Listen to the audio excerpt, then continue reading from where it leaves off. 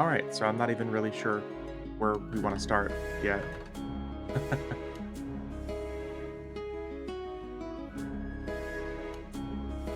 Guess we can basically do everything probably a couple times today.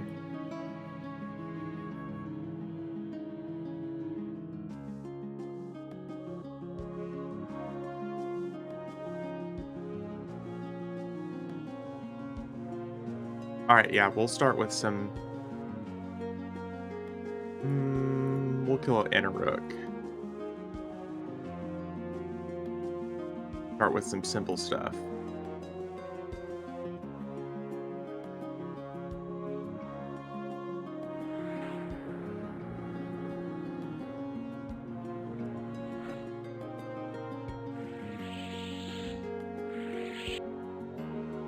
After we're done here today, I'm kind of tempted to switch over to Mischief, because we can box on Mischief. So I really want to get a character of higher level. Another character of higher level, I should say.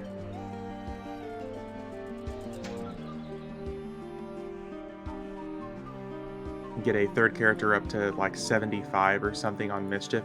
We can go hit some old school stuff.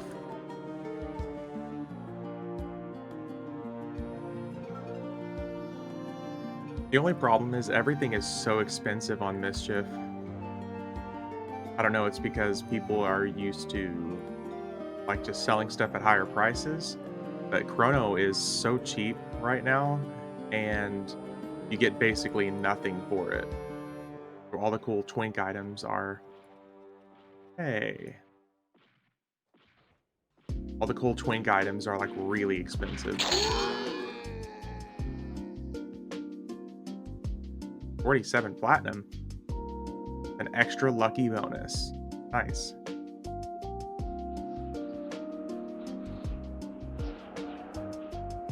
Yeah, so we're gonna hit a little bit of everything today.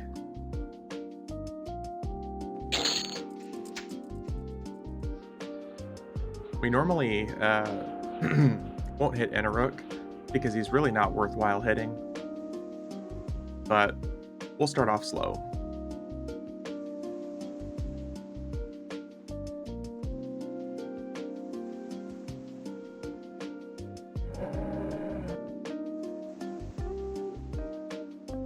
We can get up our whole second set of characters if we want to hit some of this stuff twice. Which, quite frankly, we're running out of space. Hey, what's going on, Rhinos? Happy weekend as well. How you doing?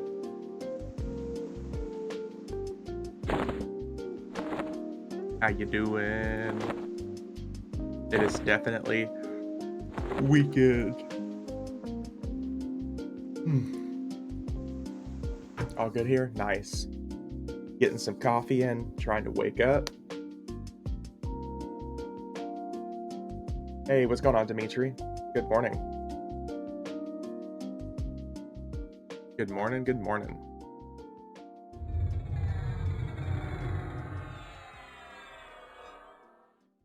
We got quite a bit of stuff planned today, at least as far as killing gods and stuff like that. I'm kind of tempted, honestly, to do this a few times, kill some of these gods, get some extra loot, and then switch over to Oakwind or Mischief. One of the two. Because we have one weekend left of our EXP bonus.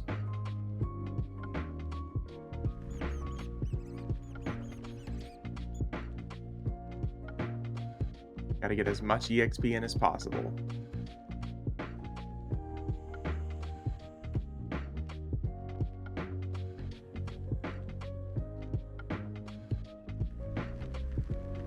I go too far. I think I went too far.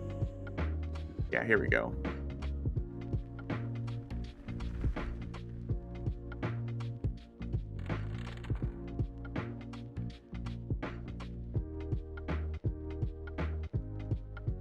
Yeah, got a lot of stuff to do because I want to get more EXP, and we only have 4 days left of the bonuses.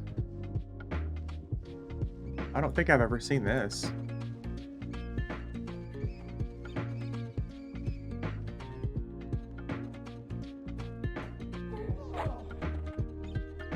Huh. I don't know why I've never seen that, like, going on right here. I feel like normally I just run straight up to Interrook. Yeah, I've got, almost my second character to level 60 on Oakwind, so that means here pretty soon I'll have an entire, 20% EXP bonus going on an Oakwind. If I can get, like, 3 or 4 characters to 60 before the EXP bonus wears out, I'll basically have a permanent extra EXP buff going on. And Oakwind has been so fun.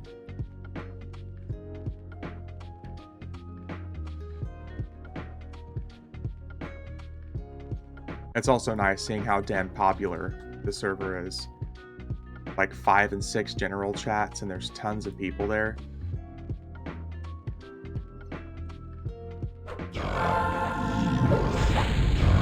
Out here. That's right.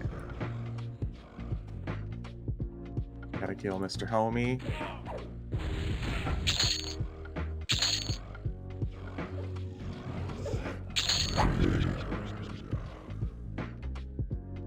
This guy pretty much never drops anything worthwhile, but let's see. Oh, it's for the Halloween event. That's why he's up. Okay. Aha.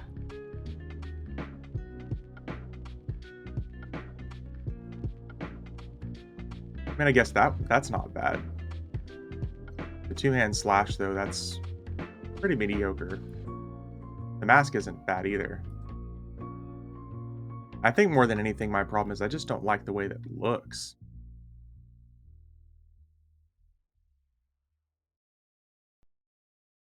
Not bad, though. Not bad. I don't know if I should go in order this weekend or what, but I think we're just going to kill kind of whatever we can think of. Let's go beat up Trakenon.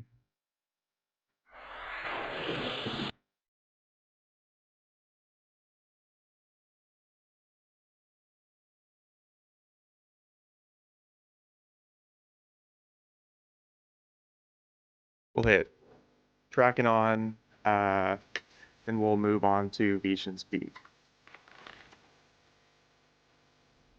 Because at least with VP, we can get some decent level 60 weapons. All that aged stuff.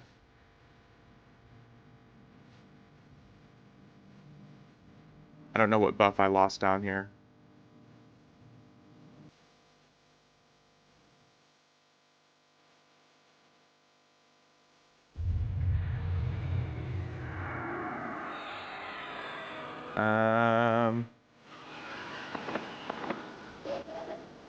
There we go.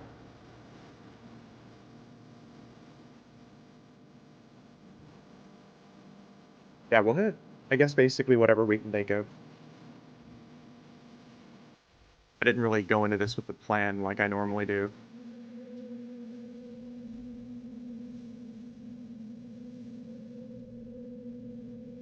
Although I think we're probably going to end up hitting TACV again at least once. See if we can get us another Rapier of Somber Notes. The price of everything just seems to be skyrocketing, while the price of Chrono seems to be dropping. Yeah, 1.8 million. I saw somebody trying to buy Chrono today for 8.5 million. It hasn't been that low since before Terra of Lucklin. So it's been a whole, like, 2 expansions. I don't know if it's the Chrono abundance that's been available. Like, maybe everyone who normally buys has stopped buying. But it's been... I think maybe all the price of everything has just moved over to Oakwind.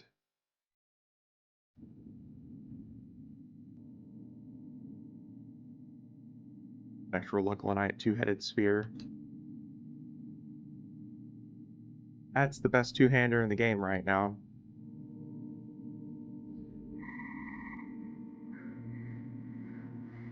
And it looks cool. Actual Luclinite War Sword. Oh, I kind of want to get that for my Shadow Knight. Looks cool.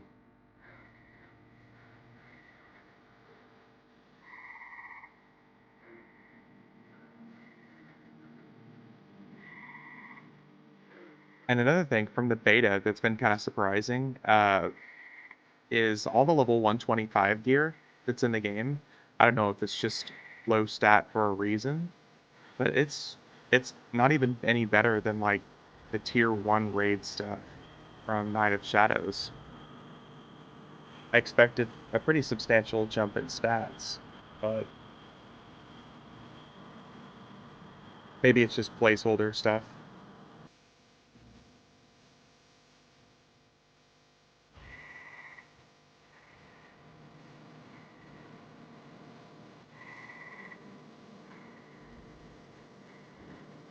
I do really want that shield though.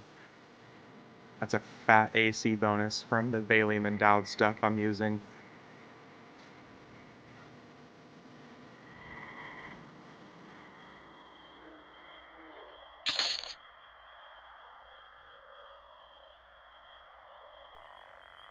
That crippling slicer.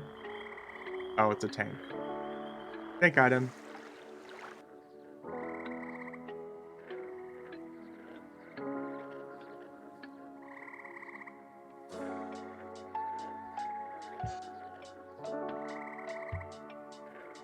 Yeah, normally when I go into this, I have like a class in mind that I want to get items for, so I can twink out another character. But since I did the Berserker last weekend, I haven't really thought about doing any alts on this server. For the first time in like 3 years, I've been really focused on getting characters up for another server. Since the true box is off for Mischief, I want to get a third character up so I can do raid stuff over there. But Oakwind is also just awesome right now.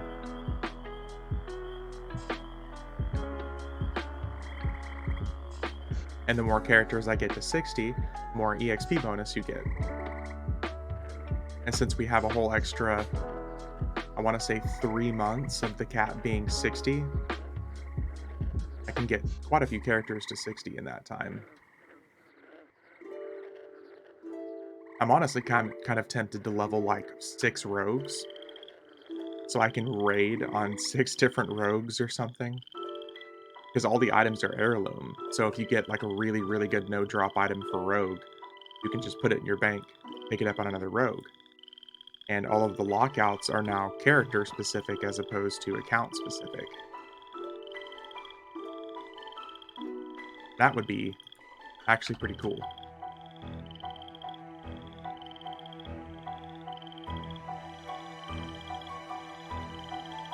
That's a Chrono Trigger song. Nice. Okay, I like that. Okay, let's see.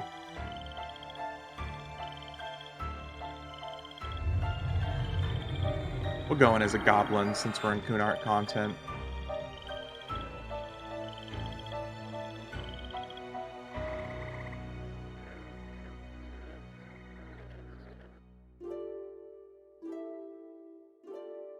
Yeah, we'll hit VP after this. Because why not? Get us some ancient level 60 weapons. I kind of, the more I think about it, I kind of want to level a character where he starts off with basically kind of Lobby gear, but as we get to like 50 and 60, we can use Kunark and Valius gear, and whenever we hit 60, we can use Luckland gear, and whenever we hit 65, we can use Planes of Power, Gates of Discord gear. I think that'd be something kind of fun to do, but it'd also be really hard to get the character. Well, not really hard. It'd be a little bit slower than normal to get them up to 60. Any king? Ooh, we got the king. See if we got us a fungi.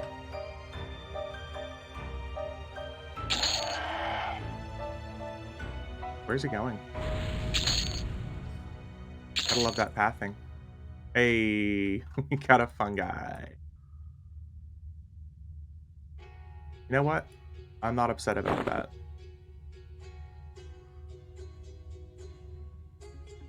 I'm really, really not upset about that. Here we go. This way.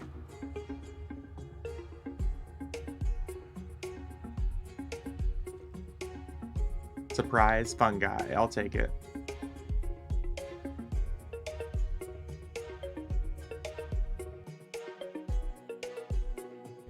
Open. Thank you. All right, let's see what we can get back here.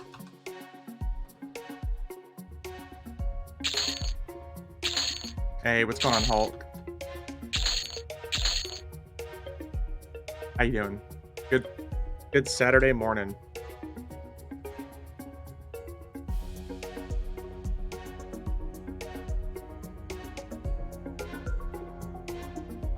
You gonna come running at us? Yep, sure is. He's an angry boy today.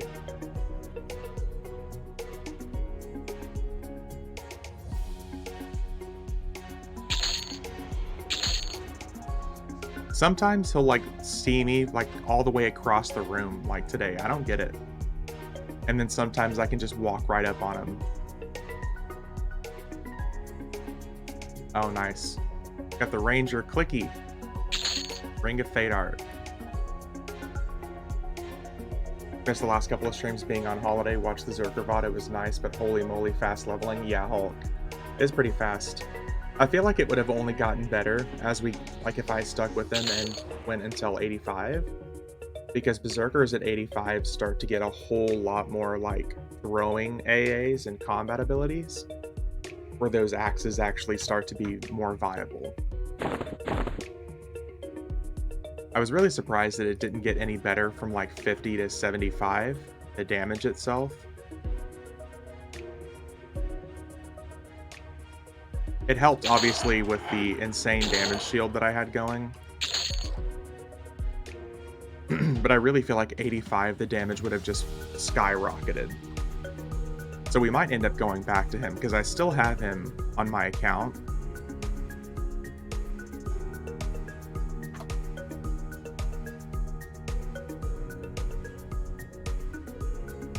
But yeah, it was really fast. Obviously, I mean, that's with the EXP bonus and everything going on right now too.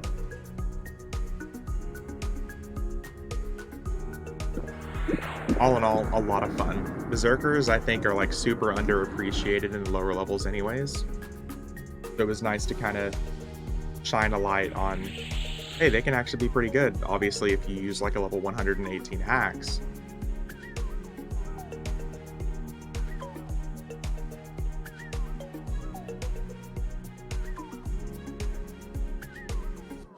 Another thing I'm thinking about that would be fun on Oakwind is a Berserker.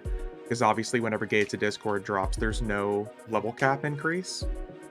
So if I have like 7 or 8 characters at level 60, 65 at that point, just a constant EXP bonus. Would be interesting, honestly. I know nothing of the class, so it was exciting for me. Hell yeah. I think Berserkers are really underappreciated. So it's just unfortunately, well, let me put it this way. They're not underappreciated. They're really just not good classes for like the first 65 levels. They're basically just tanks who wear chainmail. They don't really start shining until like the probably 80s or so, I feel like. Because if I remember correctly, I remember Berserkers were doing like 75% of rogue damage at the time. Okay, so let's hit, yeah, we're gonna hit VP. Bring my druid over here.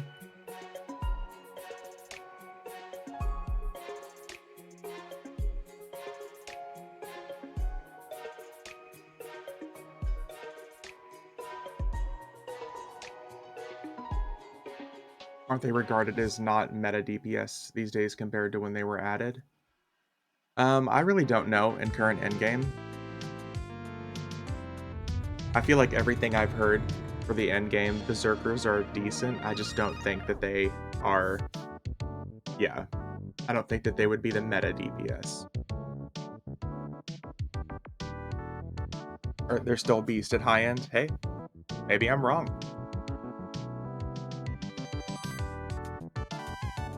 That'd be cool. I'd actually be pretty happy if they were still pretty good high end. It feels like once they found their stride, maybe they've actually maintained it. Maybe I'm thinking of monks that really aren't that good. Because I remember seeing lots of complaints about one of those two classes, and I think it's monks. Oh shit. Dude, even better timing. Talendor's up. Coming just in time. The gameplay looked very interesting to me. There's a whole lot more fun for Berserkers. Like, what you saw me doing was literally just like 1 or 2 buttons. Berserkers 85 plus have a whole lot more fun abilities.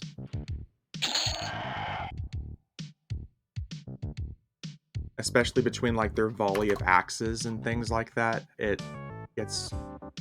That could not have been more lucky to see Talendor right there, by the way.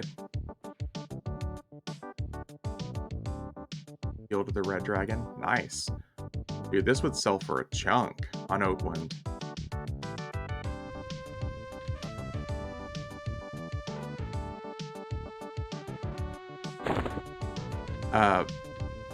Yeah, I forgot what I was saying. But no, yeah, Berserkers get a lot more abilities. I mean, I guess obviously around that level range, a lot of people do. A lot of classes do. But Berserkers actually develop like a personality, as opposed to just, ooh, two-handed frenzy, two-handed frenzy, two-handed frenzy.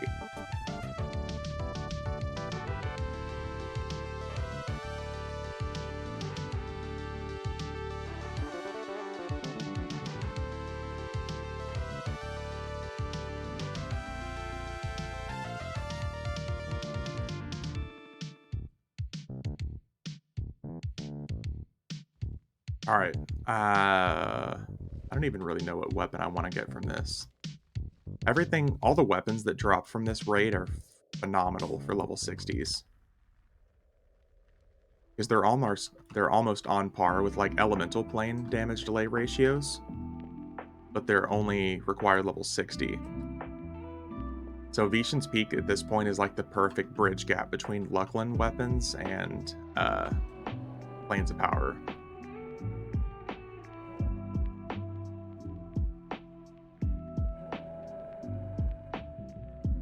What do we want to be? Let's be an orc.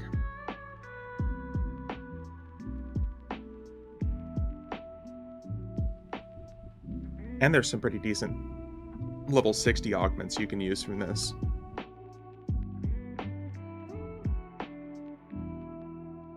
I can't wait to be doing stuff like this on Mischief with the double loot or chaos loot. One of the main reasons I want to get a third character up. Now that we can box and we got mercenaries, we can start doing this stuff on Mischief. Hey, what's going on, Void?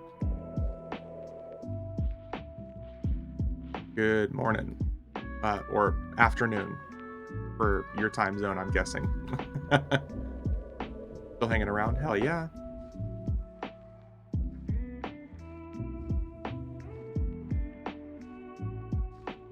Afternoon, yeah. I realized as soon as I said that, I was like, wait a second. It's afternoon for you folks across the pond.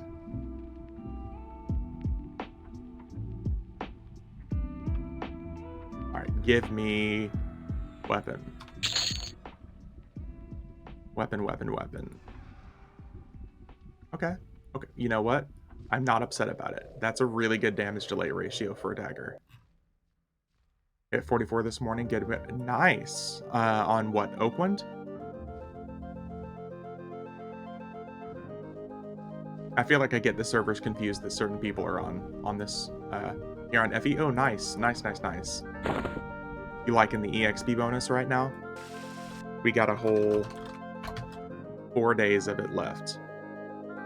But the best part is, even though we only have a few days of it left, as soon as the charity event is done, which I think we already hit the goal. I say we, but I think they've already hit the donation goal that they were looking for, so I think we're going to get like the 200% EXP bonus. and all those extra drops. I think that's going to happen November. So even though this is ending in just like 2 or 3 weeks, we're going to get another one.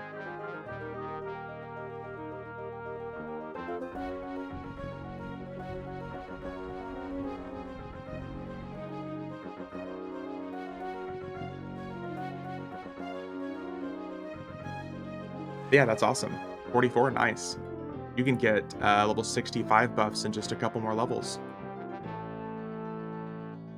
Still hard to get some stuff without any PP, and so, yep. Just know, as you get higher level, Defiant gear is going to be like the savior. Need to get gold membership when I hit 50. There we go. Well, what I was planning on doing pretty soon, and I was planning on doing like a couple chrono giveaway pretty soon. So if and when I plan for that, if you're here, you'll have a chance at free money. I used to do chrono giveaways pretty often, so I'm going to start trying to do that again. See if we can hook some people up with some gold access for those sweet, sweet AAs.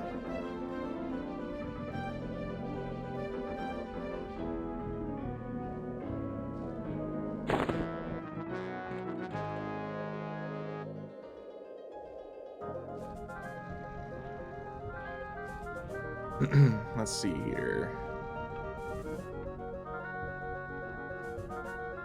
Still have silver. Got me already all expand. There we go. There we go. And what's nice is even like if you go back to silver access afterwards, as long as you've already auto granted all the AAs that you can, you'll get to keep them.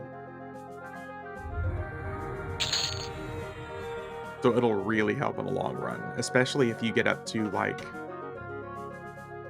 75 or 80, because by that time you'll have like 4,000 AAs. Oof, look at that damage delay ratio.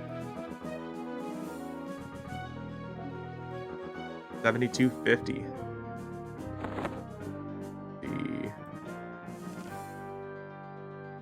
Okay, it's the high procking weapon, 2534. Yep, looks just like Worm Slayer. We got this, the old school Ixar Berserker Club kind of looking.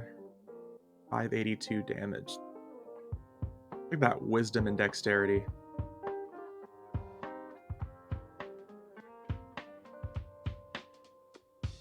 Oh damn, look at that AC. 85 AC.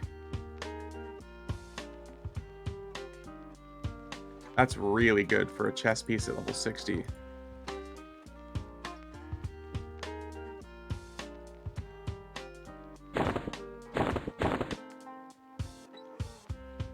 Mystical Loot. Melody of Mischief. A melody that summons a horde of ethereal halflings. Oh, I think that's gotta be decent, right? Huh, not even any for sale. Well, that's nice. I'm happy about that. I don't know if I've ever gotten that to drop.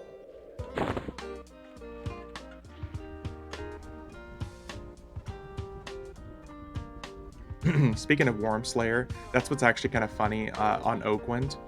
Since Oakwind has like 125% loot, quote unquote, lots of the enemies that drop those old school weapons, the enemies will just drop 2.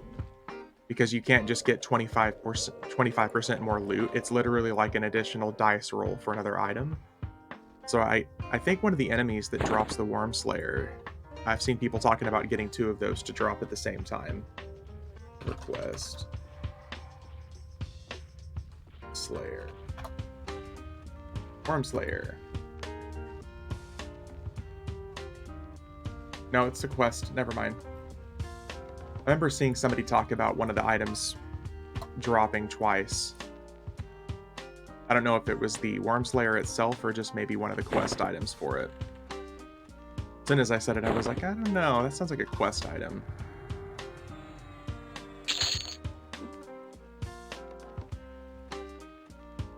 Oh, we got the Necro Clicky again. Looks like a monk staff.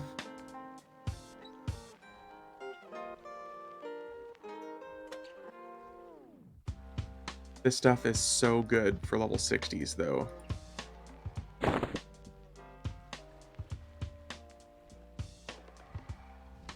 Oh, I did not mean to do that.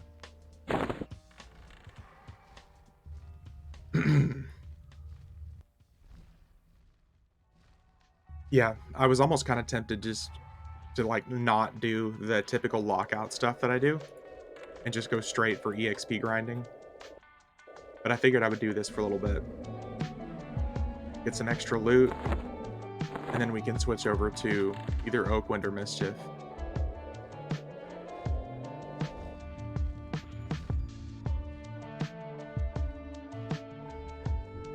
Do you need whole group for joining a raid instance? So some of the instances you require 6 people or 3 characters or 3 mercenaries, or some people will like log other characters in and then invite the character to the group and then log out, and you can do that as well. But yes, most of the instances require 6 people. A lot of the ones that require you to be in raids require 6 people. But Plane of Time is the exception. Like Plane of Time, you can get your own instance for Plane of Time B with 1 character. I don't know why they decided to make that the change, but it's a nice change. Yeah, Plane of Time just requires 1 single character. That's how during like the Fabled content back in April, I ran Plane of Time like 15 times in a single weekend, trying to get a whole bunch of the Fabled weapons.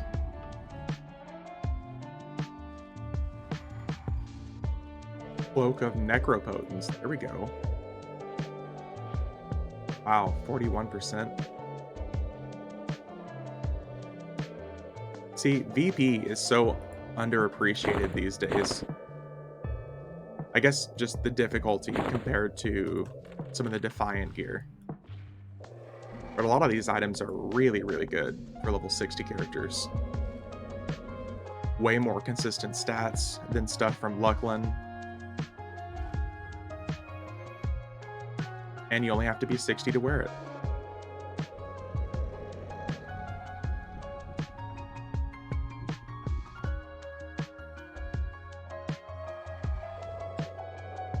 Oh, did we spawn? Oh yeah, we spawned Faradar. Nice. Let's go kill Big Daddy.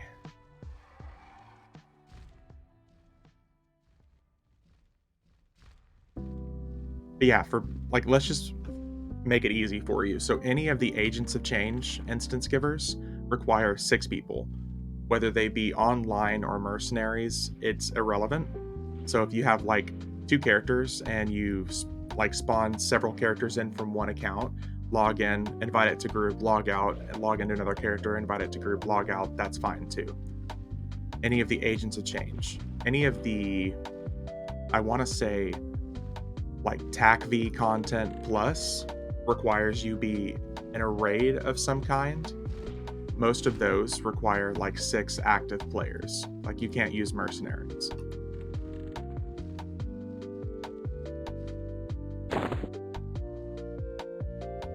And I think it changes up a little bit for some of the content later on. But some of the events later on also get super frustrating. Like for Galad's Mine, for example, and Ashen Gate requires to engage the final boss, you have to have 6 characters on top of the boss. There are certain mechanics that they put in the game to kind of circumvent, I guess, soloing it, that are just so stupid.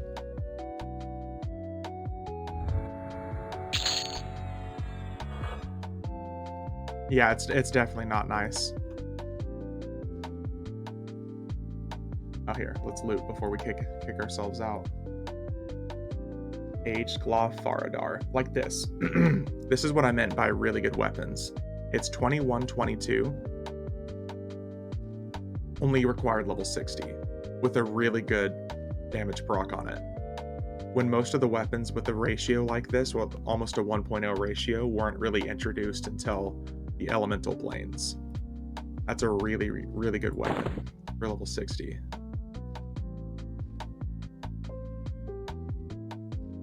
really good focus effect on that.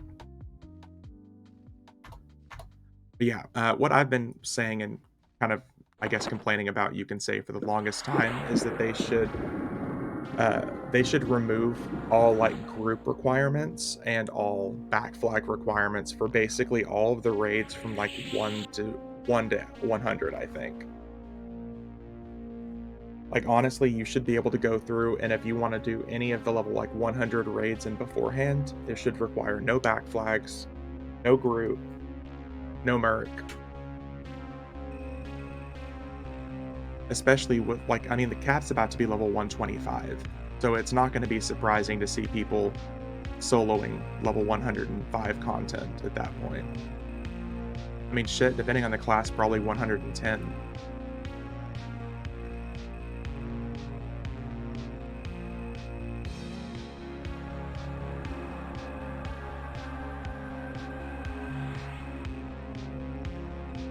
I don't know what buffs I've lost here so far. Oh, there we go. Common buffs.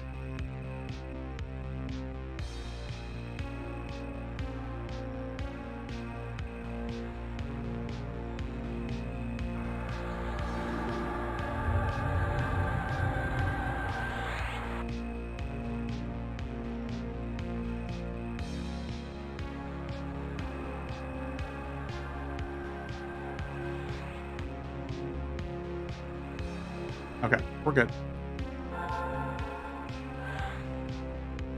I get really weird about seeing empty buff slots on my character. It's like, oh shit, everything's not in order. Okay, Veeshan's Peak. Let's go hit Valius stuff. Let's go beat up Tunair. We'll hit Tunair, then Kale's Recall, and Temple of Veeshan.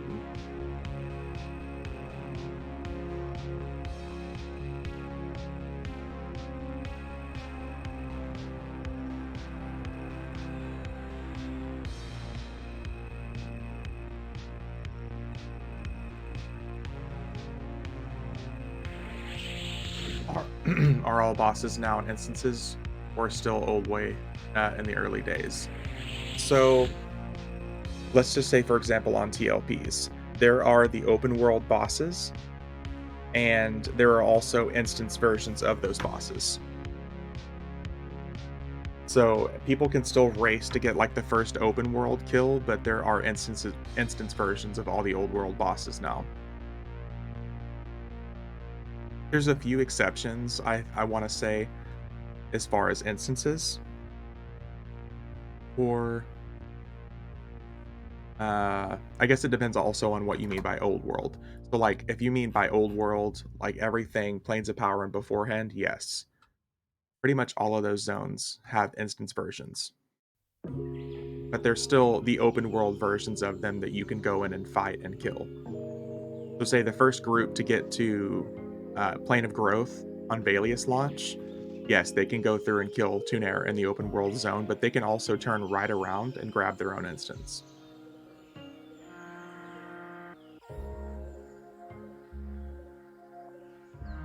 Yep, no problem. Or okay, let's put it this way: Lotazul, the giant turtle in Ice-Clad Ocean. He's one that comes to mind. That there's no Ice-Clad Ocean Agent of Change. So he is one of the only like bosses you'll find that's just a random spawn, which is kind of surprising because they even added an instance for Betadar and Timorous Deep. They added like an instance for Timorous Deep for Betadar as well. Remember this turtle? Yep. Because the Lotazul shell shield that he would drop with Enduring Breath on it and everything was like a super sought after item back in the day. And it still kind of is even on Oakwind. Like I saw it selling for just 30,000 platinum on Oakwind, which compared to Fear and Aviv, like a Chrono sells for like 36,000 platinum. So it's almost a full price of Chrono. Hey, what's going on, Pixel? Good morning.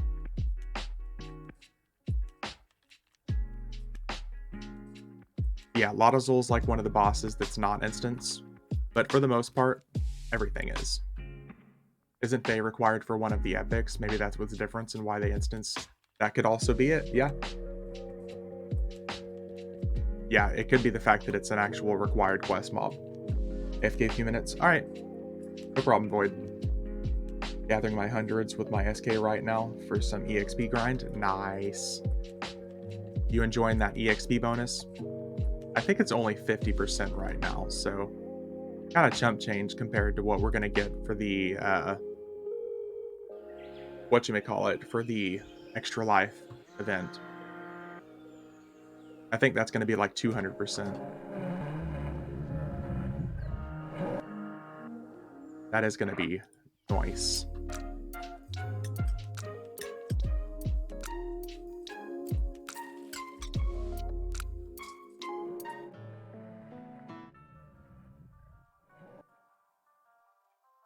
Yeah, I've been leveling the hell out of characters on Oakwind when I'm not getting rear-ended in car accidents this week. I was sad because I missed like a whole 2 or 3 days of grind time. But we're going to get there. My monk is almost level 60, so that's going to be 2 level 60s.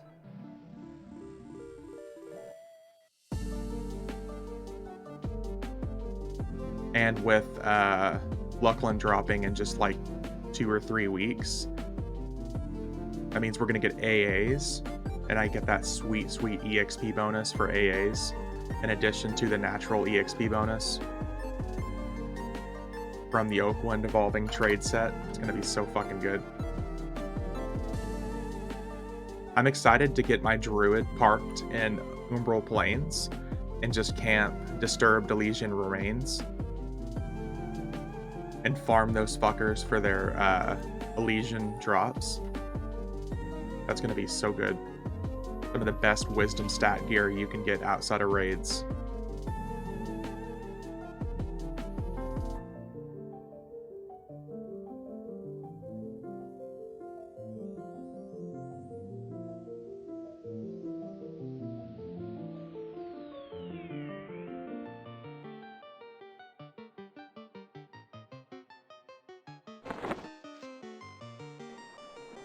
We've gotten some pretty good drops so far this morning, though.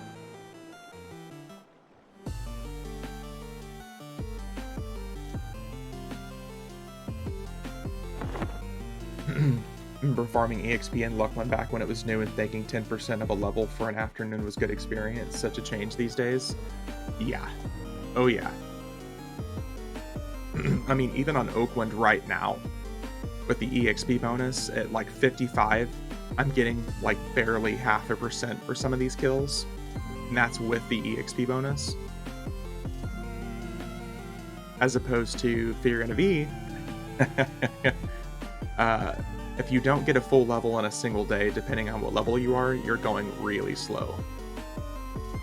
Like, even just last weekend, my Berserker went from 1 to 75 in 4.5 hours.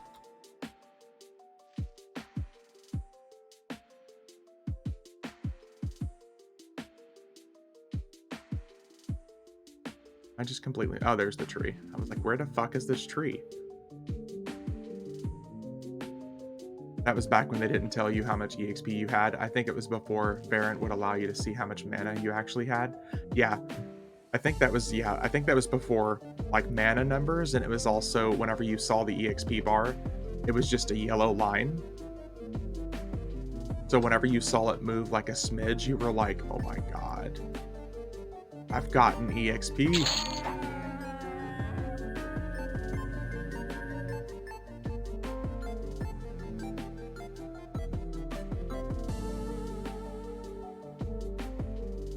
Those were good times. I say good times because as a kid, when you have essentially infinite time, it doesn't matter. As an adult with limited time now, I'm like, ooh, I don't know about that. We measured EXP in gold and blue bubbles. Blues were roughly 4% of a level and gold was 20%. Yep. All right, let's make her go away, Tunair. There we go. Alright, any guesses on what loot we're going to get here? I'm thinking we're going to get another petrified sword. We're gonna get another whip braid. We're gonna get another essence of nature. The coin flip is really what chess pieces she's gonna drop.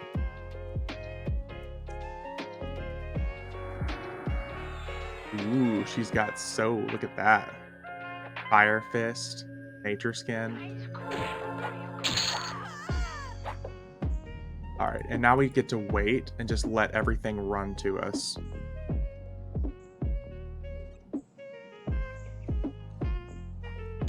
Oh, well, I was kind of right. We got one Essence of Nature. We got the Rogue Dagger. Which, look, this is what I was talking about.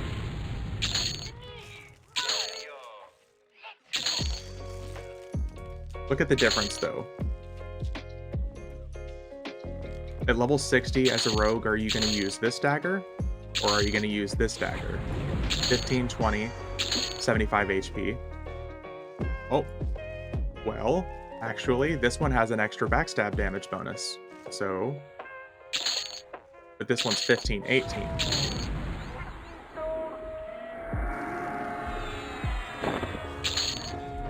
Still looks cool, we'll take it.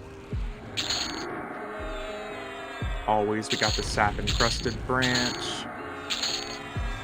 Oh, we got the Shadow Knight one. Alright. I did this raid back in the day and a whole guild would often wipe. Now people can solo her and the entire zone comes to defend her. Yep. Oh, we got 2 Shadow Knight DPs. Alright.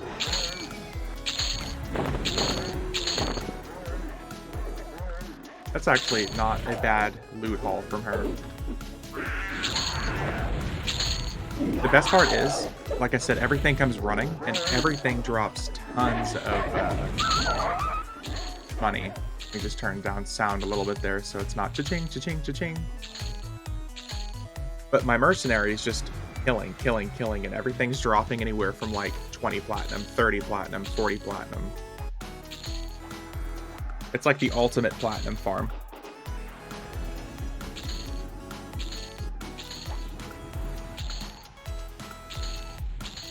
It's just a nice little chunk of change. Oh, we're about to break into 69 million, or sorry, 6.9 million anyways. Last time I did this, I think I got just about 7,000 platinum. Just look at that number going up. If I get up to this level with a character, I would have to remember this for plat. Oh yeah, it is perfect for platinum, dude. Even if you get the items and you sell it for platinum, sell some of these items for platinum, it's a good way to go. Because some of these items will sell pretty good for twinks. Like this Essence of Nature, I mean, it's a really good twink item. Like, especially for an enchanter.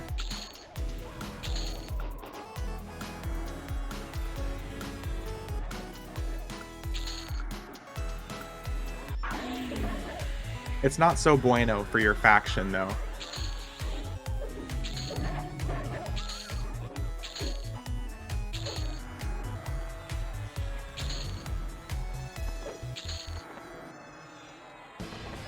Yeah, if you're short on platinum, this is the way to go. Hey, what's going on, Craig?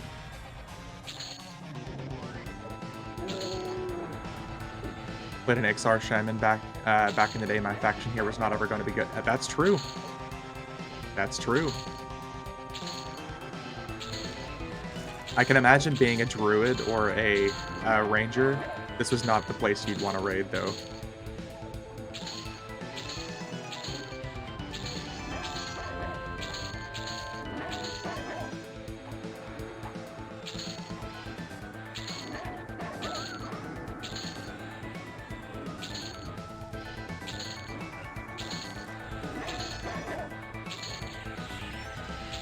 Back when faction actually meant something in the game, yeah. Well, faction has always just been like a role-playing mechanic anyways. Ranger, Druid always skip POG nights. I can imagine why.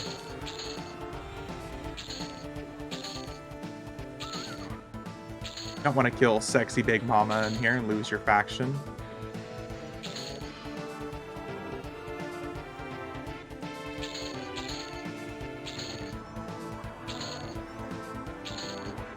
It was important for some quests, but I think that dropped off after the first 2 or 3 expansions, yeah. Faction, I feel like didn't really start picking up again until, uh God, what was it? Secret, Serpents of the Serpent Spine, maybe? I think is where Faction picked up a little bit more again. I remember one of the next big times that it mattered was, language. Because, like, in Vale of Alaris, we're learning, like, that whole foreign language, and that mattered for Quest. But that was pretty much it. So we got about 5 or 6,000 platinum for that. For almost the entire zone. Of course, we have some on the way.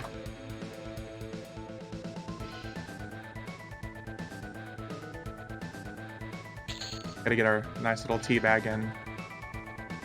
Genera used to be such a bitch for me to kill. Because back before I figured out that you could just kill the goat and then despawn her out here.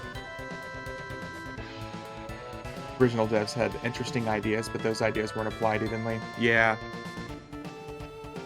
Always NPC. They definitely were not.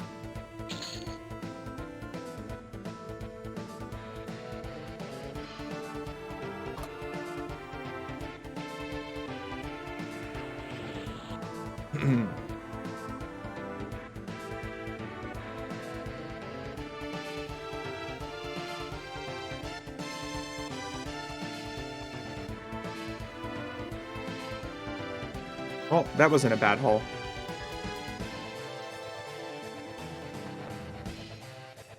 Couple chest pieces, couple weapons. And the day I had to use Lev and wait for the boat and over there, then run over the water to meet it. Only way I could leave Kunark. Effie was too dangerous. Yeah. Yep. Things like that I've always thought were so cool. Obviously, I wouldn't want to relive it now. Now I would just be too damn impatient.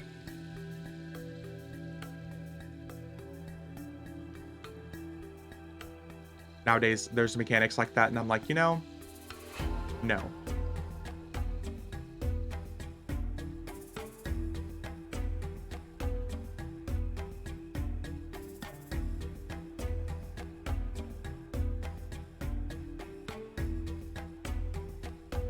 Waiting for boats would drive players up the wall. Yeah. Can you blame them, though? Ain't nobody got time for that these days. Okay, sorry, let me rephrase that. If I didn't work a full-time job, if I was just like a stay-at-home dad or something, that would be... I'd be all for it. Okay, let's go kill... let's do Avatar War now. See if we can get us another BOC.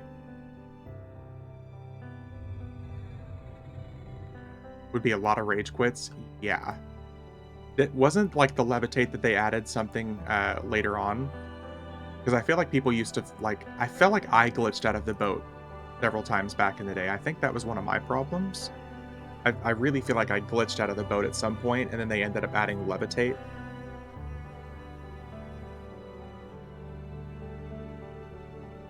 A lot of things push players to have to work together more. Yeah. Oh, yeah.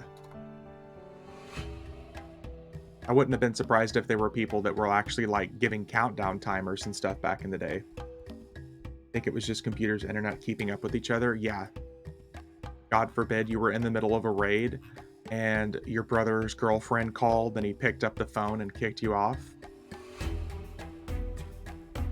Not that I'm speaking from experience out of saltiness at all. Shut up. Girls don't matter. Play EverQuest.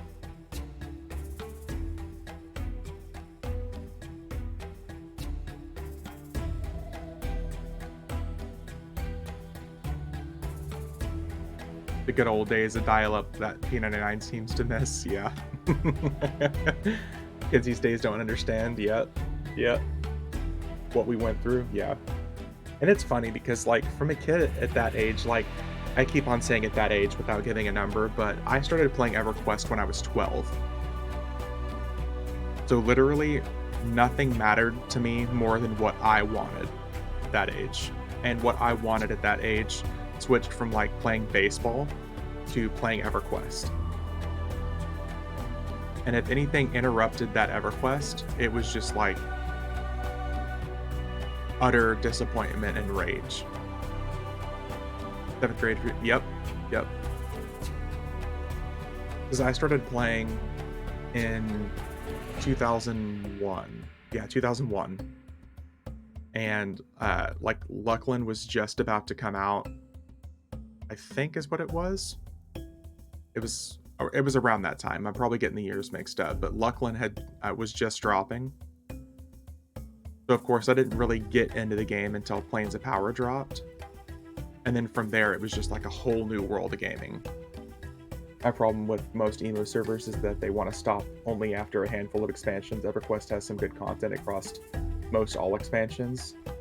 Yeah, Legacy Akeisha may be an exception, but I would expect those servers to be boring after you've done everything for the 15th time. That's my thing, because that's exactly my thing, is I get fucking bored after doing literally the same thing. Like, it's a different story if you're doing the same, like, 20 things over and over again, because there's still enough variety there. But with, like, classic Valius and even Luckland, there's, like, what, 7 different raids, maybe, if you're being really generous. At the same time I started, yeah. It's like this, maybe the same 5 or 6 different raids. So yeah, I would get really bored over it too. Like, and it wasn't just the content that they brought that made the game better. It was the quality of life improvements and changes that came along with it, in my opinion, that made the game so good. Like the introduction of maps, the introduction of dyes, the Epic 2.0s, even the graphical updates, the animation updates.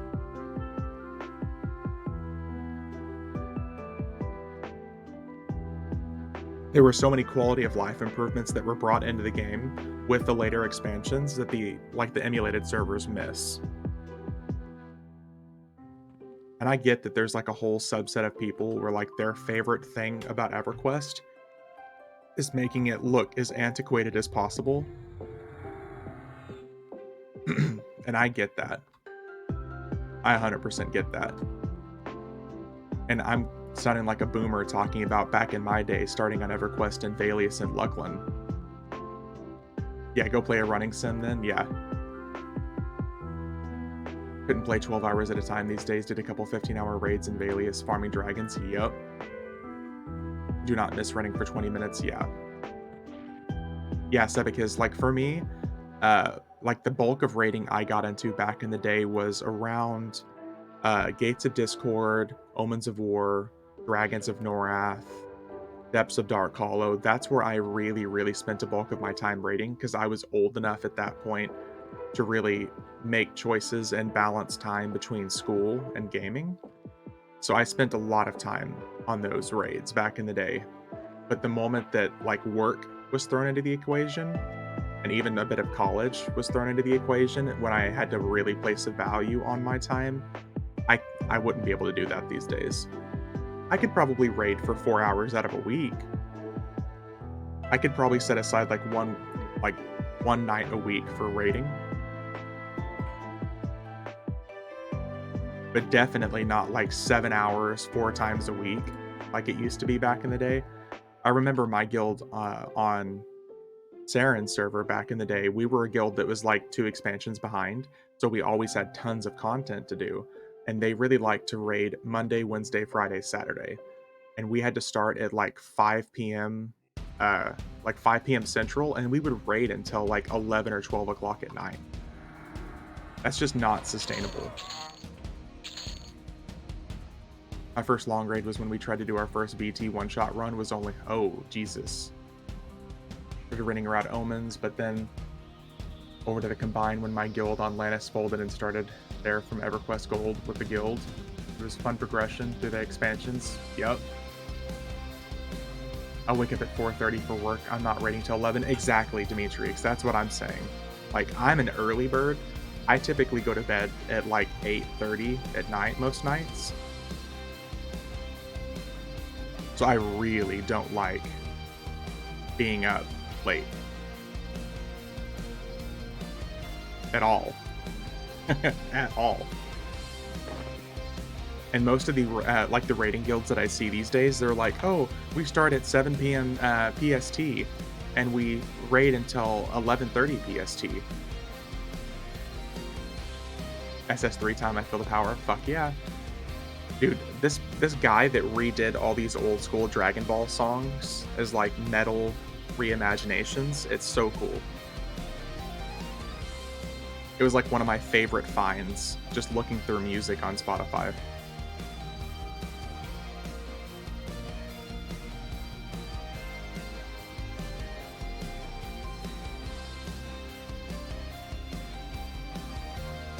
But yeah, like these days, I could raid probably 5 or 6 hours once a week, but I'm not doing 7-hour raid nights, 6-hour raid nights 3 times a week. I'm a night owl, but I work a shifted schedule. I don't get home till 9 p.m. Eastern. Most raids are going by then, and most groups are full. Ah, see, you have the opposite problem I have. My thing is most of the time, the fun starts happening, it's time for bed.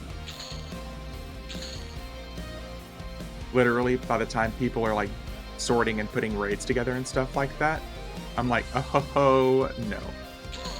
That is the fun part, yes. Like, listen, I'm gonna need at least an hour to wind down and watch TikTok and until I go to sleep.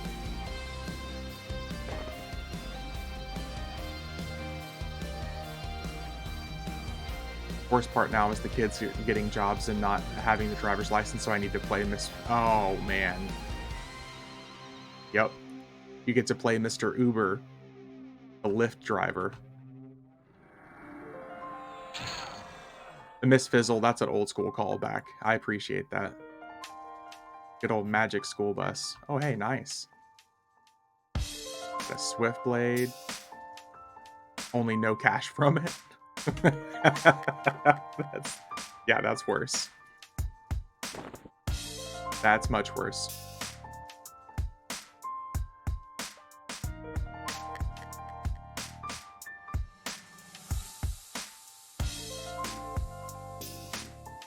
That's funny shit though. But yeah, it's funny to see all the different problems that different raiders experience these days, or ex-raiders, I should say. Everyone's got like their own slew of problems that makes it impossible. The kids don't have feet or bikes. I used to work 5 miles from home and never needed my parents to drive me there.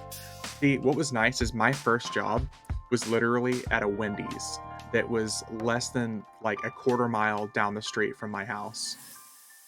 So I would literally walk right out of my like house and just walk down the street to my job. It was fucking perfect.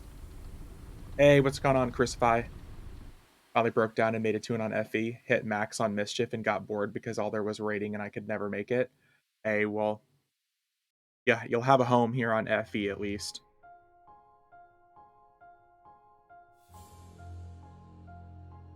It's a shame that you hit max on FE and kind of ran out of stuff to do, though. That's unfortunately what I'm experiencing as my problem on Mischief, is Mischief is so lopsided and top heavy that there's like no one doing anything in the lower levels. Different times now, too many crazies out there to let them ride bikes. That's true, Craig. Yeah, that's true. These days, if the kids would walk around the corner and at a sight someone calls the cops on parents, back in the 70s and 80s, my parents knew we were somewhere in town and would be back by dark. Yeah, well, it's definitely different times, though. Even in the 90s, when I was growing up, it was a different time. Hey, what's going on, Lugo? Is that Punchy I'm seeing in chat? Is that Mr. Punchy? It was literally all boxers and guilds offering TAs. Nobody grinding, was boring. Came back to FE. Yep. Got a super cool guild in level 20 Ranger. That's awesome, man. Which guild did you join? Is it Emerald Alliance Reborn?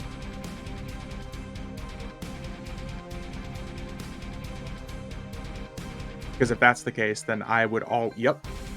Dude, they're the best fucking, like, community guild ever. I feel like everybody that has come back has joined them and has just stuck around.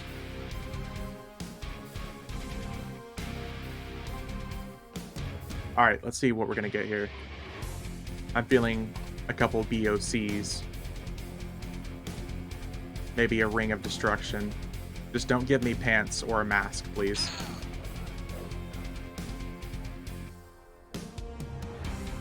You know what? I'm not upset about that. I'm really not upset about that. No BOC though. That's a shame. But at least I don't have to see another mask rot. It's me, Punchy. I wish I could make a coin. Oh yeah. So just wait a few more months, man, and you can be an XR.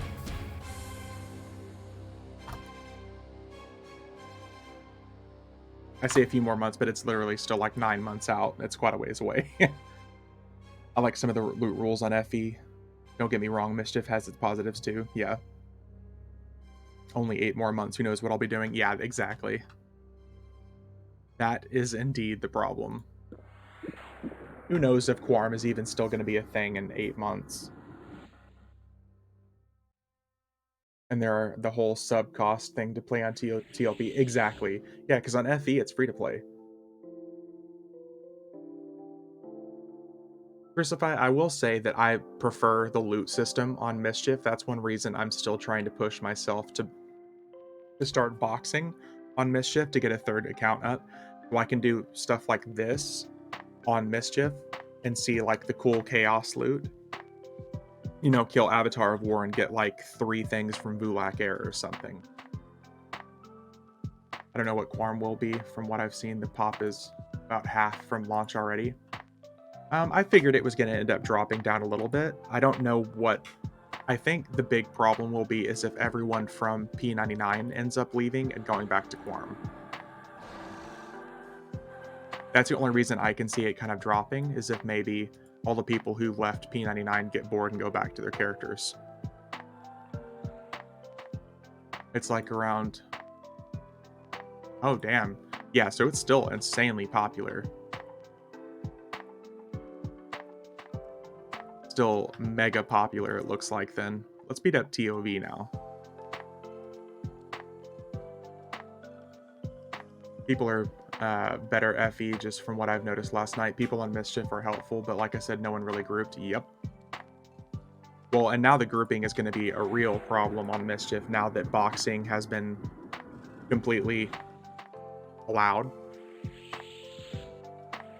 That's half of launch week, but let's be honest, the pop dropped off when they realized the grind. Oh, I can definitely say I dropped off when I realized the grind. I knew it was going to be a grind, but hot damn, like struggling at level 3. Whew. I am not the gamer that I once was. I don't mind a grind like that these days on really engaging games. Like, and I'll even say this, like EverQuest at level 120. When I'm doing level 120 content, I am so much more engaged with the content because I'm hitting like 20 buttons. There's a lot more interesting stuff going on for me. I have a whole lot more fun. Oh, dude, dragon. Would you look at that?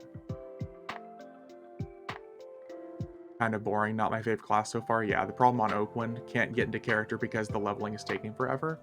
Really, Craig? Even with the EXP bonus and stuff right now?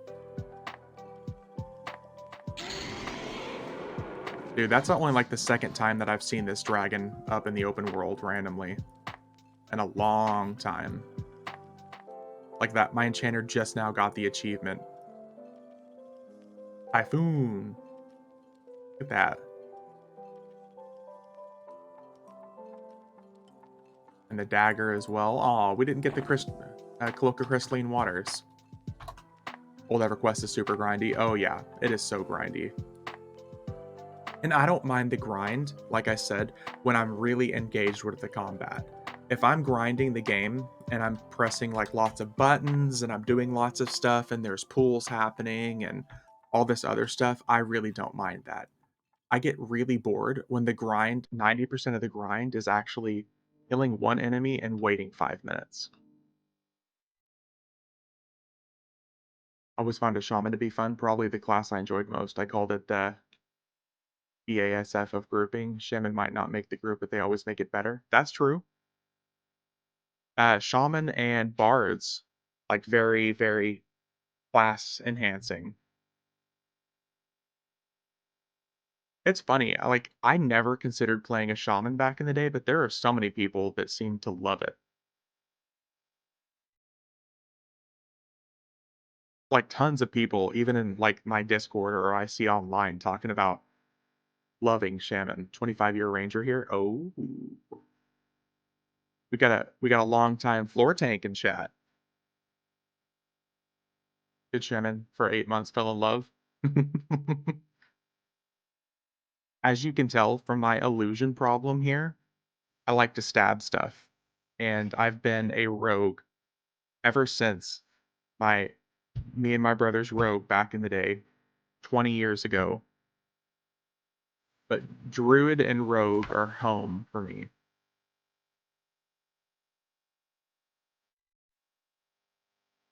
I feel like my main issue with is that I stay in one spot and buff teammates every 30 minutes and beat up enemies if they don't die too quick. Yeah. I make illusion potions, bro. Or you don't think my bags are stacked? That's true. That's true. I'll give you credit. We got another shaman at heart here in chat. I think it's Pixel. He's the one that makes potions and gate potions and stuff for us.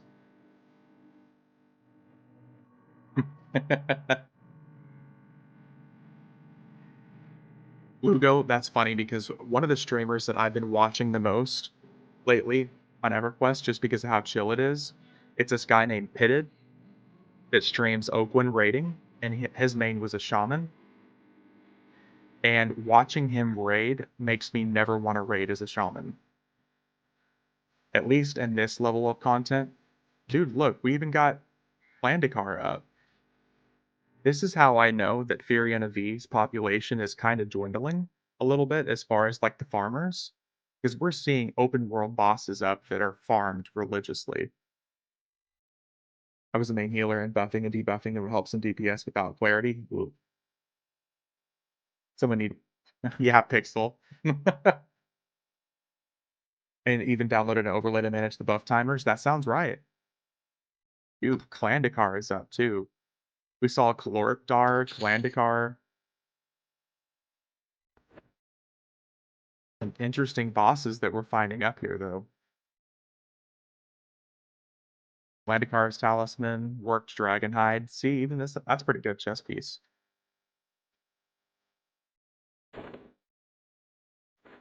Yeah, like I said, the shaman that I like to watch raid on Oakwind Pitted, I'll see him like raiding as a shaman, and I'm just like, no, thank you. I'll just not, no, no, thank you. I'll pass. Farm must have everyone locked in at the moment to reduce the farm status. That's probably a good point.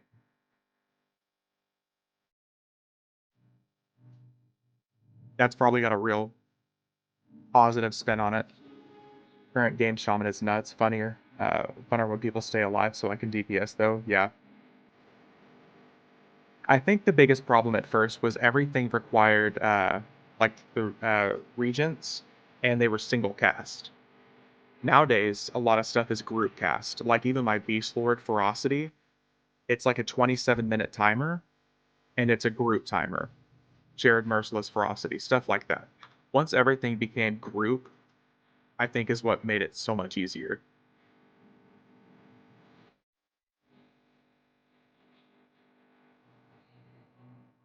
And I'm really excited for it, but I think I mentioned it last week. I ended up joining a guild that's doing a little bit of raiding, and I'll probably end up touching a little bit of that just to give it a try. But if it becomes too time and required, I'm just gonna stop raiding. But I really want to see like Luckland content raiding live. My druid's 60, my monk is almost 60. If I can get my rogue up next, which is my next plan, and probably, like I said earlier, probably 5 or 6 rogues. I want to raid. You youngins and you and your crew. Well, either one of you. If you see gear that's dropping here, and if you want something that you see dropping here, let me know. Literally any of the stuff that I'm getting, I am free to give away. Otherwise, to give you an idea, half the loot that I got last weekend, I have just dropped on the ground in plain knowledge, and it just rotted. I have no idea what's good for Necro. Okay, so I know what's good for a Necro, so... even like this is good for a Necro. Burning Affliction 3, stuff like this. So I'm gonna hook you up with some freebie stuff. Here. Don't you be ground rotting stuff, I'll take... Yeah, I wish I had known that this morning, because I literally dropped probably pretty close to 200 items in the ground and just let it rot this morning.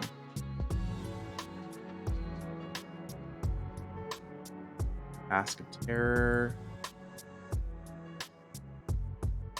The reason why is because I have, to give you an idea, I have 13 accounts that I'll keep up and running. And each one of those accounts probably has like 7 or 8 characters on Furiana V. And a lot of those characters are pack mules. And they're just holding items. A lot of those accounts are literally just pack mules full of gear.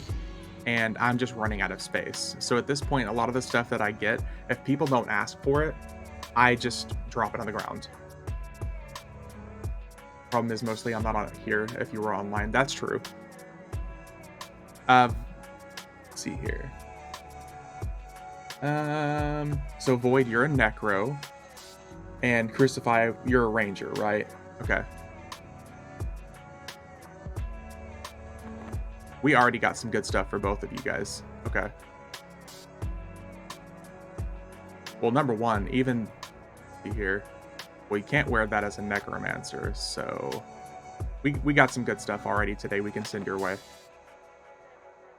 We can also get like some really good weapons and items from Vulak Air here. As a matter of fact, I have my Beast Lord just sitting in Plane of Knowledge with lots of loot as well. Did I see a fungi? Yep, I got a fungi to drop. Whenever I went through and killed... Wow, I just completely lost my train of thought. Tracking. Yes, he still drops Yabashis.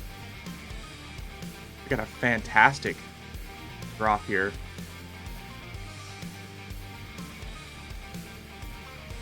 Very, very nice.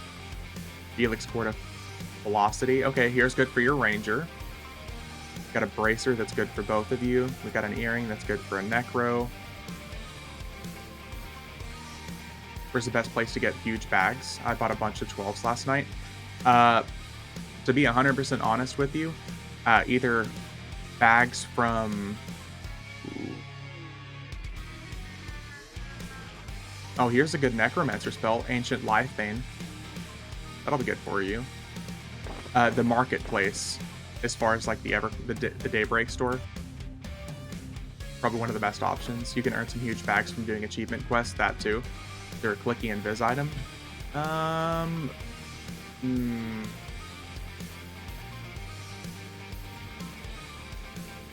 think there's a couple of good clicky and Viz items.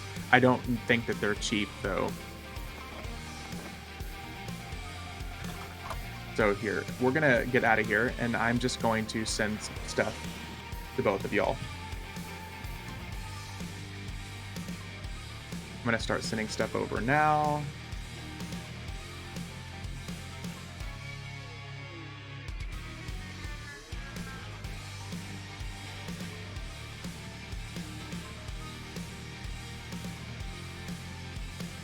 Okay, what is your Necromancer name? And Crucify, what is your Ranger name? I got both my Beast Lord and my Rogue here at the parcel vendor. I'm going to start sending stuff over.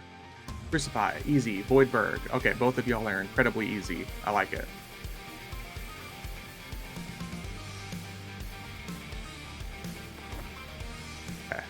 here. It's me. Okay. Oh, wait, here. It would help if I could spell Krussafi. And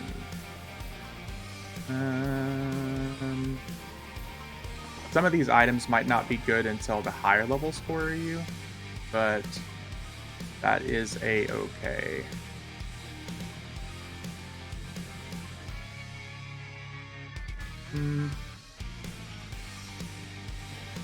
And any of these items that you want to just get rid of or something, feel free. I don't need these back. I don't particularly want these back. Haste item. See here. Necromancer. You're each going to get a couple of illusion items as well.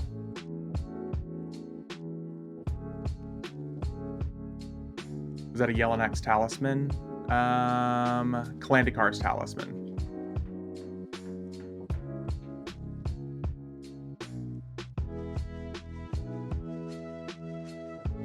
Okay, there's some for you. Next up, Voidberg. Voidberg.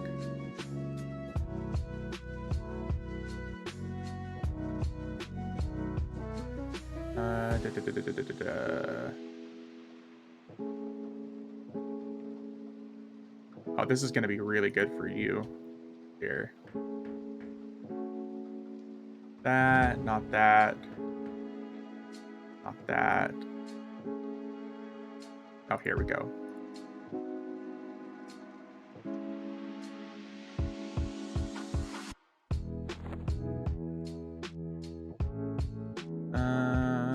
Burning Affliction.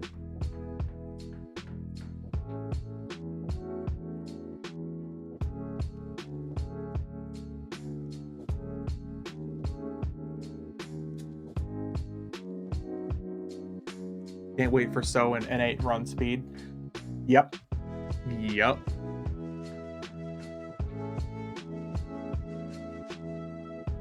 Okay, that will go to you.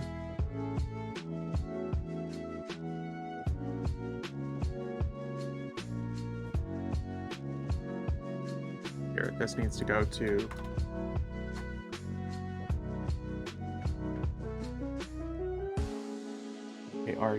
Krussafi. Okay.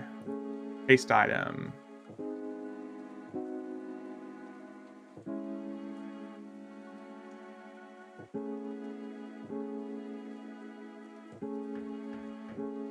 Okay. That is that. Let me grab my Equifinus real quick.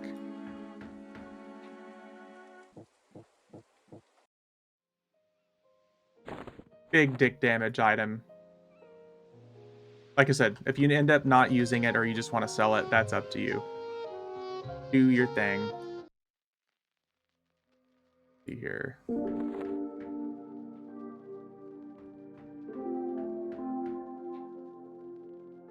I think I just completely got you both mixed up. Crucifies the Ranger. Okay. I trip the fuck up. Every time I go to Parcel Vendor and POK, there's the hammer knocking. Yeah. Let's see. Voidberg. This one's good for Necromancer, so Voidberg.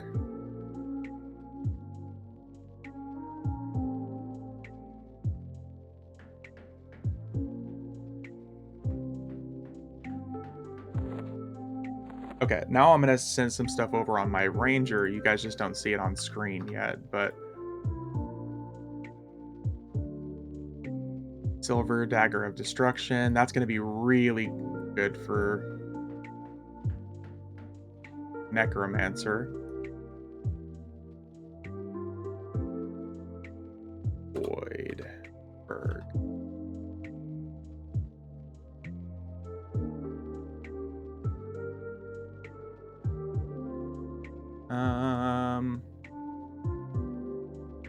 God, there's so much stuff here.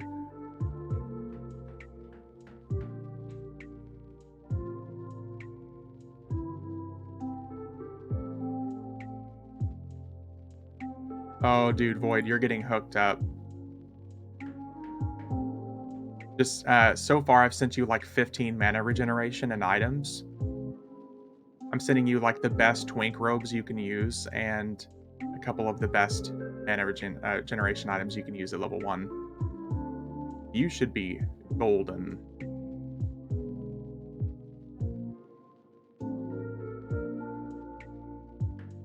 Yeah, no worries at all. Okay, now it's your turn for the hookup. Crucify, let's see here.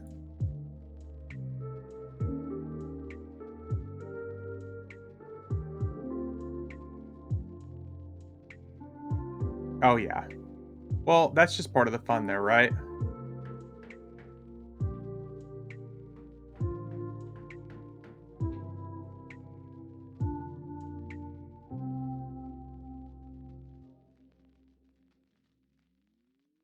By the way, make sure you get the stuff from your parcel vendor before you sign off, because if your parcel vendor is full, whenever you sign off, it is going to get rid of those items.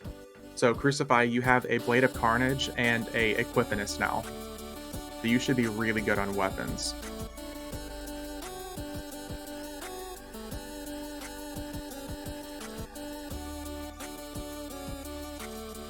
I'm also sending you an enhanced minion item. So whenever you get to 65, you can use that and it will increase the effectiveness of your pet. Getting across for Mastered? Okay. Yeah, they're all going to be in your parcel vendor. See here.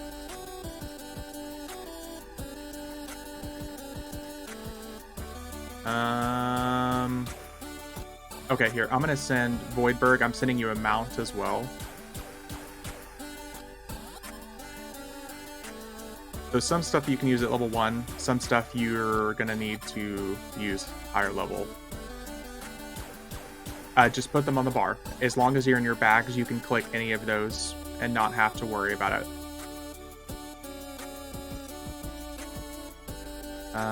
That's Bard. Yeah, any of those illusion items I sent you, you can just cast from your bags.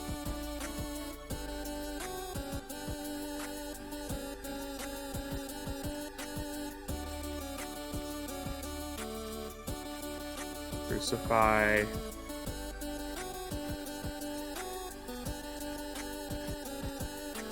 Okay, you're both good.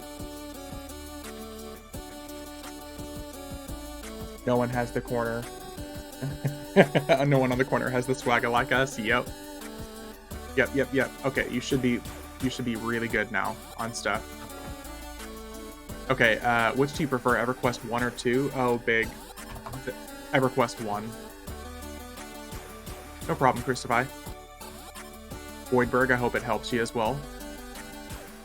Yeah, hands down, I prefer EverQuest 1. Sounds neat like this, yeah. Yeah, I vastly prefer EverQuest 1.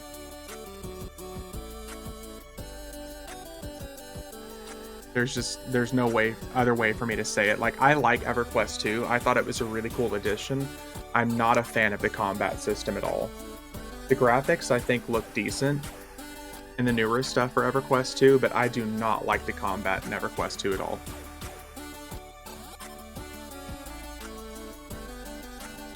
Just really, really not a fan. And I have no ill will to EverQuest 2. I'm glad that some people enjoy it still. It's not my game, though. It's a bit janky, yeah. And I also don't like that the numbers and everything are so inflated in EverQuest 2. It be like hitting for billions and stuff like that these days. Kind of like the idea in early EverQuest 2 that you started out with a basic class and then chose your final. I loved the intricacy of that, like how you picked something and then it evolved as you went. I thought that was cool.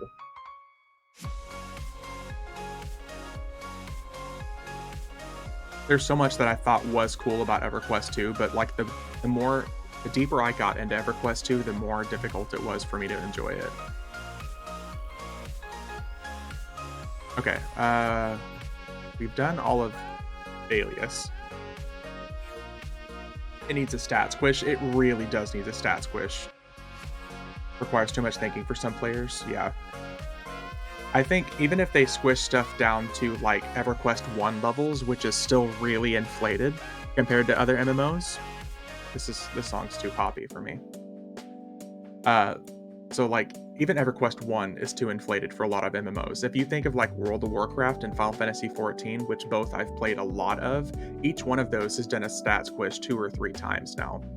Like even with Endwalker on Final Fantasy XIV, they did a stat squish, and they're already caught up to what the previous stats were from the last expansion. Like where you have tanks with like 200,000 HP. Stuff like that. And in EverQuest with the new expansion now, tanks have over 800,000 HP. That's not even with the raid tier gear yet, so they're going to be breaking into 1 million probably really soon with the AAs and the new stats and the new equipment and stuff like that. It's way, way too much. I say it's way too much, but of course, with MMO players, bigger number means better. That's just how it is. And I think a lot of players, especially EverQuest players, they would probably be really upset if suddenly their, 900,000 HP tank now has 150,000 HP. You know what I mean? I think there'd be a lot of players who would be really upset about it. But like World of Warcraft, I think has done 3 stat squishes. 120 Chamois, 2 expansions behind, and raid gear on 600k buffed, yeah. WoW's big stat squish came in with the previous expansion, going from max of level 120 to down to 60, but it's level 70 at the minute, yeah. And it'll be back up to level 80 with whatever expansion we do next, I'm sure. Assuming it's not just going to be a Classic Plus. Which, if they do WoW Classic Plus, like people keep talking about, I might even play WoW again. I'm sure they would be, not sure how I'd feel myself. Ooh, we almost forgot about Saru over here. Are VT wing keys no trade on FE?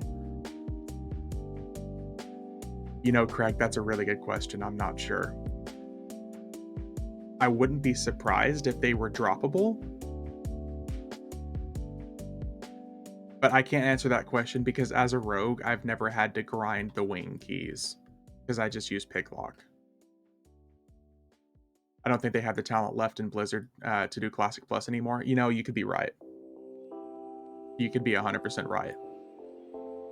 I wouldn't even mind just a 5-level increase in the next X pack. I think some MMOs, the reason they'll never do 5-level increases like EverQuest has is because it's not enough for people to justify it. Like even in Dawnwalker for Final Fantasy XIV, I was watching that stream all morning where they just announced the new Viper class and everything like that. And they announced for Dawnwalker they're going from level 90 to level 100. I think EverQuest never really should have just done 5-level increases, let alone like level 70 where there's 4 expansions at level 70. I think that is bad, personally.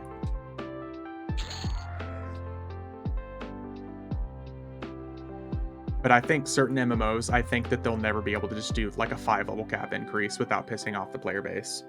I'd love to see an MMO go classless and do a skill up system similar to EVE Online. I think it would be interesting, at least. Level 70 grind through 4 expects was a huge mistake. It fucking was. And to think Sebekis, it would have even been 5, because Gates of Discord was originally tuned for level 70. So we would have had Gates of Discord, Omens of War, Dragons of Norath, Depths of Dark Hollow, Prophecy of Ro. Increasing the cap every other expansion seems to be okay. With how long EverQuest has been around, I think it's fine. But if we're talking other younger MMOs, I don't think it would work. Or they could do an endgame skill up like EverQuest 2 has. I'm not familiar with what EverQuest 2 does these days, so I'm not sure of. I would like to see a more in-depth customizing system like skill trees like they do in WoW and stuff like that. Then again, the new expansions are about the size of Legacy Acacia. I miss big expansions. I'm gonna be 100% honest with you. This Lorien song that we got announced, I thought was a fucking shocker. Because every other expansion they've done for like the last 8 years has been based off of previous content, and this is the first one that seems to be an original concept. So the fact that we even got this as in like an original concept and the alternate personas, I think is a huge, huge leap beyond what I expected. What do you think the character change mechanic is going to be like, Craig? Well, now that I've seen on beta what your Shroud tab has changed into your alternate personas tab, it looks like it's going to be exactly like Final Fantasy 14, where you just like, oh, I want to level Enchanter, but you're level 0, so you unlock the alternate persona, you click on it, boom, you start a level 1 Enchanter. Hey, thanks for the follow, Silent Song. Thank you. I heard that they have a new owner that is actually willing to put money in, so I think that's the difference. I think it is the difference. You were bummed it wasn't pop? That's kind of surprising. I think it's a mixture of stuff because one of the zones I went exploring through on the beta was a redone Crescent Reach. So I think it's just going to be a mixture of like different stuff. EQ is going for a multi-class system. Yes, they're doing something called alternate personas. Here, let me show you.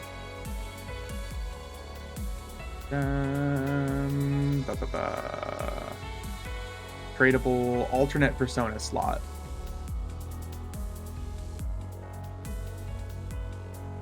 Not much more you can do with Pop because of seeds. Well, because they've also explored into it again with the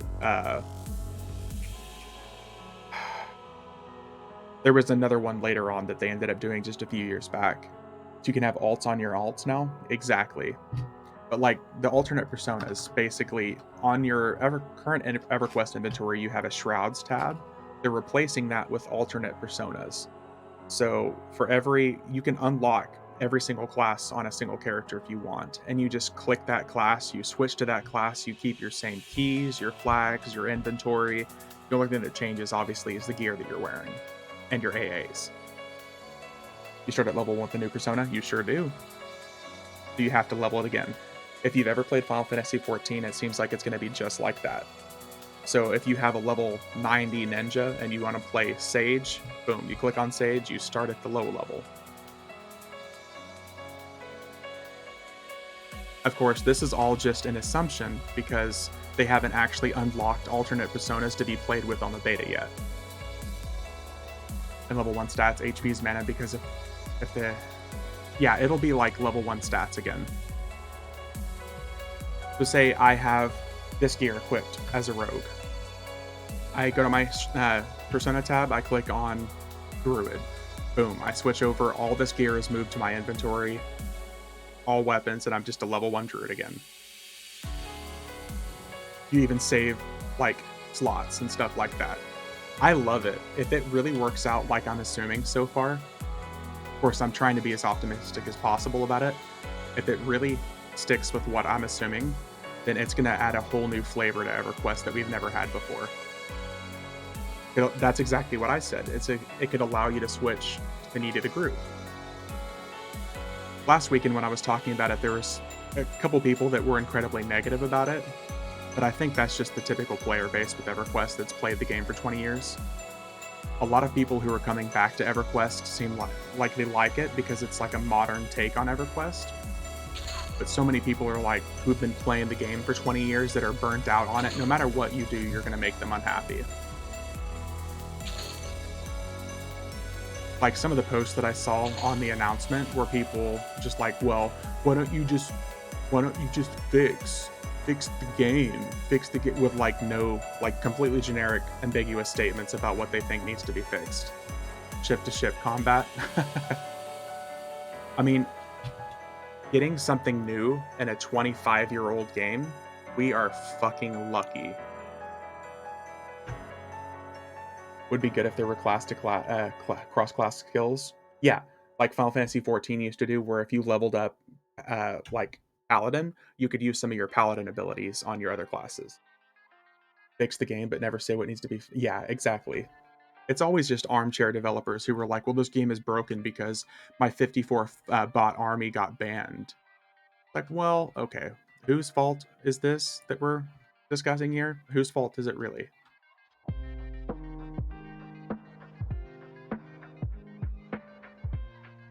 You know what I mean? It's always fix the game, but it's never any active, like, decent suggestions. The main thing I would say that would help fix some of the progression in the game is if they removed flags, like I said earlier. Just remove the flagging system from like 1 to 100 content. Let single players go through and experience the content for the first time. But I don't know what that would do to TLPs and other stuff, so armchair commenters are so common on every single possible. So yeah, my want is just to see them remove all the locks from like 1 to 100 content. If you want people to hop into the game and have the easiest, best time possible to go from 1 to 100 to get to what you're currently selling, make it easier. Because most people, by the time they get to 70, especially if they haven't bought an expansion or paid, they're going to quit because it becomes so hard after level 70. God forbid they buy heroic character and see all the 15 different AAs and abilities and clickies and all the stuff that they have to do, and they're just going to be like, no. That's a no for me, dog. Oh. Did we actually get lucky for once? Okay, kind of. We still got one stupid level required item. But we got 2 of the more versatile, expensive items.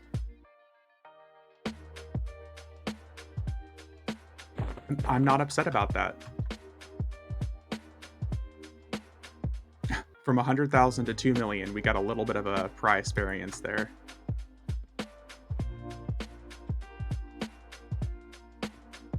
I'm really not upset about that. That's okay.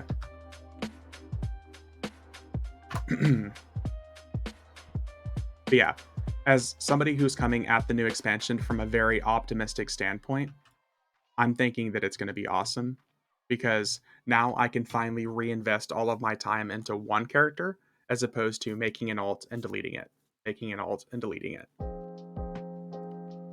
And I can finally like make another character and go through Tower of Frozen Shadow solo without having to grind all those stupid keys. I mean, places like that, having all the keys, all the flags, everything. I think it's fucking awesome.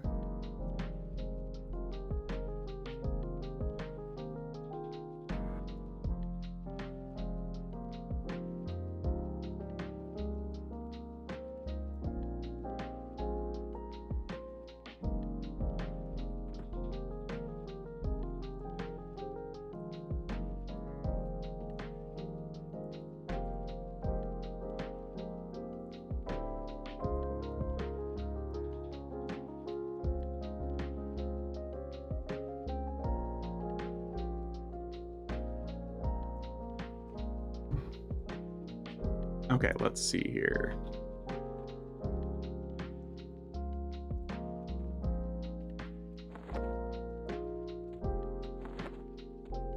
Okay, so we've done Vexthal now. Let's go hit... Not Vexthal. We've done Saru. Let's do Vexthal. I'm over here jumping ahead of myself.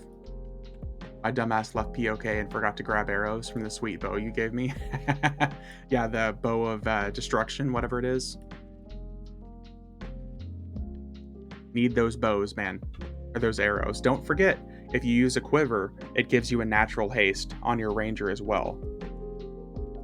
If the more expensive like the quiver is, the better the haste is. It'll give you like a natural extra percent haste. I think the fleeting quiver is like 41% haste or something.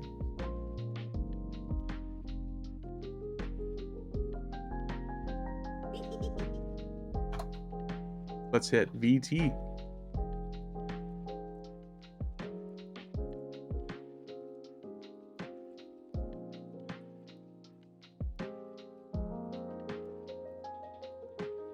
I got even some more Twink stuff to send you guys now too. So now that we got our Saru's Torque and, well, I guess the chess piece really won't do you any good, either one of you, but the Torque either one of you can use. And I like it because it can fit in 3 different slots. And also, I don't know how much money either one of you is willing to spend, if anything, but if you get mounts, high-level mounts, they have buffs on them these days that can apply to any level character, any level class.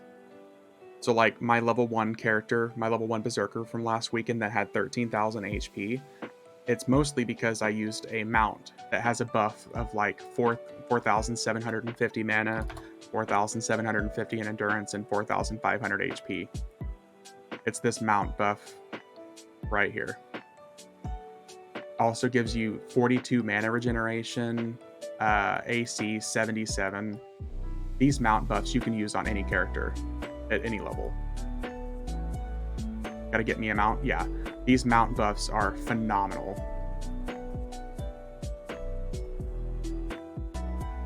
Yeah, you'll be fine with that stuff for now, but if there is one thing I can recommend getting next, if you do plan on spending any money, it would be a mount.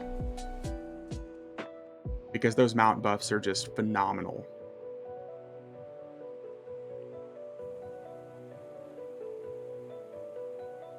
And they're heirloom, so you can move them to any character. So like these 3 bags that I keep on my character are all heirloom items that I can just grab from this guy and throw it into the share bank and pick it up on a level 1 character. I think the mounts are very expensive. They can be. That's another reason why I meant by, like, it really depends on the money you're willing to spend. This Sonic Wolf mount that I'm using, I have a tradable version of it.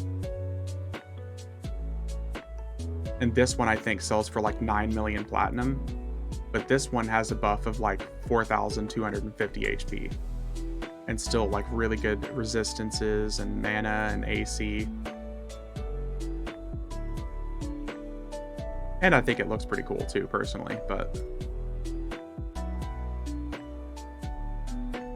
the one that everyone shits all over me for using and says that they really don't like is this one. You guys remember the Shiknars from like Plutal Caverns? This is like the updated version graphic of it from Night of Shadows. I think it fucking looks awesome, but so many people says it looks bad. But the newest mounts that they introduced, I think look really cool too, though. See here.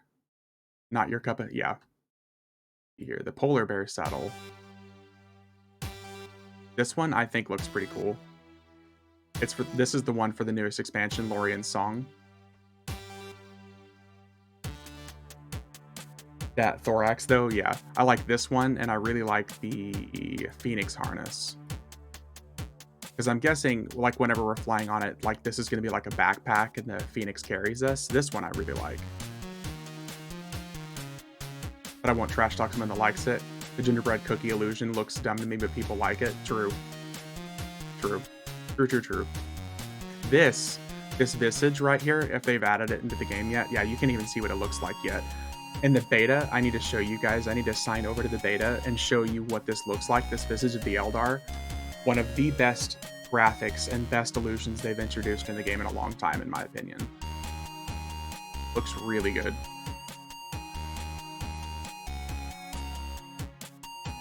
But I think one thing that kind of rubs people the wrong way about me sometimes is that I'm almost always going to be hopelessly optimistic about anything, especially when it comes to EverQuest. Because I'm always going to be hopeful and excited for some like new and better stuff to make a game that I already love even better. But it's just because I'm not really jaded by a lot of EverQuest stuff. There are so many people that are incredibly jaded by whatever the EverQuest developers do anyways. But I see something new for EverQuest these days, and it has to be like really bad for me to be like, ooh, no, that's a bad idea. Most days I'm like, oh, fuck yeah, that's awesome.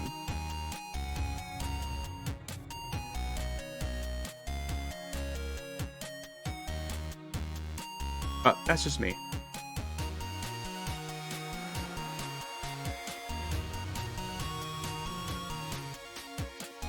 Why am I stuck? What is happening?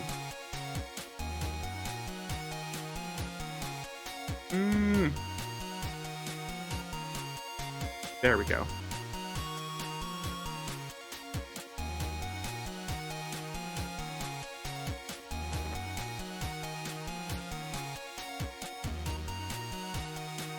And this is where we can get more of those illusions that I sent both of you guys. Maybe get us a couple more human illusions, maybe a skeleton illusion, maybe a Veil of Flames.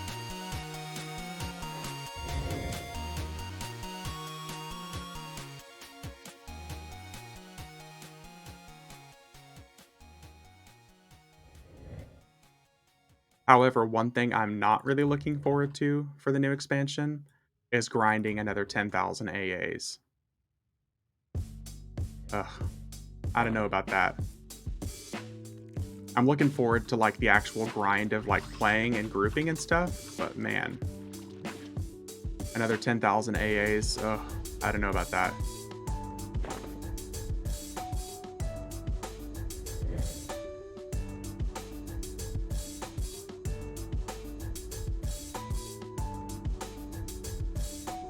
Some of my AAs already require like 200 to put another point into it. But I guess if the content that we're killing gives, you know, an AA per kill, it's not so bad.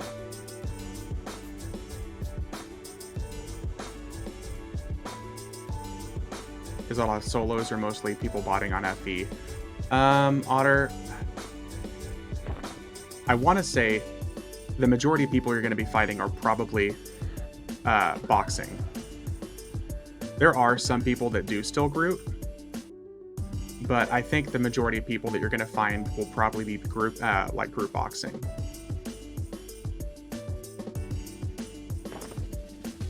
Whenever the new expansion came out last year, I saw people coming back and they were LFGing and trying to find groups, and it seems like people had a pretty difficult time at the max level whenever it first dropped, but I think that's just because people were boxing to try to get the cap as fast as possible.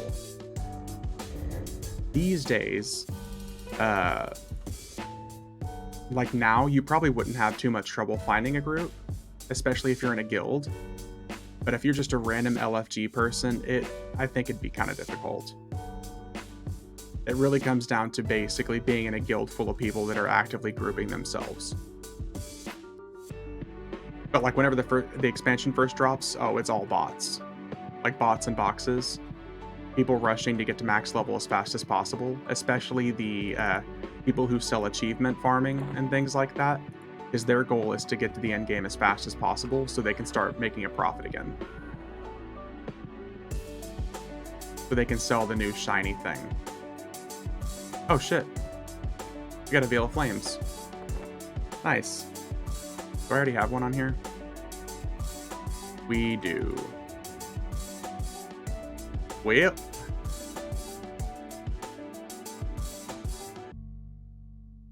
That unfortunately might have to rot.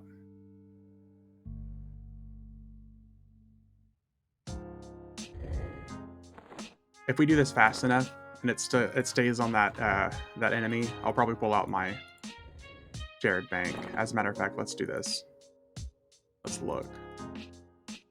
Veil of Flames.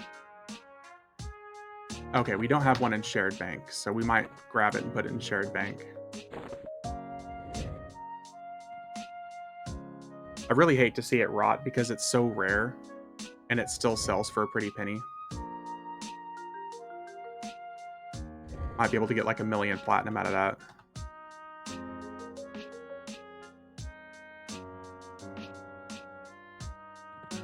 But yeah, Otter, to answer your question easier, TLDR, if you come in and you join a guild, it wouldn't be that bad. But solo, yeah, it'd be hard.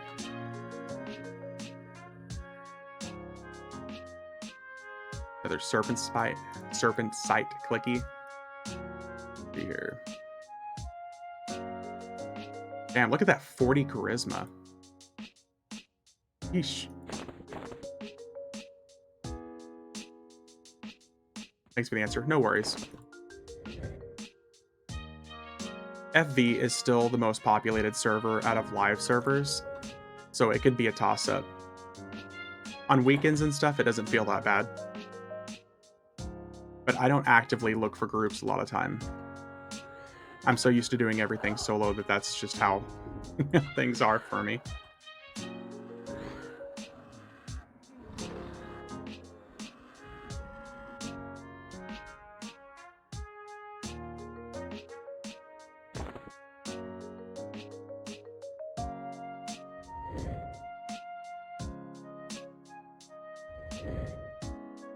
Yes, I'm a rogue. Yep. Good old rogue.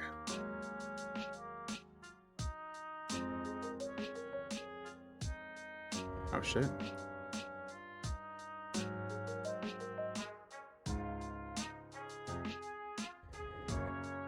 Rogue solo on live? Yeah. Well, okay, for this content, yes. For, like, current endgame content? No, absolutely not.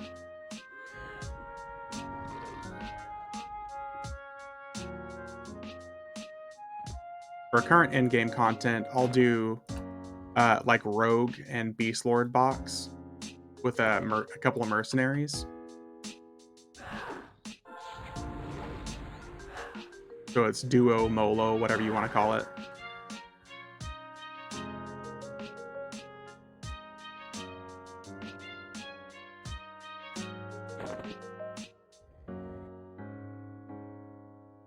Your best solo classes are going to be the pet classes. Necromancer, Mage, Beast Lord. I think they can pretty effectively solo, just because if you're using an enhanced minion pet, you can do whatever you want with no trouble. I've tried boxing on private servers and don't love it. It really depends on how you're boxing. If you're using something where you can alt-tab, it's not so much fun, but if, like me, I use a big screen, and I've got it set so I can, like, see all three, 4, or 5 of my characters without really having to look around, and I can just click. But yes, if I'm just, like, alt-tab soloing or boxing, not my favorite. Especially if I have more than a couple of abilities. I find it very tiresome.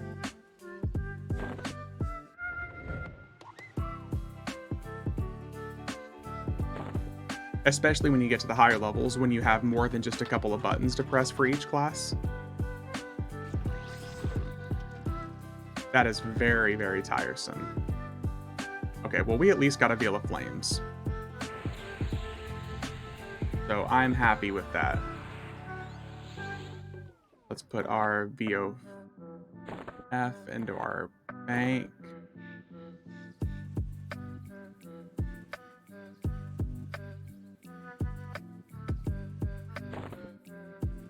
Boom. No waste. Let's see what that sells for. 400. Okay, well, not bad. 300. Oh, that's the fabled version. So the regular version, we can still get a decent price out of. I'm happy with that.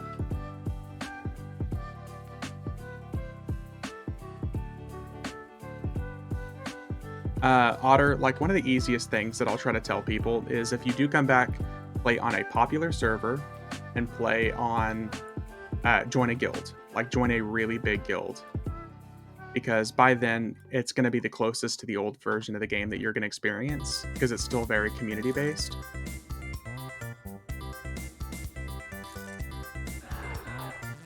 That way, it's not going to feel like a dead game to you. Unfortunately, some people will come back and they'll start on, like, their old server, and it's like the most dead version of the game that they've ever experienced. And that's a depressing feeling.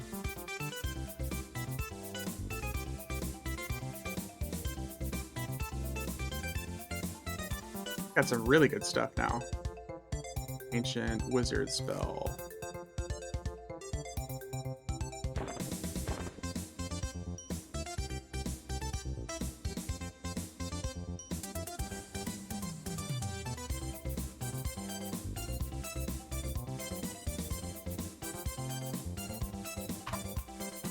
Alright, let's get out of here. Let's go turn that, ooh. Visage of the Shishar Priest. Oh, that's the one from the Vashir crates. I think it's just it's a basic Shisar illusion. Oh, it's the Luckland model. That's what's special about it. Oh. Okay, I might want that then. What do they want? How much for the illusion? Because I have a Shisar illusion myself, but it's like the new version.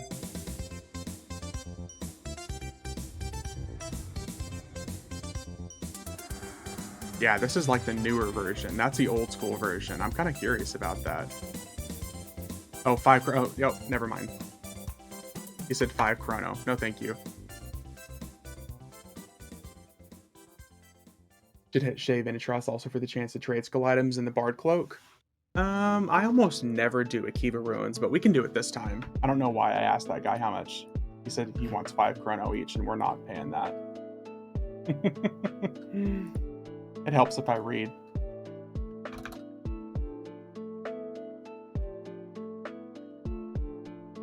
See, I want that Vishar illusion, but I'm not paying 5 chrono for that.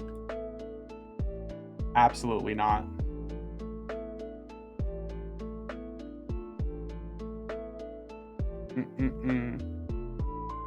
I want to catch them all like Pokemon, but I'm not paying an extra 5 chrono for something like that.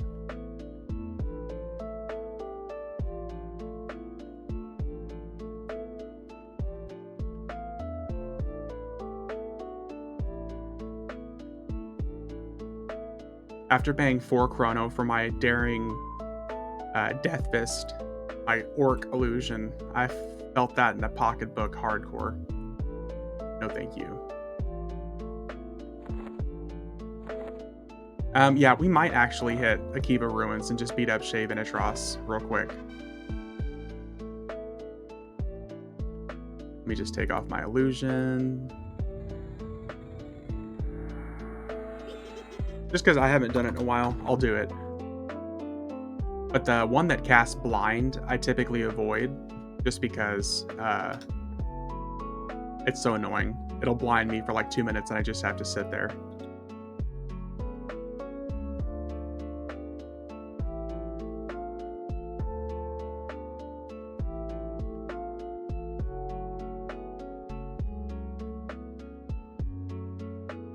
Not the most optimal stream content either.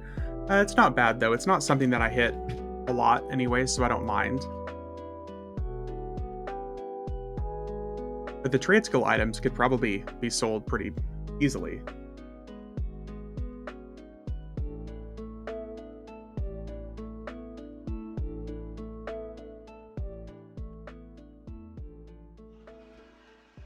As long as it's something that I can get something out of or have a chance of it, as far as loot is concerned, I don't mind. I really like to hit Umbral Plains, but the problem is Doomshade has such a problem of not spawning properly, and the Radir Fire Shower and Taro Icequake that we want the elemental versions of, they're just a random spawn after you kill their human forms, their humanoid forms. So I'll just have to sit there and wait 5 or 6 hours for them to spawn randomly after I defeat them. So Umbral Plains is just such a huge miss. But I love beating up Rumble Crush and Doomshade, but Doomshade glitches and doesn't spawn a lot.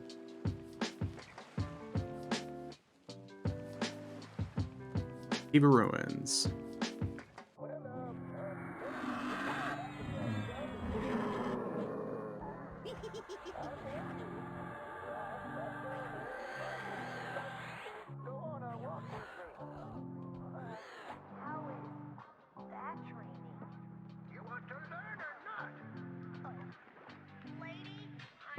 Alright, let's... Come on, let me in. There we go.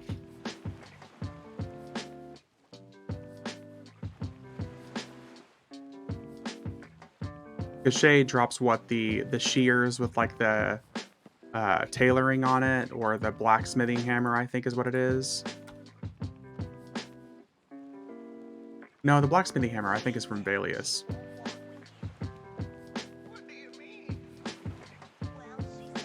But Itri or Vias we'll skip out on because he's the one that blinds.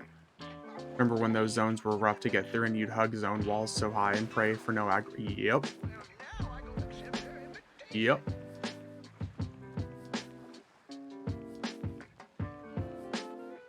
Did I miss my... Where am I going? I'm a potato. Yeah, I was going over to the Insanity Crawler. Gotta go up over here.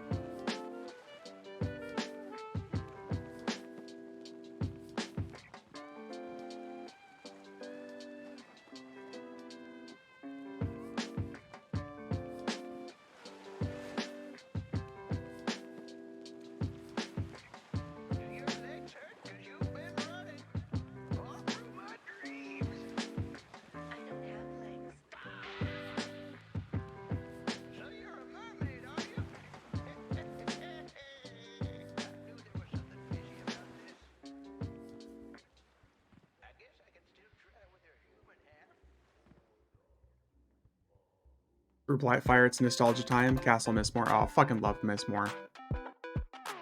Mistmore is still like one of my all-time favorite zones of this game. There are very few zones in this game that scream like EverQuest nostalgia for me, like Mistmore. I Hold Keep, Castle Mistmore. Amazing zones.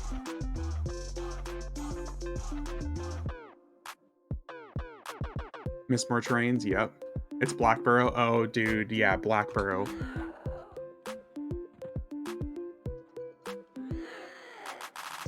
Blackburrow is so good. Carnor's Castle, yep.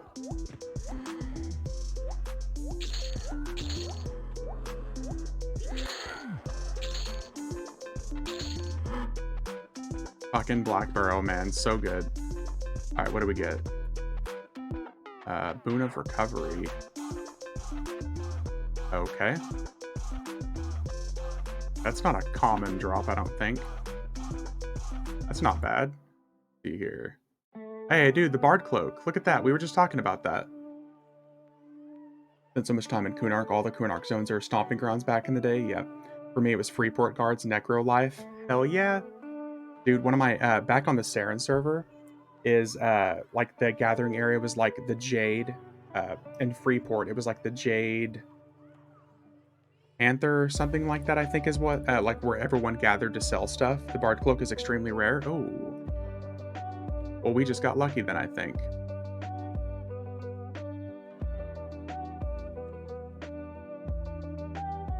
Well, look at us.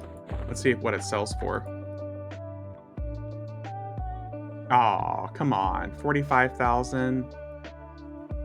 Well, it's probably because it got the level requirement on it, though, but...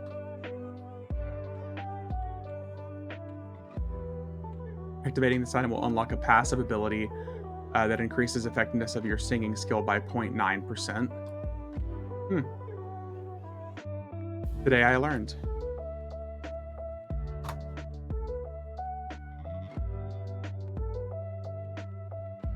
Such an important item for bards back then. Oh, yeah.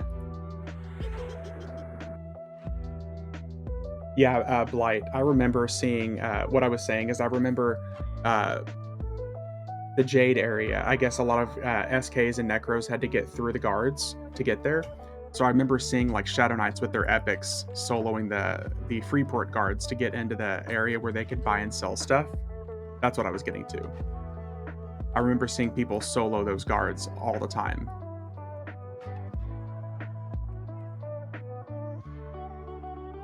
It was always so cool to see people with their epics going through and having like stomped their way through.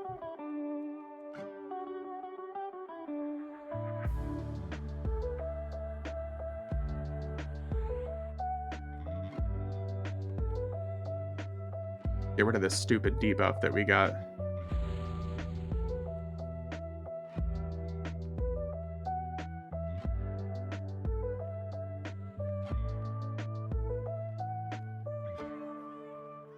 Okay, so that's... Oh, we gotta go kill Sra. Speaking of Shisar, didn't even think about that. Go see if we can get us a mount.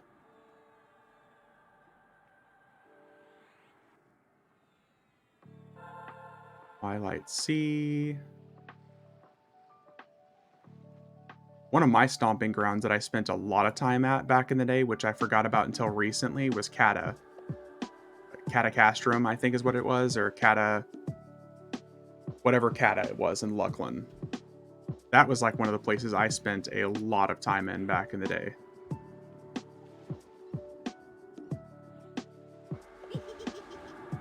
I remember killing guards there a lot.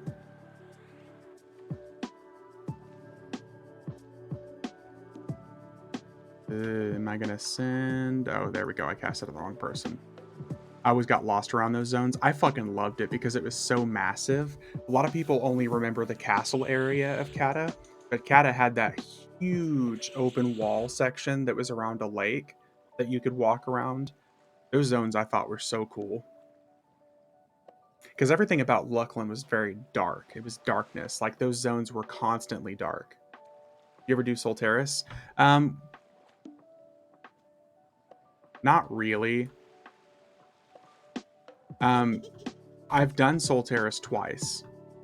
It was a quick repop too. Yeah, I think so. I've done Solteris twice. The main reason I don't really hit it very often, Rev, is because the enemies have really dumb mechanics that my rogue breaks because of how much damage I do. Because they're all HP percentage. Like the Golem event, I have to take my weapons off and be very, very careful about not getting their HP outside of too low, because I'll finishing blow them before they can split. They added a mechanic that's supposed to help with that, but I still kill them too quick, so they don't always split properly. And the Drachnid event in Solteris, I have to take my weapons off because I do so much damage where I'm literally fighting hand to hand as a rogue. Because I'll hit for flurries of a couple million damage, and if you kill the enemies too quick, they won't do their percentage pops, and I just can't get past it. It's not that the events are hard or that they do too much damage to me, it's that I kill too quick. But Solteris is one of my favorite raids, outside of the fact that the events are fucking broken as a level 120 rogue. If I went as a necromancer where I'm like dropping AoEs that do equal damage to everything, it's not so bad. But like the Mae Young Mistmore and Soul Row event at the end is phenomenal. Such a cool event. People picking on the kids in the test and roll chat, talking about how they have no idea where a modern connection, a modem connection sounded. Oh my, yeah. You had to wait to get on the internet? Yeah, like the little, like the dial-up sound almost. I remember AOL back in the day. Like whenever AOL became really big, you got mail. An AOL chat, an MSN chat.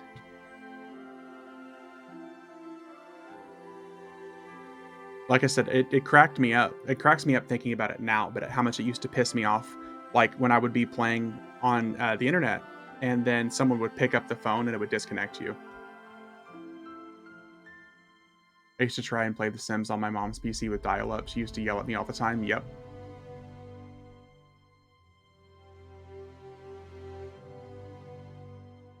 Picking up during the middle of a hate raid. Yep. Trying to talk on the phone. Yep. Yep. Yep. Back whenever landlines were like the thing. And these days, if someone has a landline, I assume that either A, they're rich, or B, they're broke. And it's either one or the other, like no in between, because what like modern casual home these days has a landline? For what reason?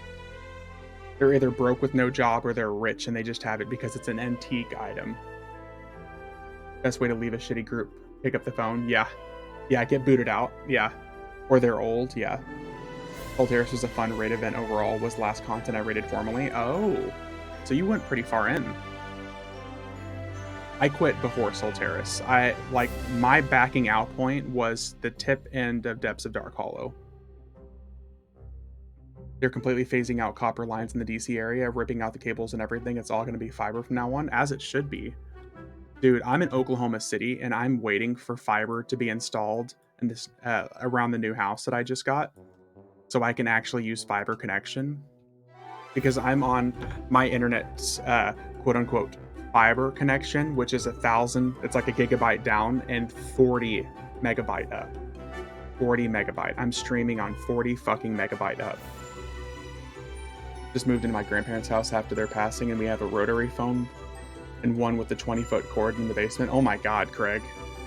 Oh, so it's those old school phones that you would see people picking up the phone base and walking around with the phone connection, like you see in movies these days. That's awesome.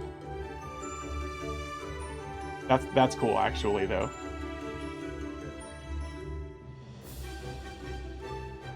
I'm not gonna lie, that's actually kind of cool, though.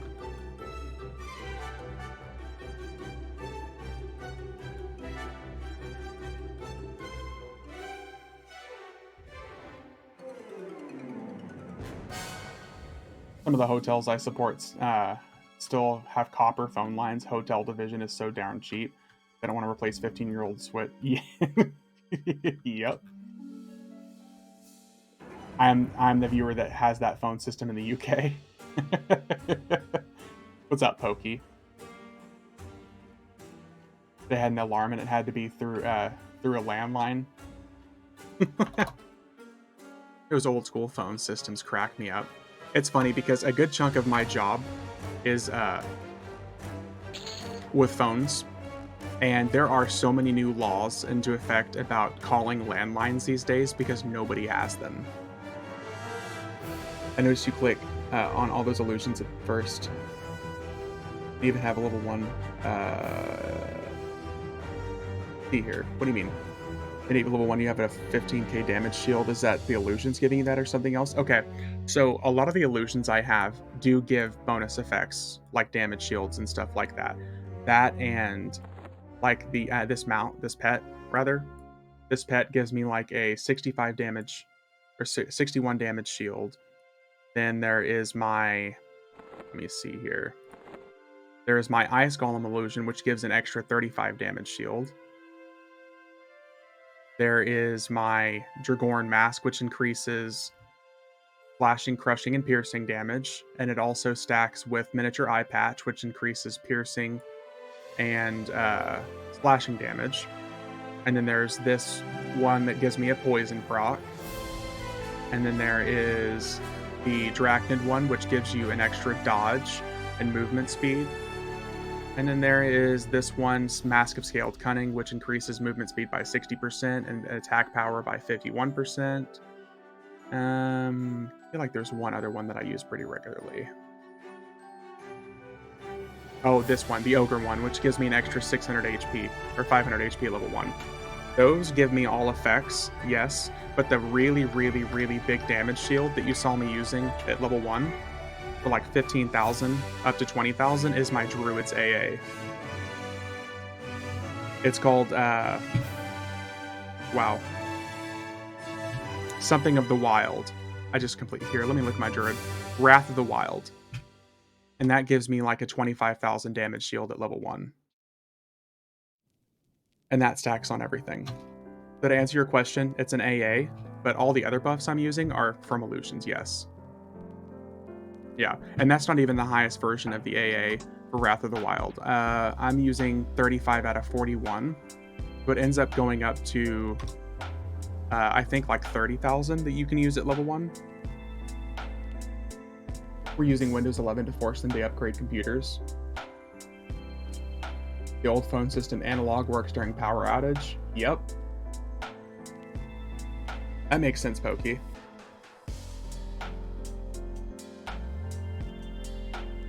But yeah, a lot of the illusion buffs and the mount buffs I use, or you can use at level 1. That's how I had my Berserker with like 13,000 HP at level 1. That and the level 118 throwing axe that you can use at level 1.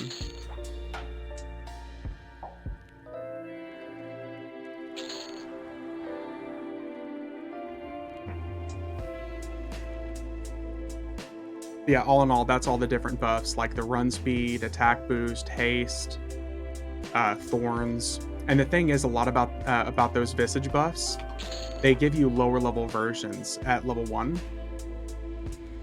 So every 10 levels, it gives you additional stats. So that's why you'll see me recast those buffs again every 10 levels, because they get better as you go. You don't get the full effects of them at level 1, at least for the visages and the minion buffs. So you'll get like a lesser version of it at level 1, and the poison proc, it'll hit for like 50 damage at level 1. And if you cast it again at 10 levels, it'll do like 70 damage, and then all the way up to like 150. Trying to keep up on your loot. Kid wanted to go outside before it got hot. Right now, we haven't really gotten any extra loot, at least yet, from Sraw. We're about to start the curse cycle, and this will be the first like drop of loot. Watching on phone now, gotcha. The curse cycle and the Emperor are two of the best like loot drops that we can get here in this zone.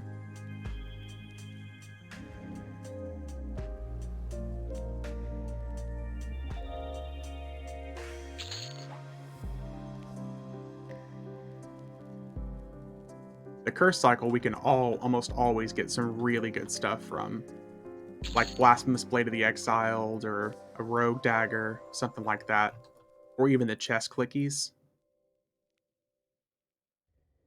On here in just a few seconds.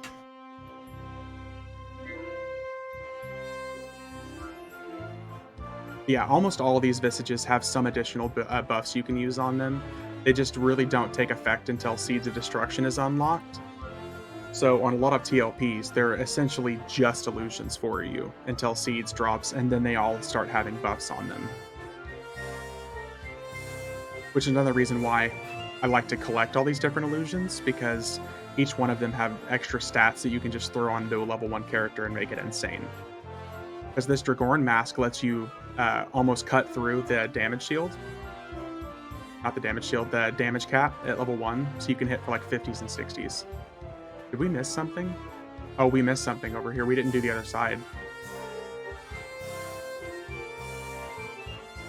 That's why. Let me see here. We didn't kill the 2 Taskmasters on the corners over here.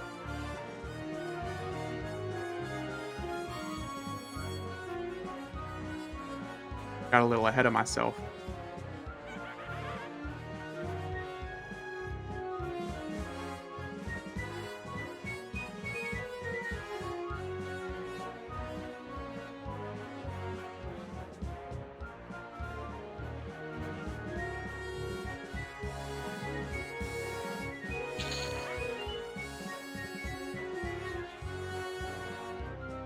There you go. It should be popping here in just a few seconds then.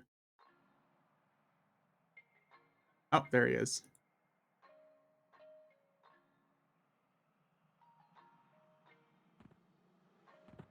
Oh, he's not holding a weapon. Oh, he's holding a weapon. I think that's the bard weapon.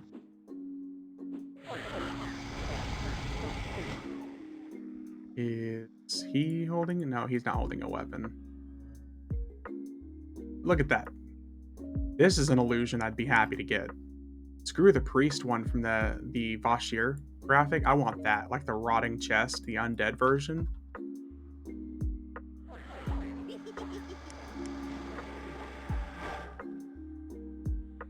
All right, what do we get? What do we get? Yep, the bard weapon. 1720. Pretty good stats. Taskmaster's pouch, corrupted skull earring. None of his stuff is really that good. So saw someone mention a 15k damage shield. Click above that. How do I get me one of those for leveling? So it's not one of the clickies, unfortunately. The best I've seen that you can really get for a damage shield at level 1, you'll have like 35 damage shield as far as clickies are concerned. The 15k plus damage shield, you'll need a druid there with Wrath of the Wild AA. Oh, here we go. Fangs of Azadra. Yeah, if you have a druid who's there and they have Wrath of the Wild, they can get you a really good damage shield. You can use it level 1. You can just plow through anything that you want. The problem is you'll have to make sure that you're doing damage, at least 1 damage to enemies, otherwise you won't get EXP. So if you have Throw Stone, like if you're a melee class like Berserker, Monk, Rogue, or something like that, and you have the Throw Stone clicky that you can use every like 2 seconds, 1 damage is all you need to do.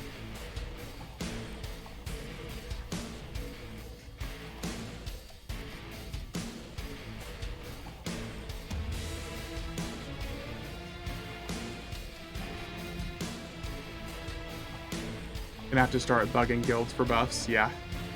Okay, so the damage shield for druids, it lasts like for 10 hits. It's something that they'll have to continually cast on you.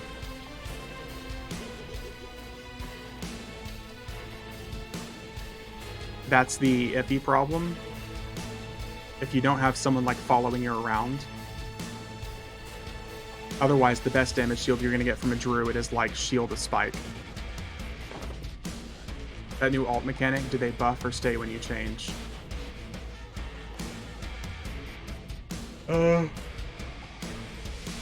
Excuse me. I wish I had an answer for that. I really don't know yet. Somebody in chat was saying that they think it's going to end up glitching, and it's going to let you keep buffs from level 120. And I wouldn't be surprised if that's a glitch that they end up having. But realistically, it tells me that I think your buffs are going to be gone whenever you switch. Because otherwise you'd have like a level 125 character, you would switch to a level 1 enchanter or something, and you'd have level 120 buffs. Which doesn't really seem like it would be okay. I mean, I wouldn't be against it by any means. It would make buffing and power leveling super easy. It would be excessive, though. Otherwise, you'd have like a level 1 character with like 110,000 HP. Which, 13,000 HP at level 1 is already pretty damn excessive. Because I'm literally unkillable. Who would think that 13k HPs at level 1 is overpowered? Yeah. Who could possibly think that? Let's just give you an idea. At like level 1 with 13k HP, I have yet to find something that will actually kill me, outside of going to a raid boss. Definitely need a cleric and enchanter persona for my group for buff only. Exactly. Like, imagine switching over to enchanter, giving everyone really good buffs, switching to cleric, giving everyone really good buffs, and switching back to your main class. I think that's going to be fucking awesome. There's so many positives to it, I think. If it ends up being exactly like I'm hoping, where it's very streamlined, it's very fleshed out, it's not just like a Shroud overhaul. Imagine like you're playing an enchanter and you buff everybody and you switch classes and it removes all their buffs. That I think would be dumb. I think that would be kind of worthless, personally. Wonder what rules they will put on it then. That I'm not sure. Reminds me running around leveling in North Row and a friendly cleric runs by and drops 1 hour AGO on you and you felt immortal for that 1 hour. Yep. Or you're a low level caster and someone walks by and drops clarity on you. And suddenly you literally can't run out of mana. But it only lasts like 10 minutes.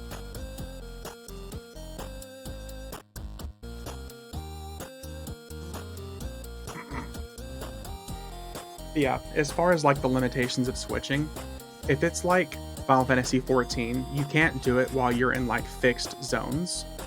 So like raids, dungeons, things that you queue up for as a specific class, you can't switch classes. But that doesn't exist in EverQuest.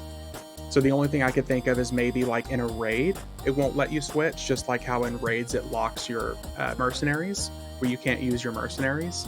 I can see that being a case. But I would honestly prefer it even if they even freed it up from that, where like you can change at any time. Because it'd be really cool to be like, oh, look, so our one enchanter just left. Let me just hop over to enchanter real quick and buff everybody, give them all the good buffs, and then I'll go back to my rogue. I might not get haste, but at least the rest of the raid will.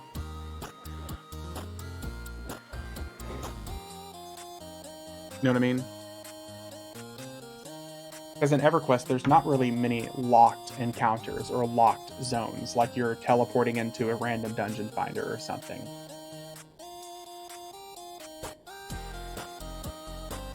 I just need to boot up the EverQuest beta and show you guys, actually.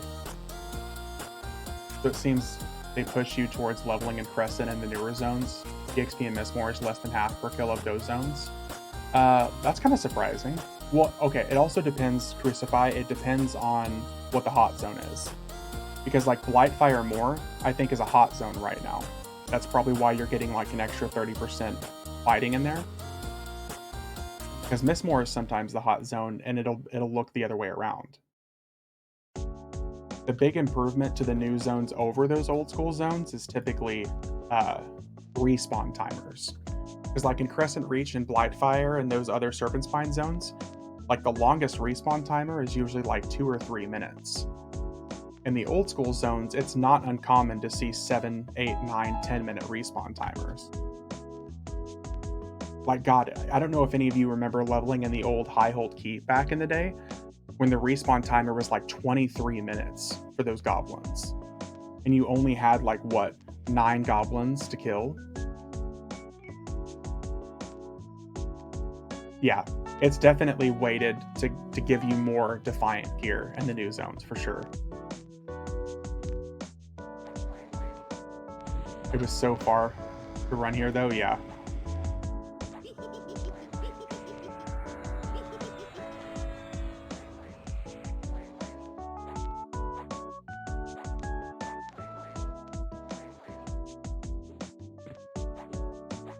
But whenever it's a hot zone, it's hard to not do those old zones. Oh, we got a mount. Nice. 2 boots, that's it. Look at those stats, though. And it's recommended 55. That's not bad. Hey, I'm just happy we got a mount.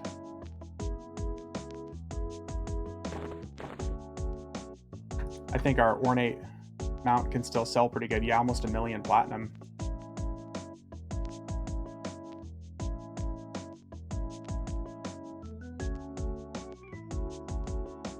Crucify, I think you're the one that's still here. Voidberg, I don't know if you're still here as well, but either one of you want a mount? I think I sent one of you. No, I don't think I sent one of you a mount, but I've got a mount if you want it. It's still one of the best mounts in the game.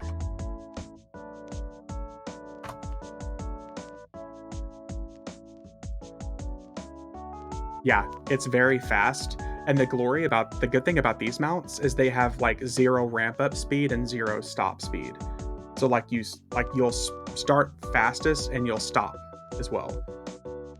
Does Dragons of Norath have clickies? There are some clickies, I think, in the Dragons of Norath stuff, yeah. Ooh, maybe we'll hit some DON. What levels are your tunes on Oakwind? My Monk is 55 and my Druid is 60. Mount speed transfers to other mounts too. Yeah, if you use the mount ring, yeah.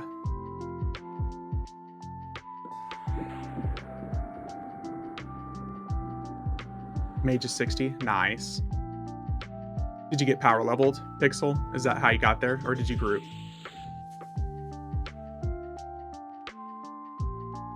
I'm not gonna lie. For this weekend, I'm probably gonna get several characters power leveled to 60 just for the EXP bonus. What is this power level you speak of? Uh-huh. Uh-huh. Mm-hmm. What is this cheating that you speak of? I've never heard of this. What is this mechanic? Is that a new thing that they introduced? Is that like macro quest? I've never heard of such a thing.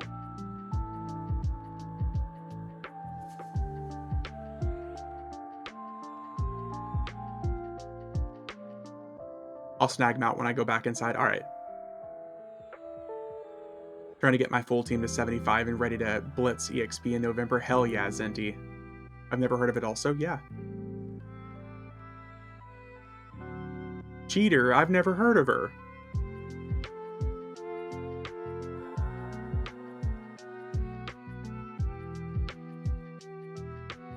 Alright, get my rebuffs back on. So we've hit. Let me send this mount over to you real quick so I don't forget about it. Ta-da! Oh, that empty slot right there is going to piss me off. Here.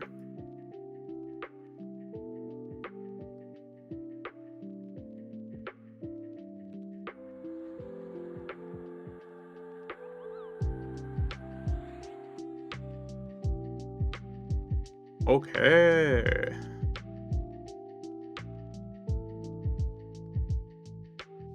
Okay, what am I doing? Okay, so we've done everything all the way up through Luckland that's worth doing. I'm going to send you this mount.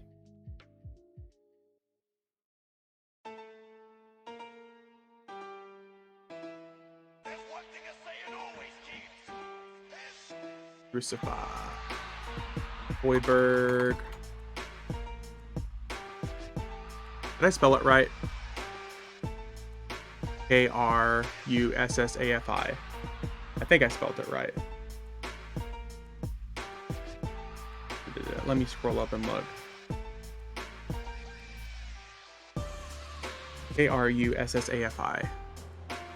Okay, we're good.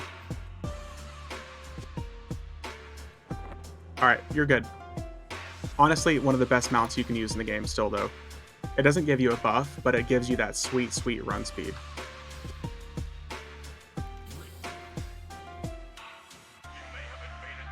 Alright, let's start hitting some of these planar beings here.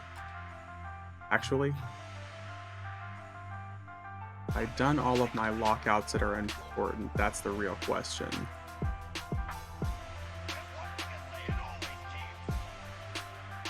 Yeah, I think we've hit the important stuff. Yeah, no problem. You shouldn't have to worry about speed for running around now. There's only one speed faster than that, and that's ludicrous mountain speed. There's your bard speed, basically.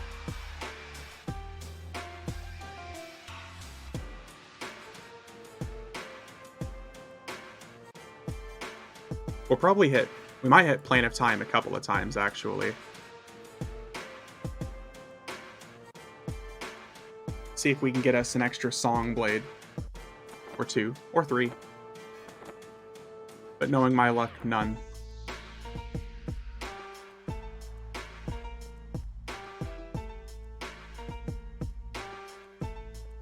If I log in a couple more characters, we could probably also do, like, Dragons of Norath stuff. But I don't know about that. The only one that I really just don't want to do is Vishantar. No, thank you.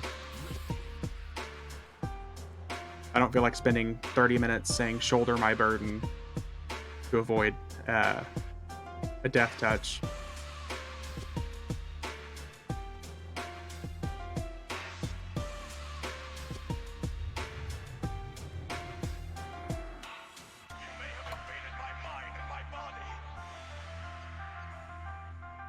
Oh, here. Let me... Cleric, redo your buff thing before I switch over to my melee. You've been a huge help for this tune. Well, I'm glad that I'm able to help.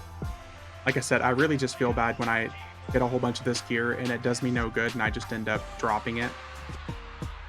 I'd rather it go to somebody who can use it. Even if using includes just eventually end up selling, I'm fine with that.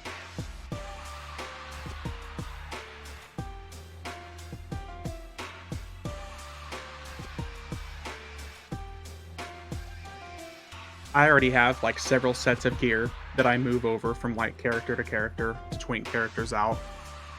So for the most part, a lot of the stuff at this point really won't do me much good.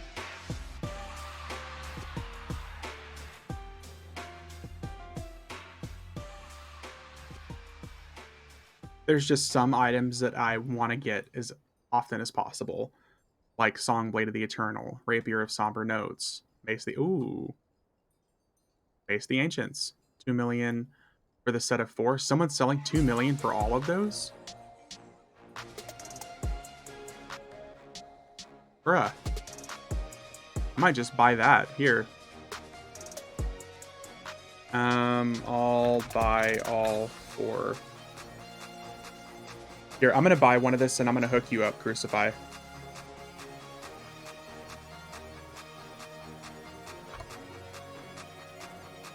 I'm about to get you a Mace the Ancients.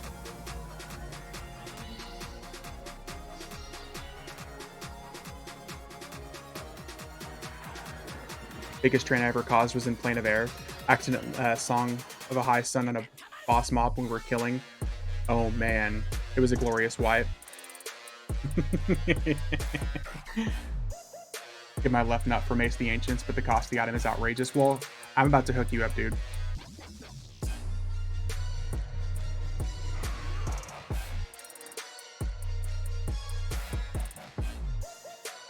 Behind Linton and Bazaar, if that's convenient. Yep. Yep, be right there. Left nut incoming. I got you. Well, okay, the Mace the Ancients usually sells for 2 million platinum, so the fact that he's selling 4 really good twink items for 2 million platinum, he says 2 million for the set of 4. So, always hated random boss. From killing random, it's okay, then boom, everyone died, yeah. Can people on retail EverQuest absorb Death Touch these days without dying due to higher HP scaling? Yes. I could even show you. So, you know Deladar Shade that's in Dragon Necropolis? He does what's called Kazakh Touch, and even with them increasing it these days, it does like 67,000 damage. It'll hit me. It'll just take me down to like 85%. It won't kill me. Yeah, Bubble, you can 100% absorb almost any of those death touches these days. Yeah, we're getting you a Mace the Ancients and 4 really good twink items, all for less than 2 million platinum. 2 million, 2, 1, 2, 3, 1, 2, 3.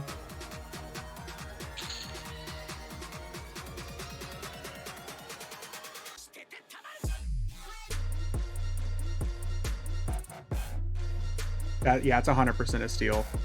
Face the Ancients. That's crazy. I quit when Lanes of Power came out. Seeing someone solo Quorum on Twitch yesterday was both cool and sad. Well, we're going to be doing that here in just a little bit, so.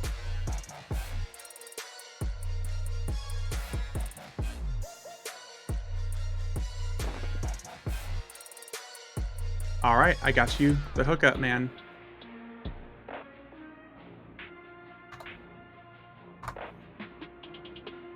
I got you. Yeah, we're going to be going through and hitting Quorum here in just a few minutes. We're working our way up there.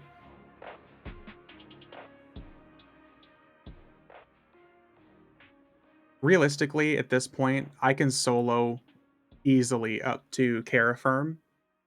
Caraferm the Awakened and the Secrets of Fadewar. That's like, as far as mechanics are concerned, the easiest that I can solo. I'm sure there are some bosses I could solo that are higher level, but most of the time there are other mechanics and other events in the raid that prevent me from soloing it. But Caraferm at this point is level 90, Caraferm the Awakened. He's level 90, and I soloed him when I was level 115 with only like 350,000 HP. So now, whenever Dragons comes back, I'll show you guys, which I think is just, there's raids. Oh, here we go. So next, November 8th, raids is back, which is Dragons, and Giants. And I can hop in, and I can do that because you'll fight from Lord Nagathan all the way up to Caraferm the Awakened. To be able to do one of the tier 1 House of Thor raids, it really just depends on the mechanics. If the mechanics require multiple people, it's just not going to happen. Like the Sisters and Depths of Dark Hollow, I can't do that because you need 3 people or macro quest to see what they're doing. Okay, I'm going to send it over to you, Crucify. Hey, thanks for the follow, Bubble Daddy. Thank you, thank you. TikTok is kill order and then some ads. Here we go. Mace of the Ancients. Okay, so with Mace of the Ancients and Equifinus, those are the best weapons you can use from 1 to 65. You will have no issues. And with the Bracelet of Speed there also, it's got a 41% haste, and so does the Cloak. Honestly, each one of those items typically sells for almost 2 million platinum, so the fact that we got all 4 for 2, you are set. And that pet, make sure you use Mace of the Ancients in your primary, because Mace of the Ancients, you can summon that pet from level 1, and if you're using it in your primary, it'll proc twice as often. And from level 1, it summons a pet that flurries for 90 damage. Okay, let's go back over to Plane of Air.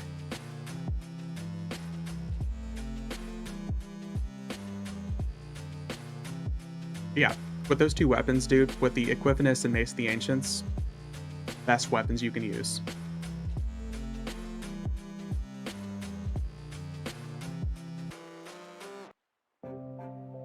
Yeah, if all the like raid events these days were not ridiculous mechanic wise, I bet I could probably solo up to like level 105. No, probably a level 100. I think 105 is pushing it. 100 is probably as far as I could go. Is the Oakwind Bow old school artifact still around? I think it is, Bubble Daddy. I think there's probably some people that still have it sitting around. I know it was like repopularized due to the new server. I'm beyond stack now, dude. Yeah, you're good. Bubble Daddy, I don't remember if I said it, but thanks for the follow. Thank you.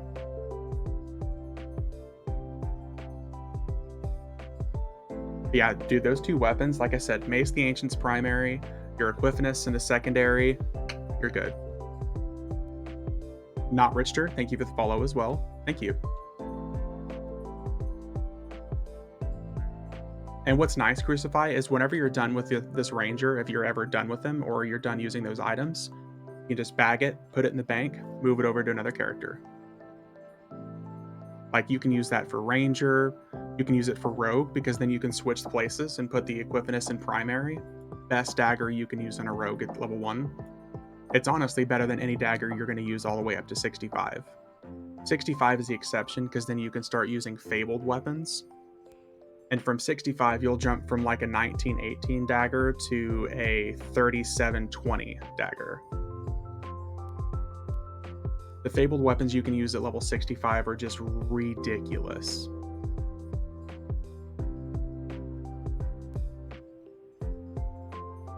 Oh yeah, you're gonna be good. I would just recommend getting all of your spells up to like level 65 or something, because it's really not going to be hard for you to level now. Especially if you're using a tank mercenary, because tank mercenaries really take off in the 50s, and that's when their HP like starts to double and their AC starts to get really ridiculous. That by the time you're 65, your tank mercenary is going to have like 28,000 HP.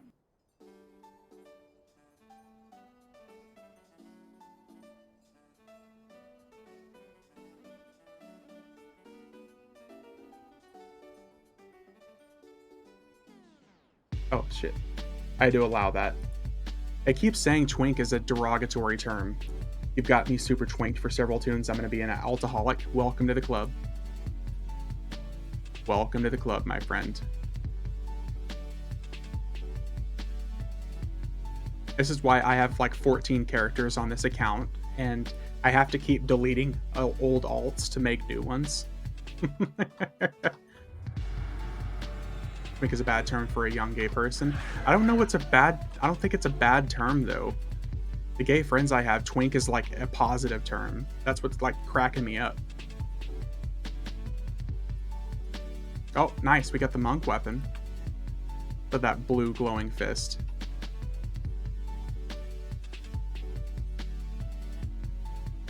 Nice.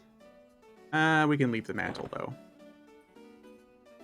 Not so much bad, but slang. Yeah, it could be slang, I guess.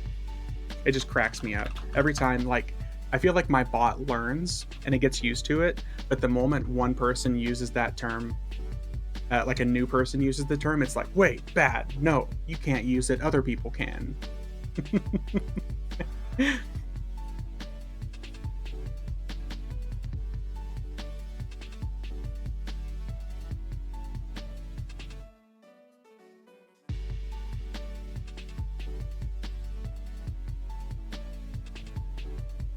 Let's see here.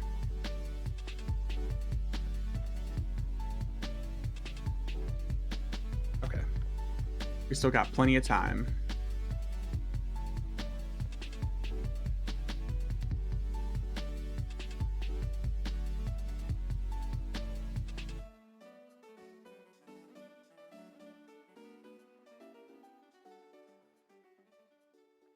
Man, we've already been going for 3 hours. Jesus, okay.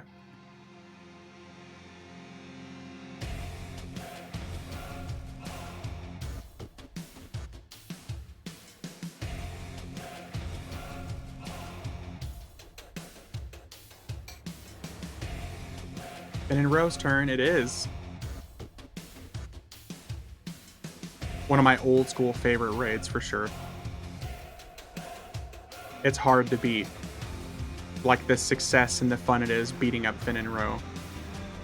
I think I also really like him because he drops a dagger for rogues.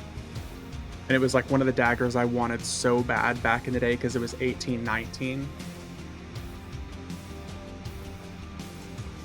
And like the only better dagger at the time was the Jagged Time Forge Blade. Good times.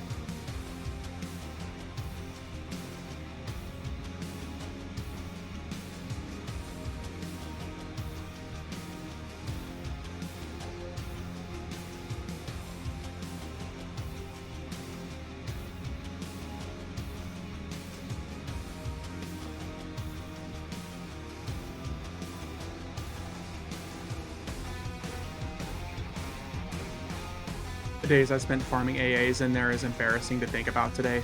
Oh, dude. Yeah, playing to fire tables. Remember to raid with my old guild. I was so tired after work that I fell asleep during the raid. I woke up 3 hours later, everyone was gone, and Finn and Ro was dead. You're probably just sitting there with the character.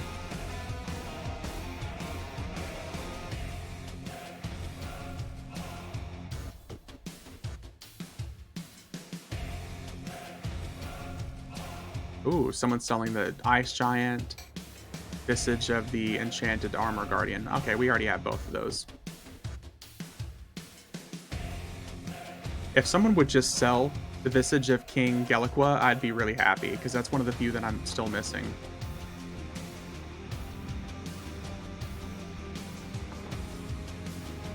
We've made it up to like 88 illusions now.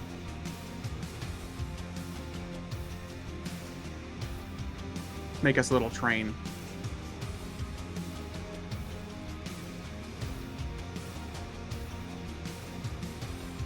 Can you still get charmed by the bird? Yep. At level 120. That happened to me very, very recently.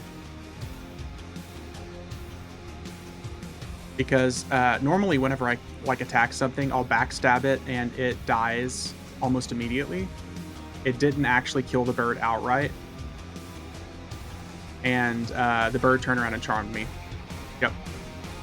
So I had to sit there like an idiot and wait for the charm to wear off.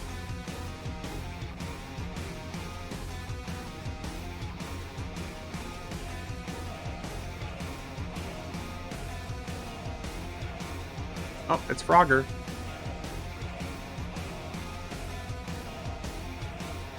Why are these two not attacking me? What's going on here?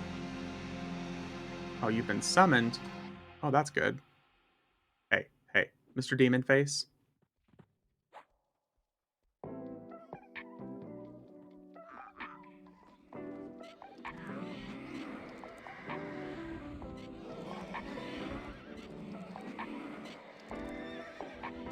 You ruined my massive train.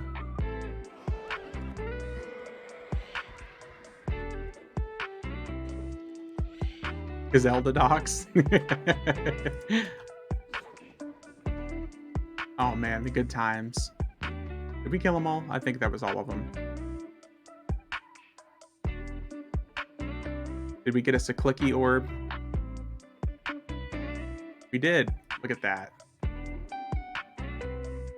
Back at PC had to bribe the kid with a popsicle to come inside. Listen, it's important. I need you back inside so I can play games. Do druids have a port to Frontier Mountains EOK? Not Frontier Mountains, but Skyfire. I got one for Skyfire for sure.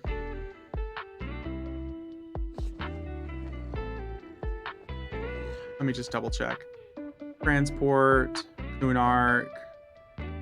I've just got Skyfire for EOK, but I might not have all the spells.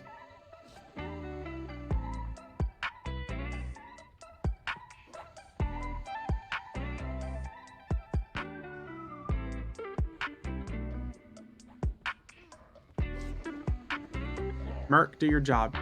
Do the killing. Damn it.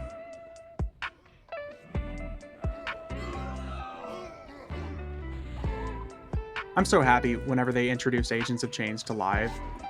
Otherwise, we would literally just never see this content up. Whenever I came back in 2020 and I was like just gaming and soloing, I wasn't streaming, I wasn't doing anything like that. I would come here almost like every week to try to find these guys up, and I could never find any of these bosses up. But the moment Agents of Change was introduced, like the price of everything obviously plummeted because the loot hoarders that could set the price to whatever the fuck they wanted, because they would sit here on macro quest and just wait for enemies to spawn and kill it once they were no longer the only ones getting loot to drop. Suddenly there was an abundance of loot.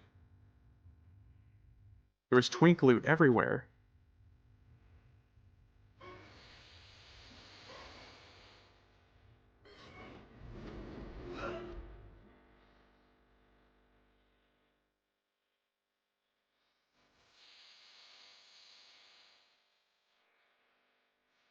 And that 5 chrono price tag, though, is just not worth it.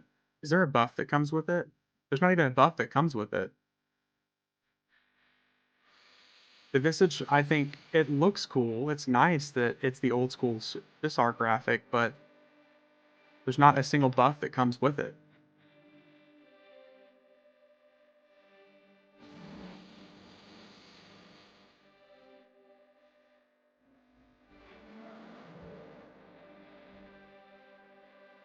Oh, we actually got blinded.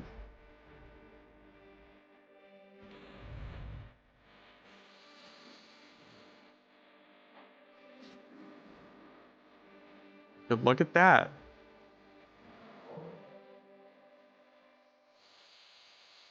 Well, they always said if you keep doing it, eventually you'll go blind. I guess they were right.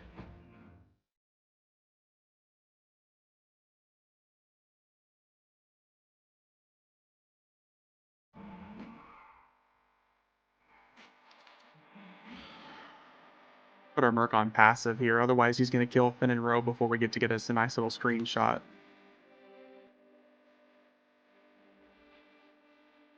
Come on, buddy.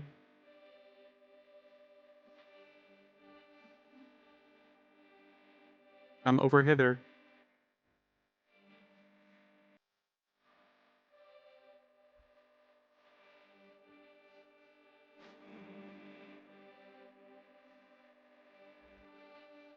Oh man, this fight used to be so fun though. Because my guild would always, we'd pull him out here, and the tank would pull him all the way over here to this corner, and he would just fight him up here against this. So all the ranged and the casters could just be out there outside of his rampage effect and just fire ranged. As a rogue, you had to hope that you had that taunt pose patch for the throwable shurikens, and just sit there and throw, cast, throw.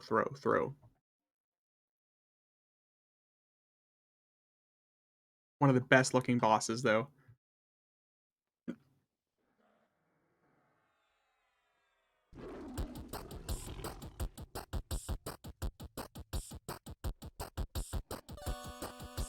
Oh, no dagger, come on. Boo.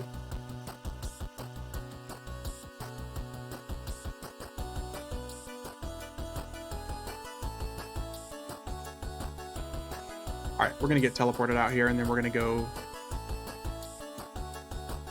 Let's go beat up Ralosek and Nathaniel Marr and Solro. We'll take a step back and kill some of the lobies.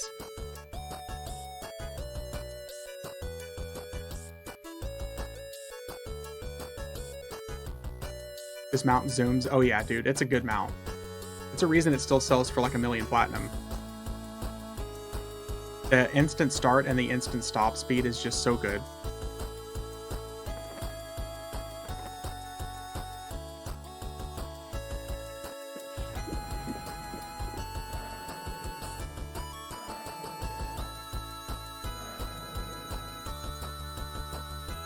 Alright, on game, teleport me out. Let's go. There we go. Maybe we'll get lucky and Relos will drop a Blade of War for us. Decent little recommended twink item.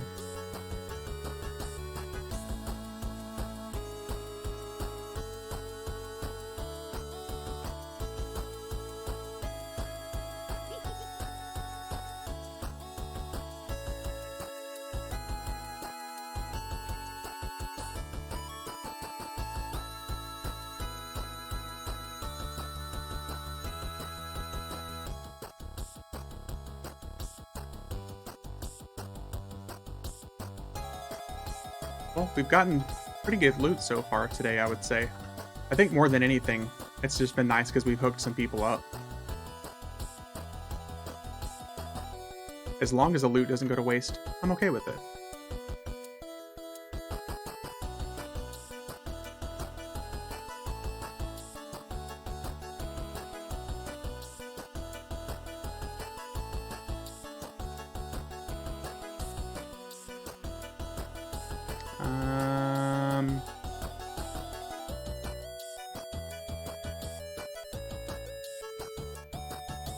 Oh, we're getting some server lag. Must be almost noon o'clock on a Saturday. Good old FV.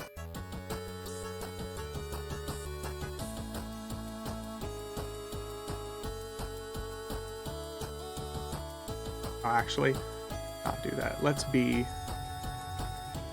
Mr. Roller.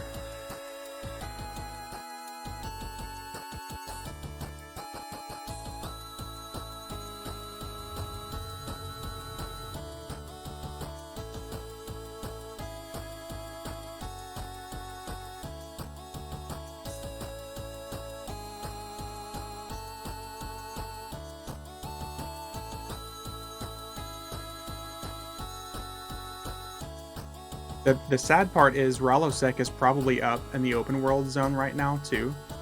If we got lucky and we saw several of the dragons up out there, I bet the open world bosses are up here, too. Isn't the boar pit down there? Yep.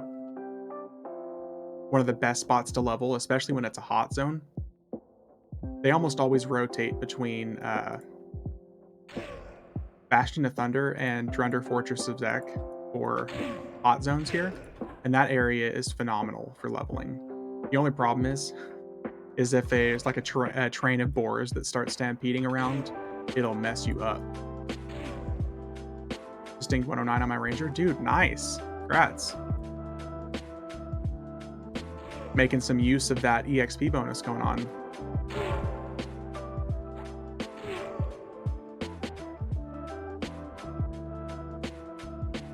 Remember, auto grant AAs are going to bump up to 115 with this new expansion.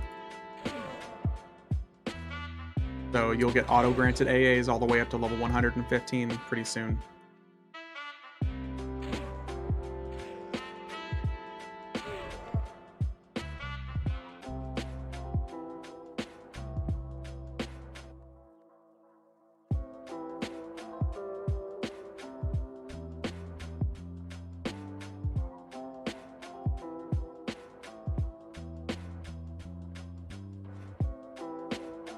I do still have some theories about what the new TLP is going to be next year. I think it's going to be a mixture of everything they've done the last couple of years. Need to get well geared on mischiefs. So Underfoot name, don't insta kill my character. Oh my god. Good old Underfoot. where for some reason they decided the best way to make the content was by making it hit 3 times harder. Dude, I hate Underfoot. Like going to the what is that zone called? It's a hot zone they make at 85 quite often, but like going from a Seeds of Destruction to that zone is just ridiculous. Everything hits for like 5 and 6 and 7,000 out of nowhere. Underfoot, you said it was way too easy and we listened. Yeah.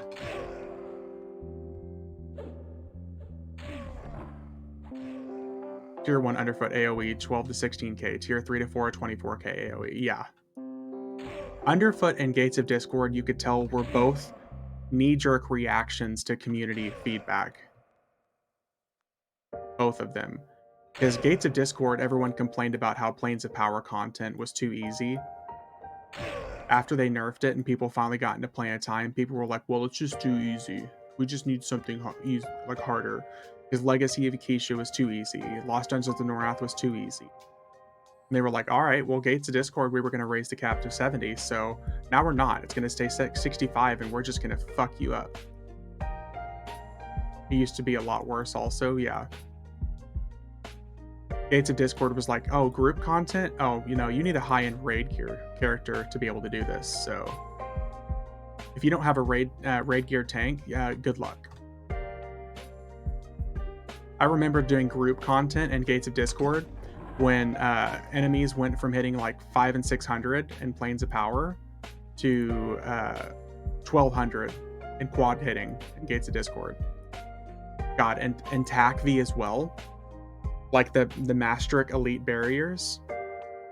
The Maastricht, like, that were trash mobs in between each raid boss and TACV, how they hit for 3500 and they would quad hit.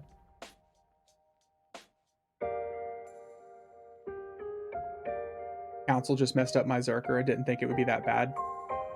I enjoyed that so much, though. It mattered if you were playing with people that knew their class or not. Yeah, at least group content drops raid loot worthy items. Yeah, it was better. Don't get me wrong. Gates of Discord was when the stats really turned up.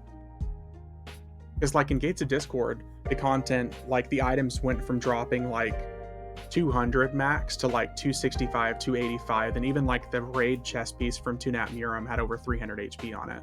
So it was substantially better stats. But after that is just when everything turned up so much for stats. Or instead of like every expansion increasing stats by like 25 or 50 HP, everything jumped by 100, then 200, and then 300, and then like from 70 to 75, items went from like 390 HP to 700. It was such an immediate change. And then it's just been exponential gains ever since then. Like the best dagger in the game that I'm using, I can really use is like 15,000 HP. And for 125, and the best dagger in Lauren's song, I bet it's probably going to have 17,000 HP. It's not going to be a tiny increase, it's going to be massive.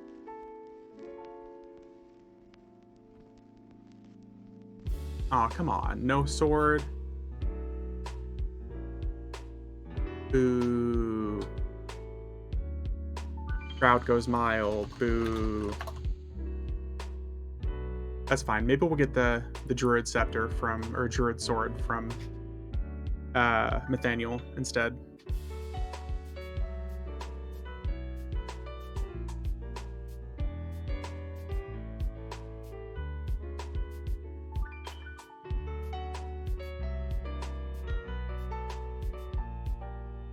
Our Rangers on live? That I can't answer the question for. I don't know how good they are at max game right now. The highest I've gotten a Ranger is 105. I know that Headshot and everything got nerfed to hell and back.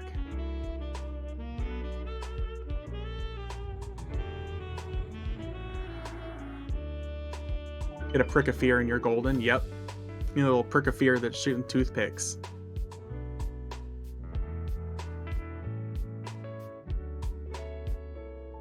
No, I really don't know at 120.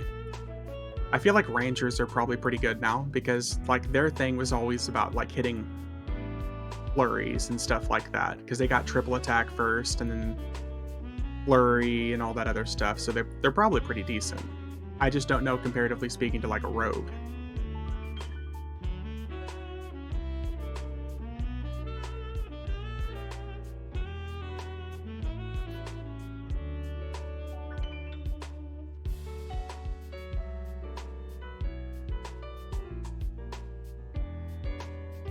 I would really like to test my damage against other rogues at this point to kind of see how far below I am.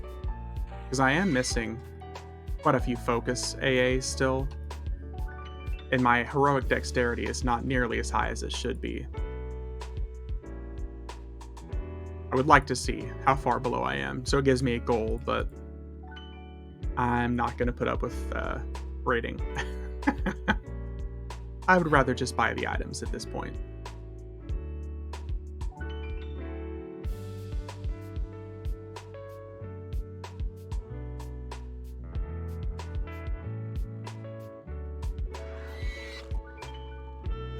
Merc, please. Oh, here. It would help if I would turn him off passive.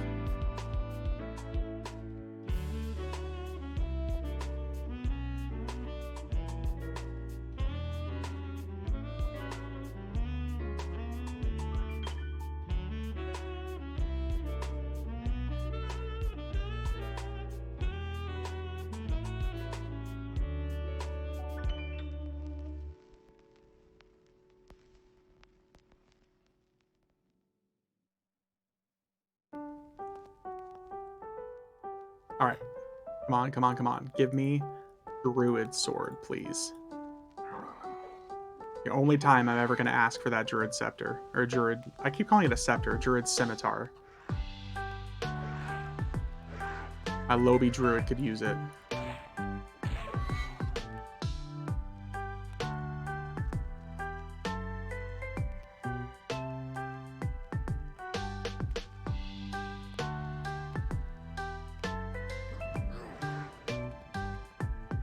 Damn it. Stop dropping your damn bow.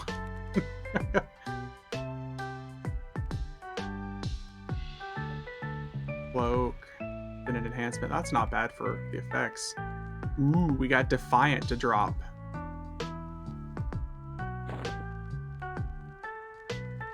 It's funny because with Planes of Power loot and stuff like that, a lot of Planes of Power loot starts to become outshined by Defiant gear. And it isn't until like the tip top of Gates of Discord and Omens of War that you start to actually replace Defiant gear. Because if you're still using Defiant gear by the time you're in your 70s, you're going to start being really hindered. And especially by the time you reach level 80. Because the Defiant gear is so much worse than the other gear that you could be wearing. But from like 50 to just before 70, Defiant gear is going to be really good for you.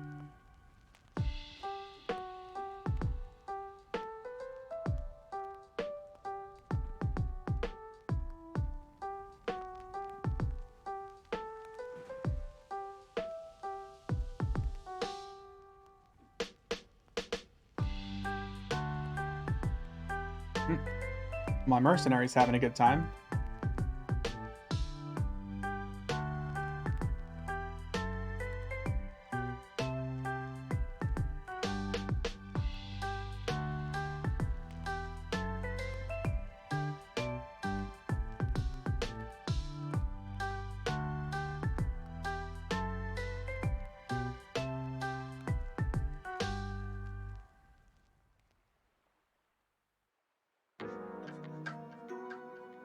All right, Soul Row, and then we'll beat up Agnar, and we'll go back to the Elemental Plains after that.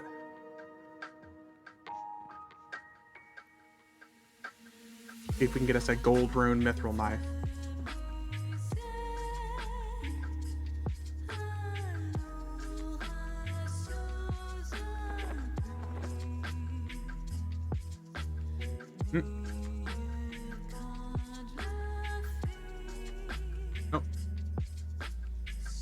Oh. I'll have to take a real quick AFK here in just a few minutes once my delivery gets here.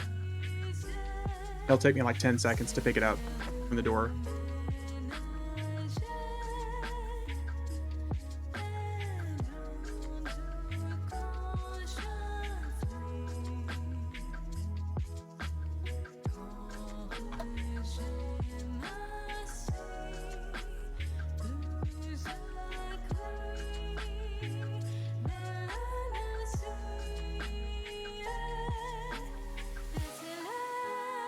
Is there still a demand for Ornate Valium Pennant or Locket of Escape? That's a good question, actually.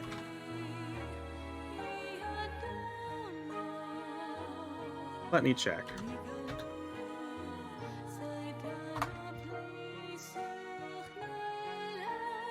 Nothing in the bazaar for that. Are those quest items? I'm really not familiar with the name, so they might still be popular.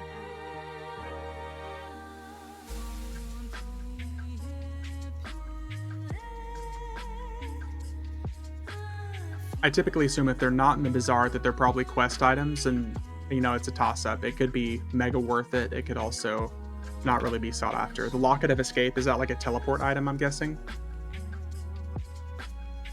Game-breaking items from Valius era that allowed melee classes to cast Bind Affinity. Oh. Then maybe on servers like Oakwind, probably TLPs and stuff like that, I'm sure they would still be sought after. For live these days, I can't imagine they'd be really popular. Just because most people box. Seriously. The only item that he can drop that's no trade, and he dropped 2 of them. What kind of luck is that? Both the regular version and the fabled version that he can drop are both no drop.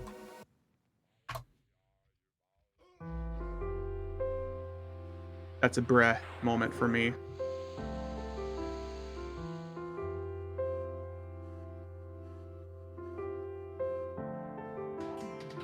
Disappointing drops from Solro.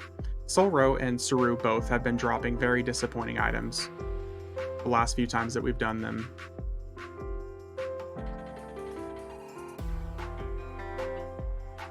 For just no reason whatsoever.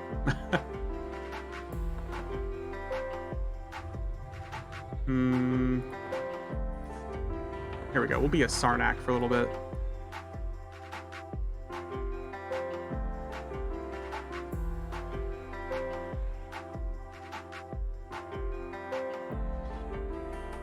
And we're gonna go beat up Plane of Earth.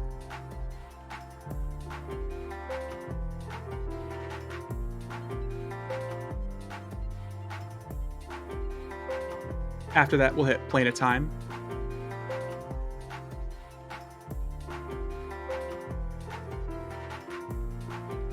Maybe we'll hit TAC V2. I really want to try to get another Rapier of Somber Notes. Get us some level 65 here.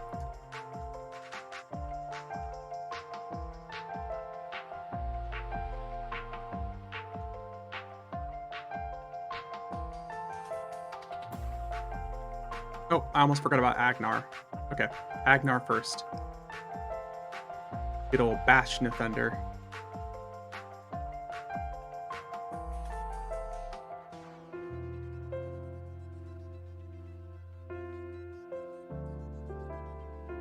Blackcap chickadee.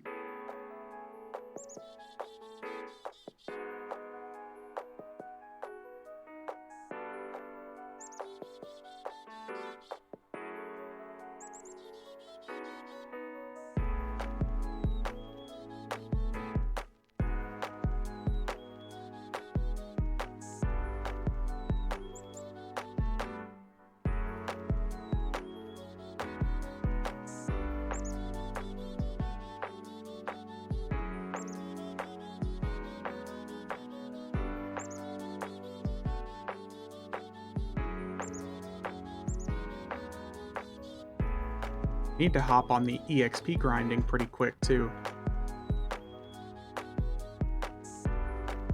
Gordon, Bastion of Thunder, 1999.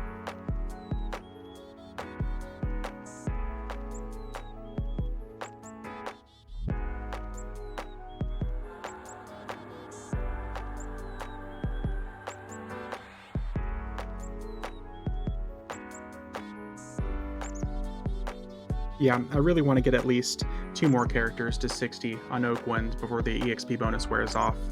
And then that way, by the time the 200% rolls around in a few weeks from the charity event, I'll be able to get like 6 characters to level 60.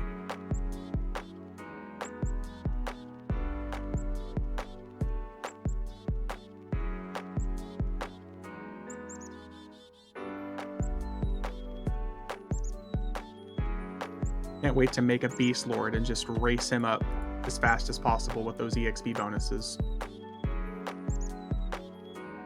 And then Berserker, I can do the same thing at 65 when Gates of Discord drops.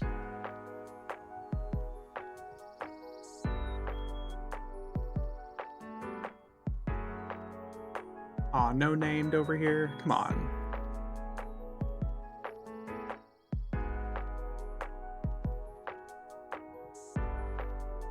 I spent a ridiculous amount of time leveling here back in the day. In fact, I still try to come here like every chance I get. I know it's a hot zone.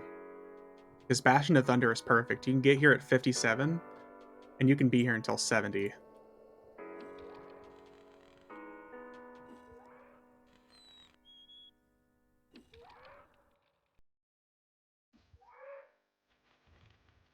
Touch the electric PP.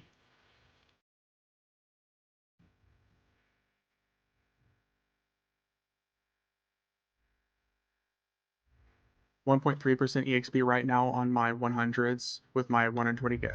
Nice. Where are you leveling at, dude?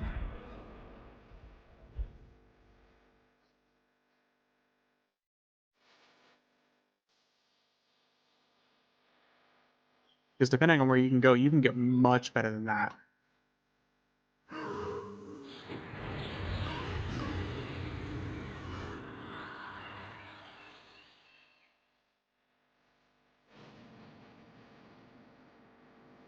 Goblins and Fools, Instant Zone, and Frontier. Oh. I was gonna say if you go to one of those Ring of Scale zones, it's a Sarnax zone that I took the group to power level them back in like March, and they were getting like 2 and 3% EXP a kill with no EXP bonus going on.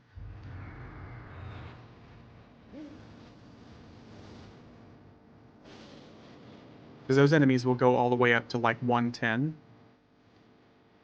Oh, we got a slasher? Okay.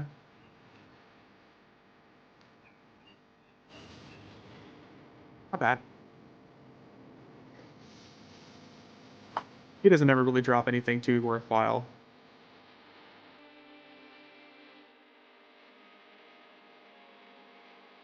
Need a new place to headshot farm EXP with my ranger. You said you just hit 109, right? Trying to think what's a good place around that level.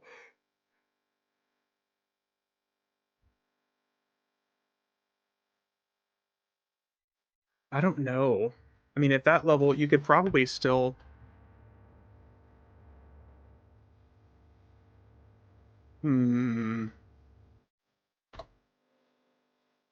Because the content skyrockets after like 110 as far as difficulty goes.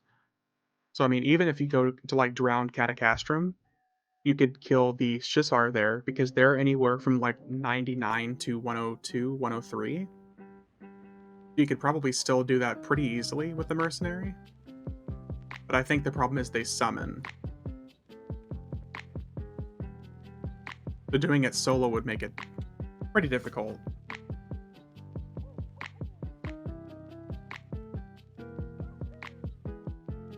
Gobbies and Frontier are light blue now. Yeah, the problem is I don't really know anything after 110 or 100 even that doesn't summon.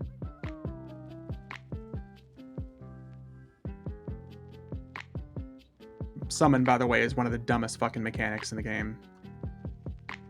Prove me wrong. Summon and here. Summon, what other thing am I thinking of that's a really dumb mechanic? Summon just off the top of my head, I really don't like. Oh, summon and dispel. Those two. mechanics. Summon and dispel both are like two of the dumbest mechanics they've ever introduced in this game. Because as far as I'm concerned, if you've got somebody who's skilled enough to summon the like solo the content, you shouldn't penalize them just by making the enemies summon. Like necromancers and all those classes above, like rangers should be able to headshot rot, druids should be able to root rot and quad kite. Same thing with bards. You'd have a whole lot more interesting mechanics in the game.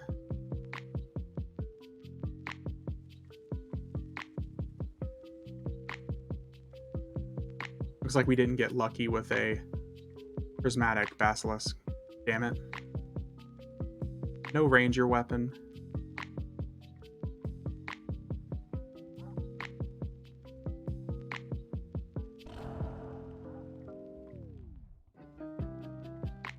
Once knew a crazy wizard that used quad kite drakes and skyfire, barely staying outside the AoE dispel of the... Ugh. Disgusting. Those dispel drakes, man, piss me off. That was skill, yeah. That's skill and like some balls of steel. Not nice. We on the same thought process there.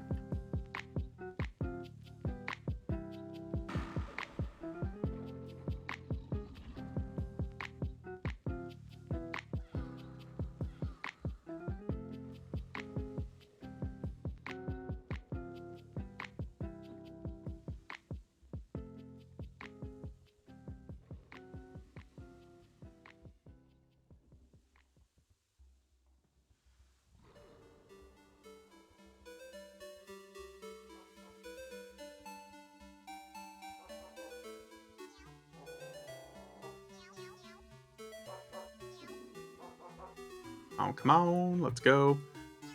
Auto grant AA stop at 110 right now.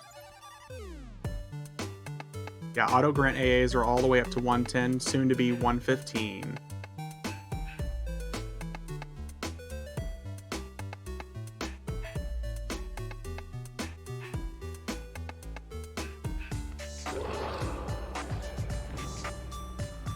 Oh, I'll be right back. My delivery's here.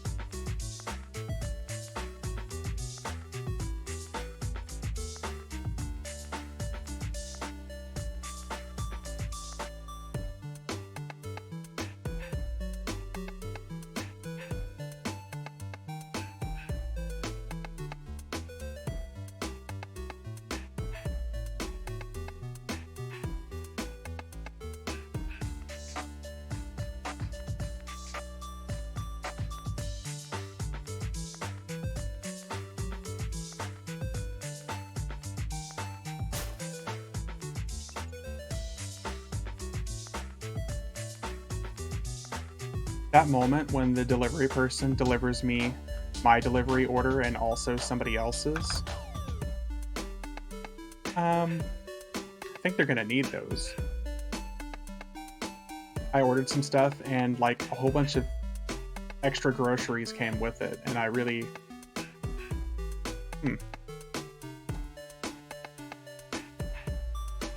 part of me is like, ooh, free food. The other part of me is like, yeah, somebody's gonna want that.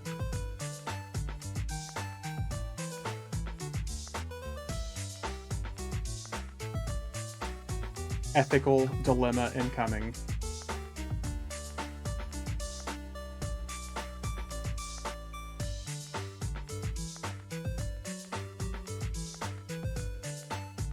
You get everything? I think we got everything. The Merc's over here merkin'. How long will you be online tonight? I'm probably going to be on for at least another hour. because we're gonna beat up this, and then we're gonna hit Plane of Time also, and that does take a little bit of time. So probably about another hour, maybe longer. Art your dream, so good old memories. Thank you. I appreciate it, Void. I also like how we're both named Void. You got a soft spot in my heart.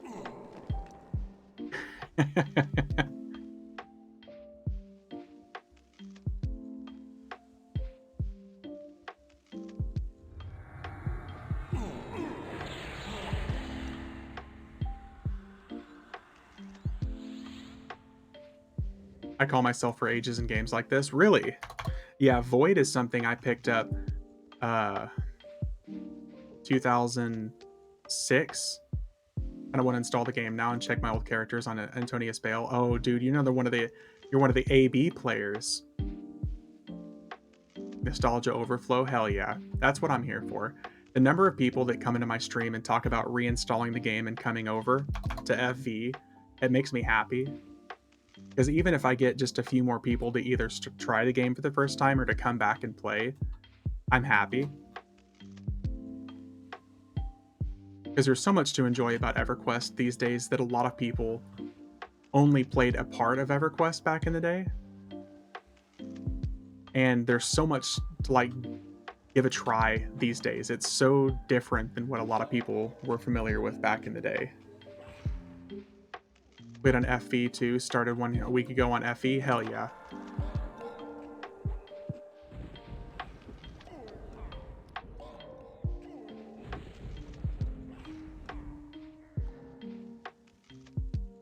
Like I said, so many people are familiar with classic EverQuest all the way up to, Planes of Power, but there are so many people that have never seen how much epic stuff there is to do in EverQuest post Planes of Power. Was it originally on Rods at Knife? Okay. Server was totally dominated by US and Asian time zone players. I swapped to AB to progress. Yeah, especially if you're across the pond, you're going to need something a little bit closer to your realistic time zone. It does make it difficult these days for sure.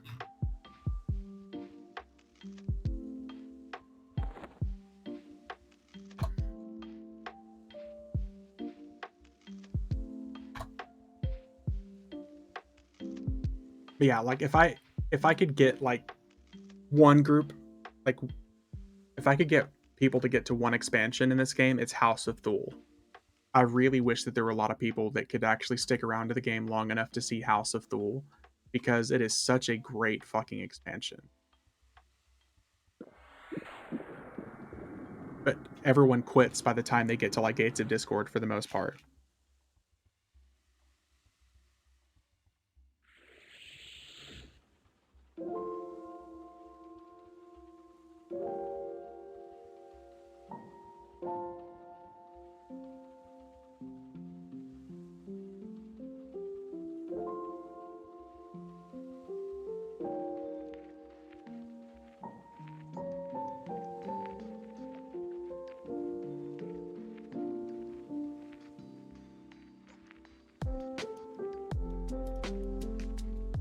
Stopped after OMM. Oh, that, yep. Did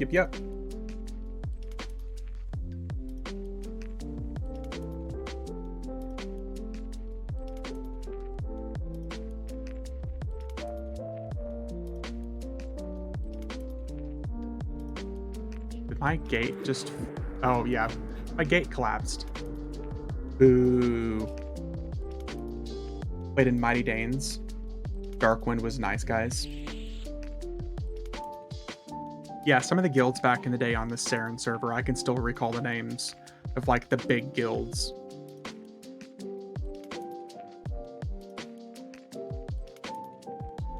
I remember on Saren server, some of the big guilds were there was, I want to say Fires of Heaven. Maybe I'm thinking of a different guild.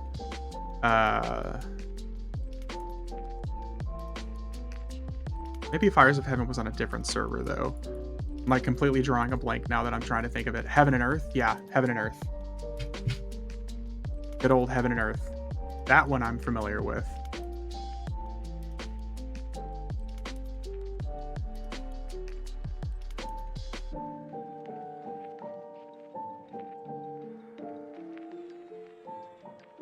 Tons of small family guilds, though. That part I remember specifically. All right, we're going to hit Planet Time now. We don't need a group for this. Don't need a merc for this. Good old easy peasy solo. Planet Time.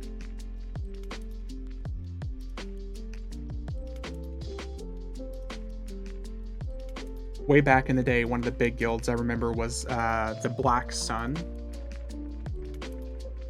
I think they were like one of the top end guilds real early on, like Luckland, Plains of Power.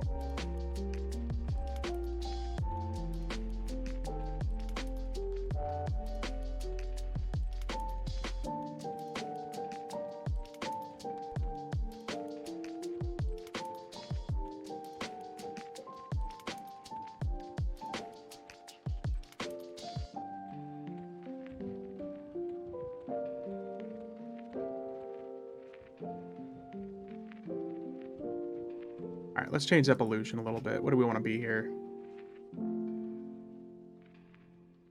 The gear update from you made it way easier. Hell yeah. I'm here to twink people out, make them have a good time. Maybe not make them have a good time. Hopefully assist with a good time. Let's put it that way.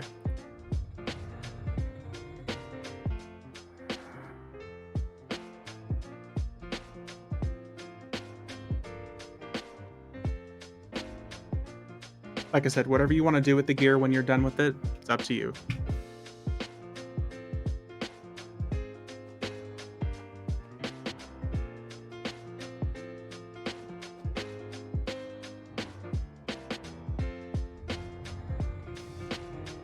The worst part about Plane of Time is the fact that the first two tiers are essentially kill and wait.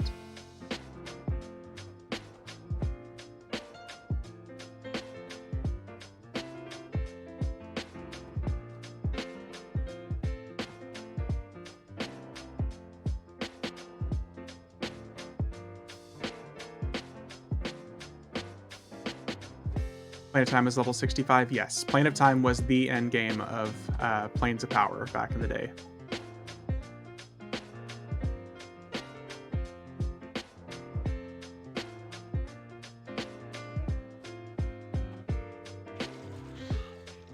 You had all the tier 1 zones, Plane of Nightmare, Plane of Disease, Plane of Justice. Then you had all the tier 2 zones, Plane of Valor, Crypt of Decay, Plane of Torment, and then tier 3 zones, Bastion of Thunder, Soul Rose Tower, Drunder Fortress of Zeg, Bastion of Thunder. And then the tier 4 was the Elementals, and tier 5 was Plane of Time. After that, it was God with Takvi and other kind of, yep. The Undead were bashful, yep. It took him just a moment to pop in. I so love the Burtox fight, yes. Yes, the Burtox fight. I really liked going to Plane of Torment back in the day because it was just, no one ever went there for anything. It was just to raid for the most part.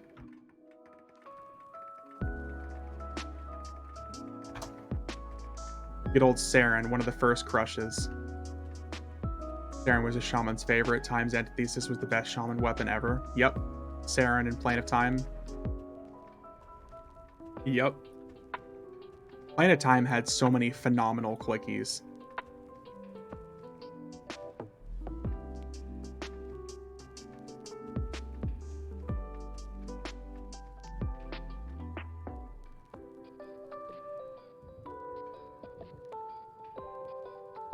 Well, like, the Plains of Power was one of my favorite expansions of all time, not just because of the fact that it's old and it's what, like, you know, of course, what we got back in the day, but just because there was something for every single class in it. And a lot of expansions, like, there were a couple like really good classes and like they got some really cool items and that was basically it. There was something for basically every single class in Plains of Power. There were so many zones and like the stepping stone ladder that you had to climb for flags all the way up to Plane of Time. And whenever they introduced charms and like your charm got better as your flagging increased. There was just literally something for every single class. Played a ranger and Relisec during POP, had a lot of fun. And that was also like whenever trade skilling was ballooning as well. So there were so many people doing trade skills, like the trade skill bows that you could make for rangers and stuff like that, the elemental bows.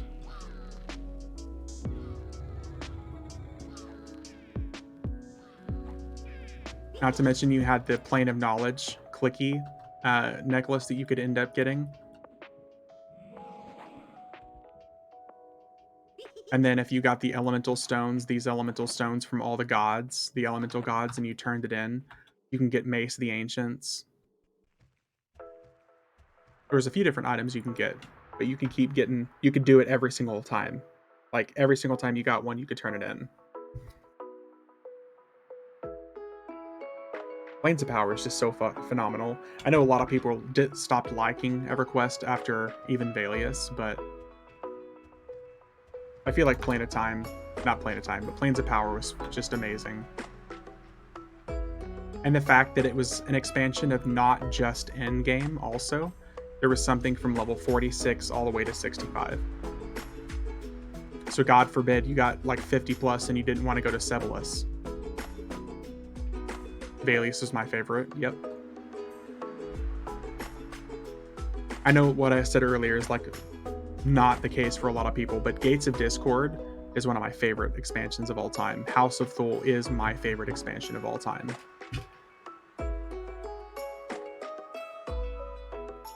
The Gates of Discord was so cool because it was very otherworldly in addition to really cool weapon graphics. Tons of really cool looking zones and enemies and weapon graphics. I like the aesthetic of House of Thule a lot.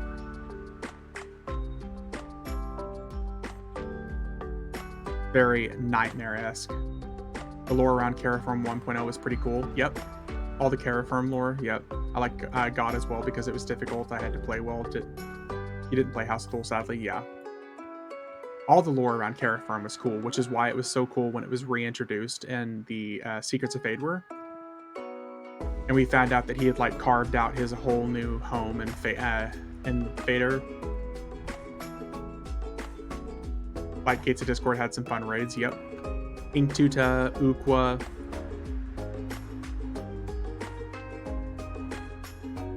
Sivu, Takvi.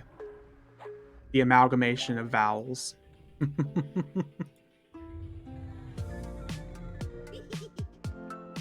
I loved Takvi because it was cool. It broke up so many guilds because of how difficult it was. You knew you were undergeared when you went to if you went to Takvi still wearing Plane of Time gear, and you weren't like wearing a full set of like Sivu and Inktuta and Ukwa gear. Like if you weren't wearing at least like 250 HP slot items and you went into Takvi, your tank was gonna fucking get squished. Sony tried to use interesting names and people whined about it so much, yeah. They were both a major pain in the beginning, yeah. It was scaled for level 70, yep. Yep, it was all scaled for level 70 content. Gates of Discord was all gonna be done with the expectation of being level 70. Because the first boss, the goat lady in Takvi, is level 85. So you're stepping foot into a zone 20 levels lower, so your casters are already fucked. Your tanks at the time barely had like 16,000 HP, and those boss, like the goat lady, hit for 3,500 and would quad. It was amazing.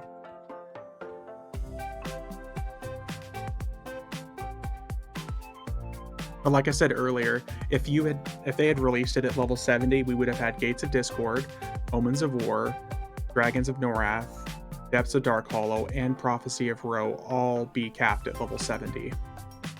4 was already way too much. In my opinion, for TLPs, like all 65 content needs to drop at the same time, all level 70 content needs to drop at the same time, and then it just needs to go straight to level 70. Or 75. It's an improvement that like Omens of War and Depths of Dark Hollow is dropping at the same, or sorry, Omens of War and Dragons of Norath is dropping at the same time. But like Depths of Dark Hollow and Prophecy of Road do not need to be a separate launch. Prophecy of Road just needs to fuck off. Such a bad expansion. And I love Mae Young Miss Moore.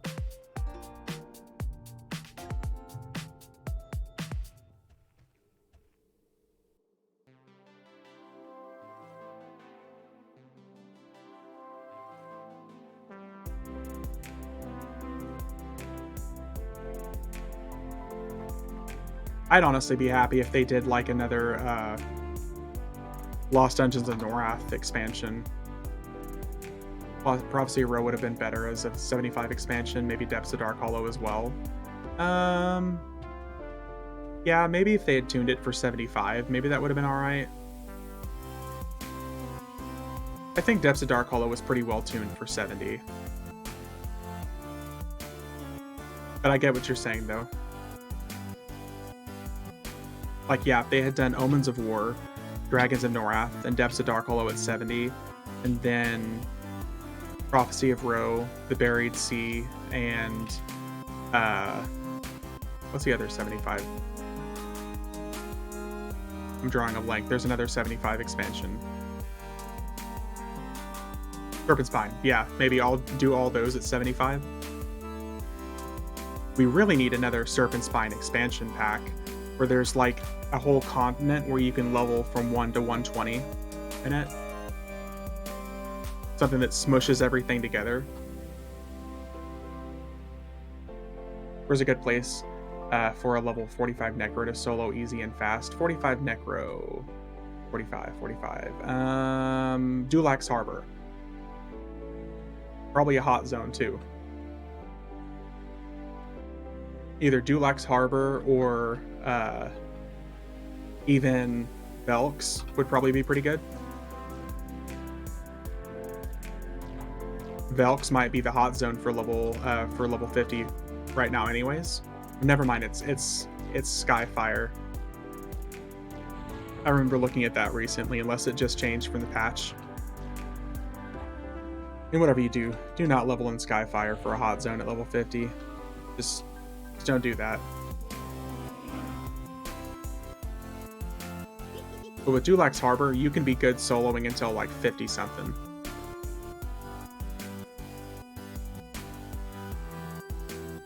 Spawns to spread, yeah.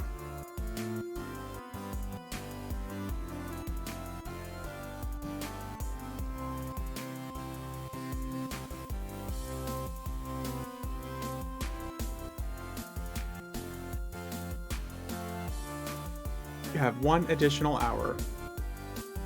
You need Skyfire for your Cleric Epic drops, though. That's true. While this wing is doing its little timer, we're going to run out of here.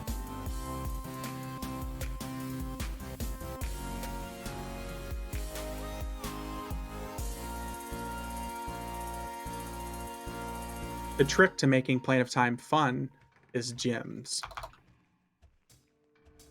We're going to hit the Undead Wing because there's no time lock here, and we can run straight back over to the other area, and while we're waiting on the timer to finish, we can play gems.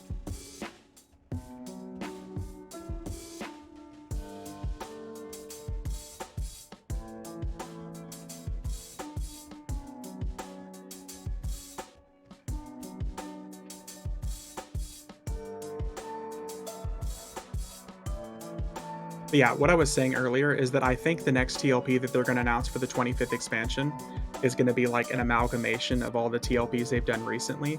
I think it's going to have Mischief drops, Therian of V free trade, or I guess also Mischief free trade. I bet it'll have Oakwind, first to encounter, locking systems, and I bet there will be like some fun, like evolving bonuses like Oakwind. They still have /gems but not /pizza command? Yeah. /pizza would get you in some trouble these days. Or at least me.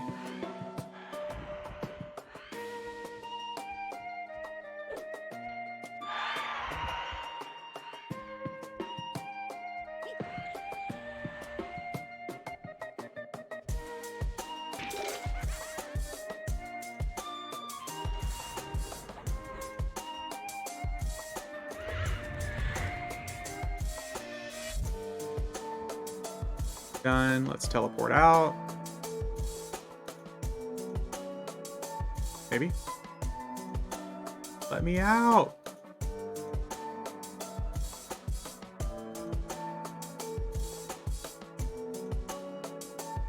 They also have the /mp3 command, so if you want to listen to some EverQuest tunes.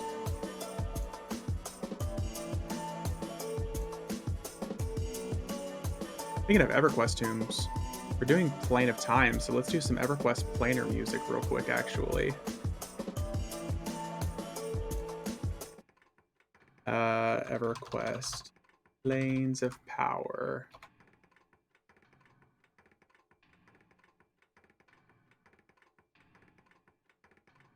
Here we go. Let's... A little loud. Let's turn that down.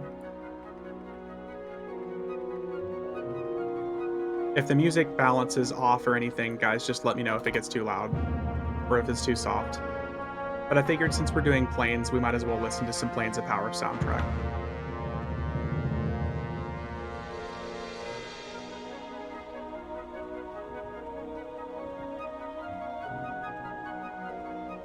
I'm kind of curious what they're selling this stuff for, because I could really use this on my Shadow Knight. Quite the upgrade from Luclanite coagulated stuff. It's almost a 30 damage ratio. Two-hander, too.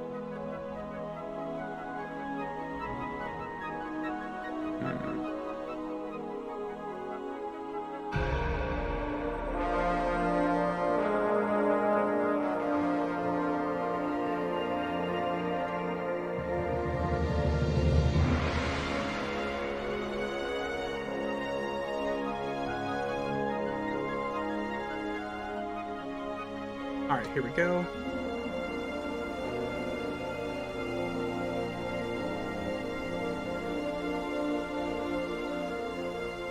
Okay.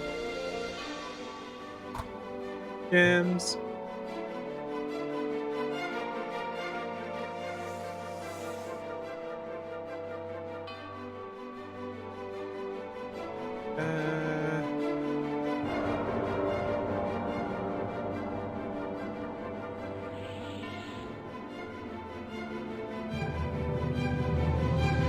There's another wave done.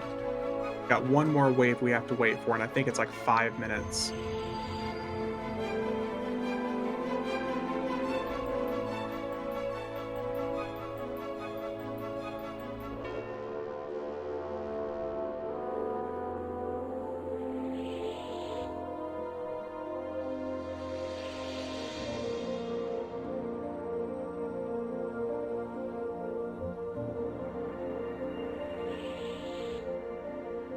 Nice.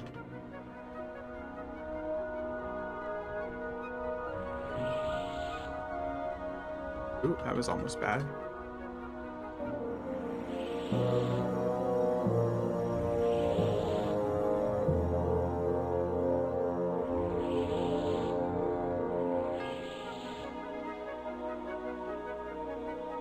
Wow. Okay. I did not mean to do that.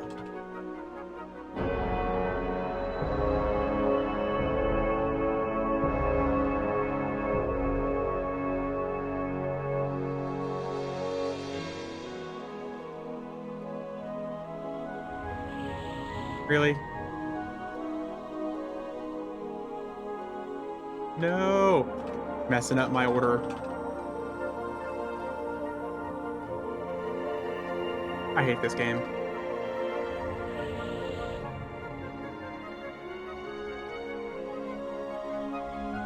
Okay, no. This is okay. There we go.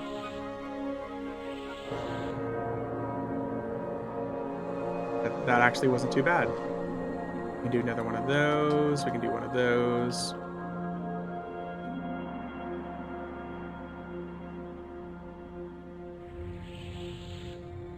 Okay, now we're switching direct. Oh, no. We don't want that. Oh.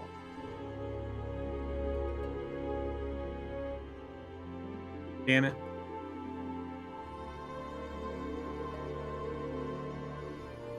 I'll have to do those. Oh, that takes care of the. Oh, okay. Bruh.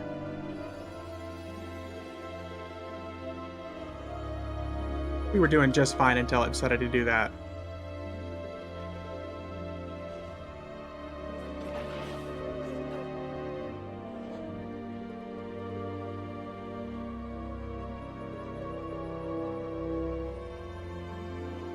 Good old Planet Tranquility music.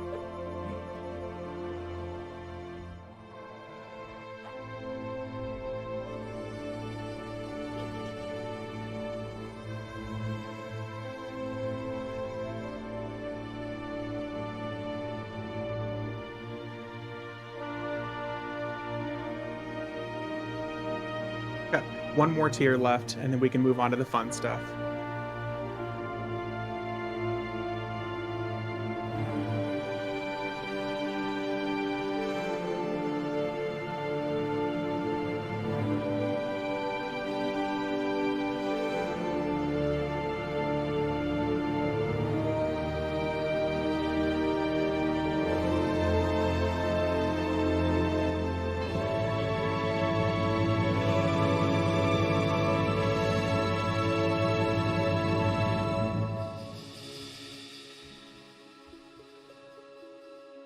Okay, I see your achievements over there. Pixel, getting your Shadow Knight achievements. Combat proficiency.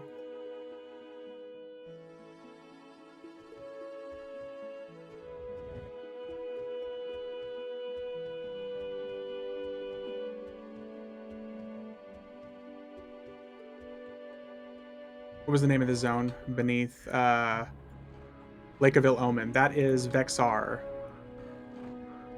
Vexar is phenomenal. One of my favorite zones, too. A little bit of killing going on? Hell yeah. Does Mischief currently allow 3 box, or is it coming soon? Mischief allows all boxing. As of Wednesday, boxing is completely open on Mischief.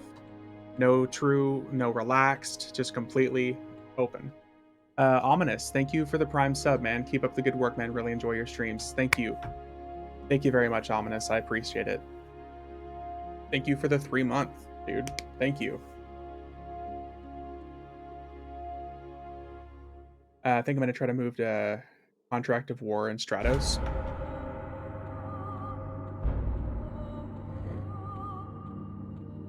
Get that EXP, man. Oh, now we're getting some good planar music.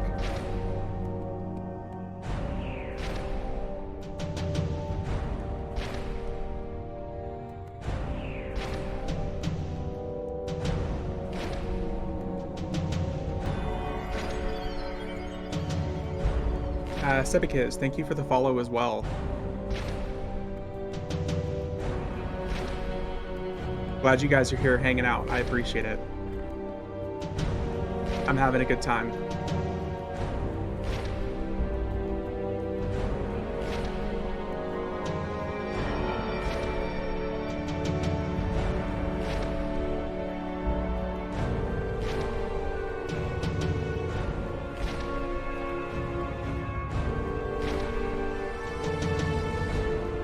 My secret mission is to get everyone back into the game and playing again, and getting people raiding on Oakwind or Fear in a V.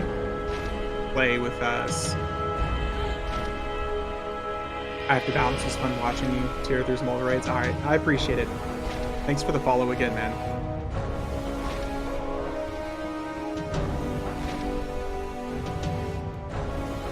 Have a good one, though.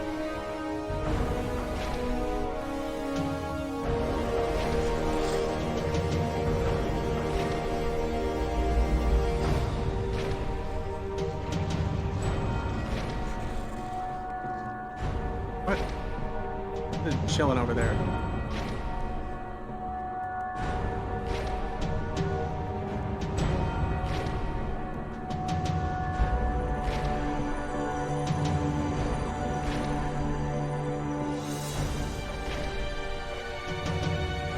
A couple more waves.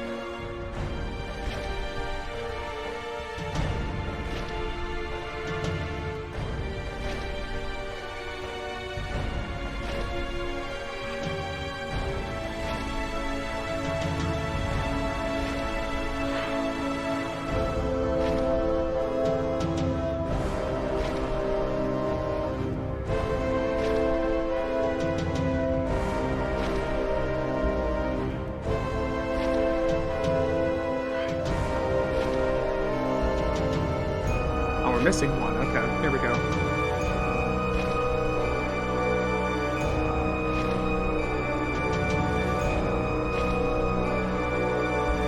Oh, well, it's always the casters.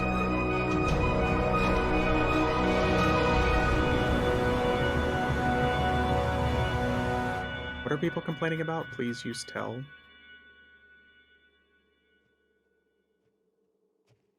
I don't even know what they're talking about. Always somebody complaining in general chat.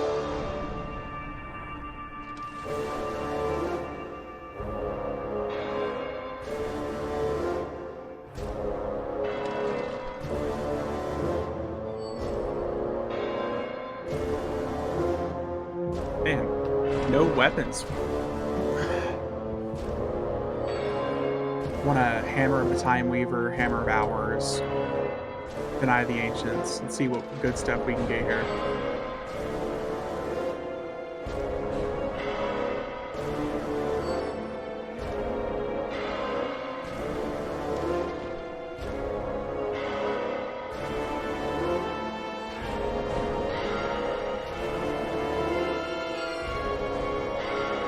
Okay, no weapon.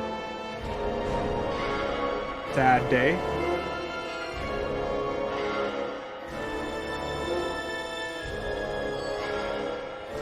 How do you reboot the general chat again? Just /join general. Is that what you're talking about?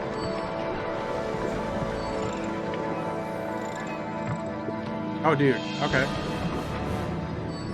2 Hammer of Hours. All right.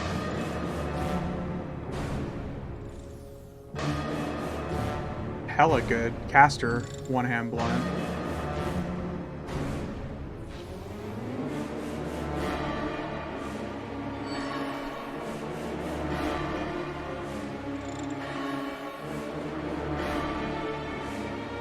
Yeah, I don't have general chat up right now. Oh, it's just people being, classic EverQuest gamers. Okay, we got a Shinai the Ancients like I asked for. Tactician Shield.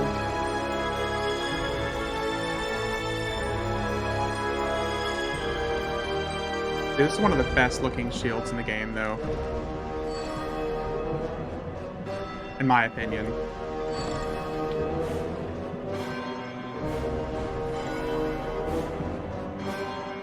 Yeah, it's just people being dramatic in general is all. Classic EverQuest.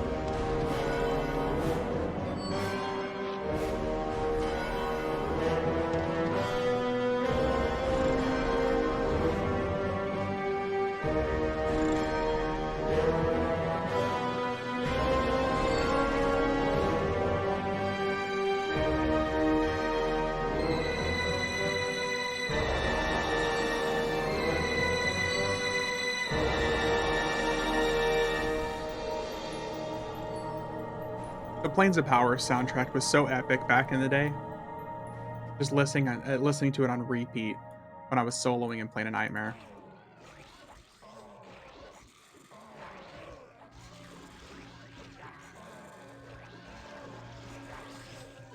Oh, tornado sirens going off. Must be a Saturday in Oklahoma.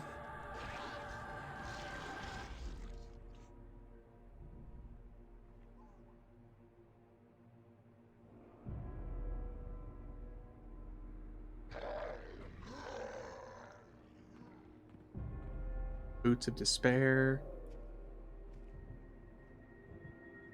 Oh, those are nice legs, though.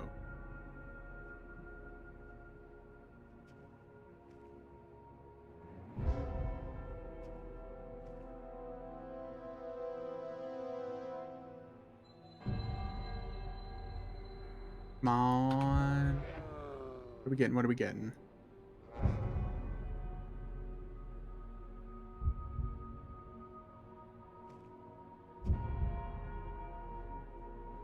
Man, not anything good from these guys. This is the one that we really came here for, though. Either Song Blade, Jagged Time Forge Blade, or neither. Or how about neither?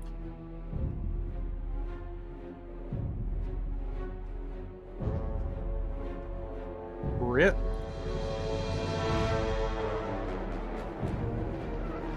Okay, maybe we'll get something from this guy. Come on, Dark Blade of the Warlord. Damn, not even Shield of Strife.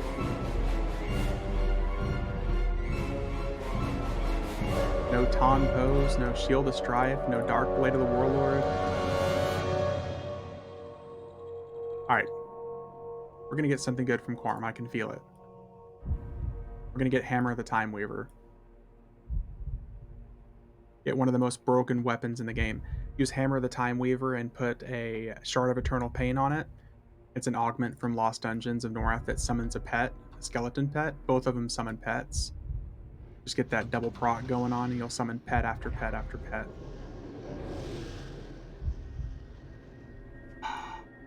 Whoa. Well, we got a cool shield as at least some sort of consolation prize.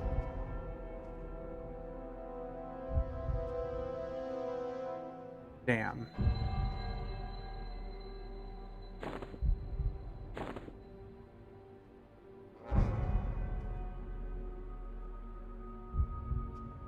No luck.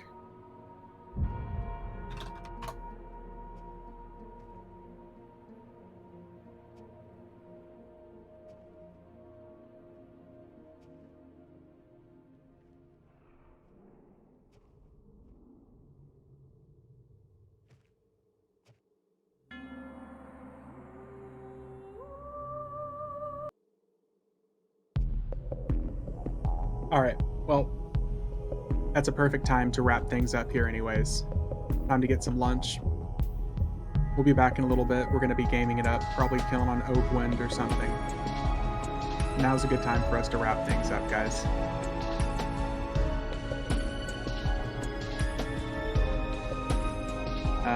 Let's UI again for all the help. Hell yeah. Thank you guys for coming by. Thanks everybody for watching. All that good stuff. It's been an awesome stream. We're gonna raid somebody here on Twitch, I think. I don't know who though. Let's find you guys another EverQuest streamer.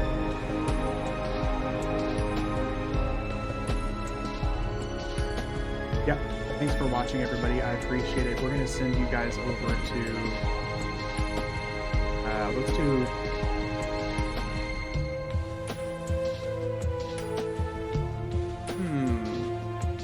okay, here we go.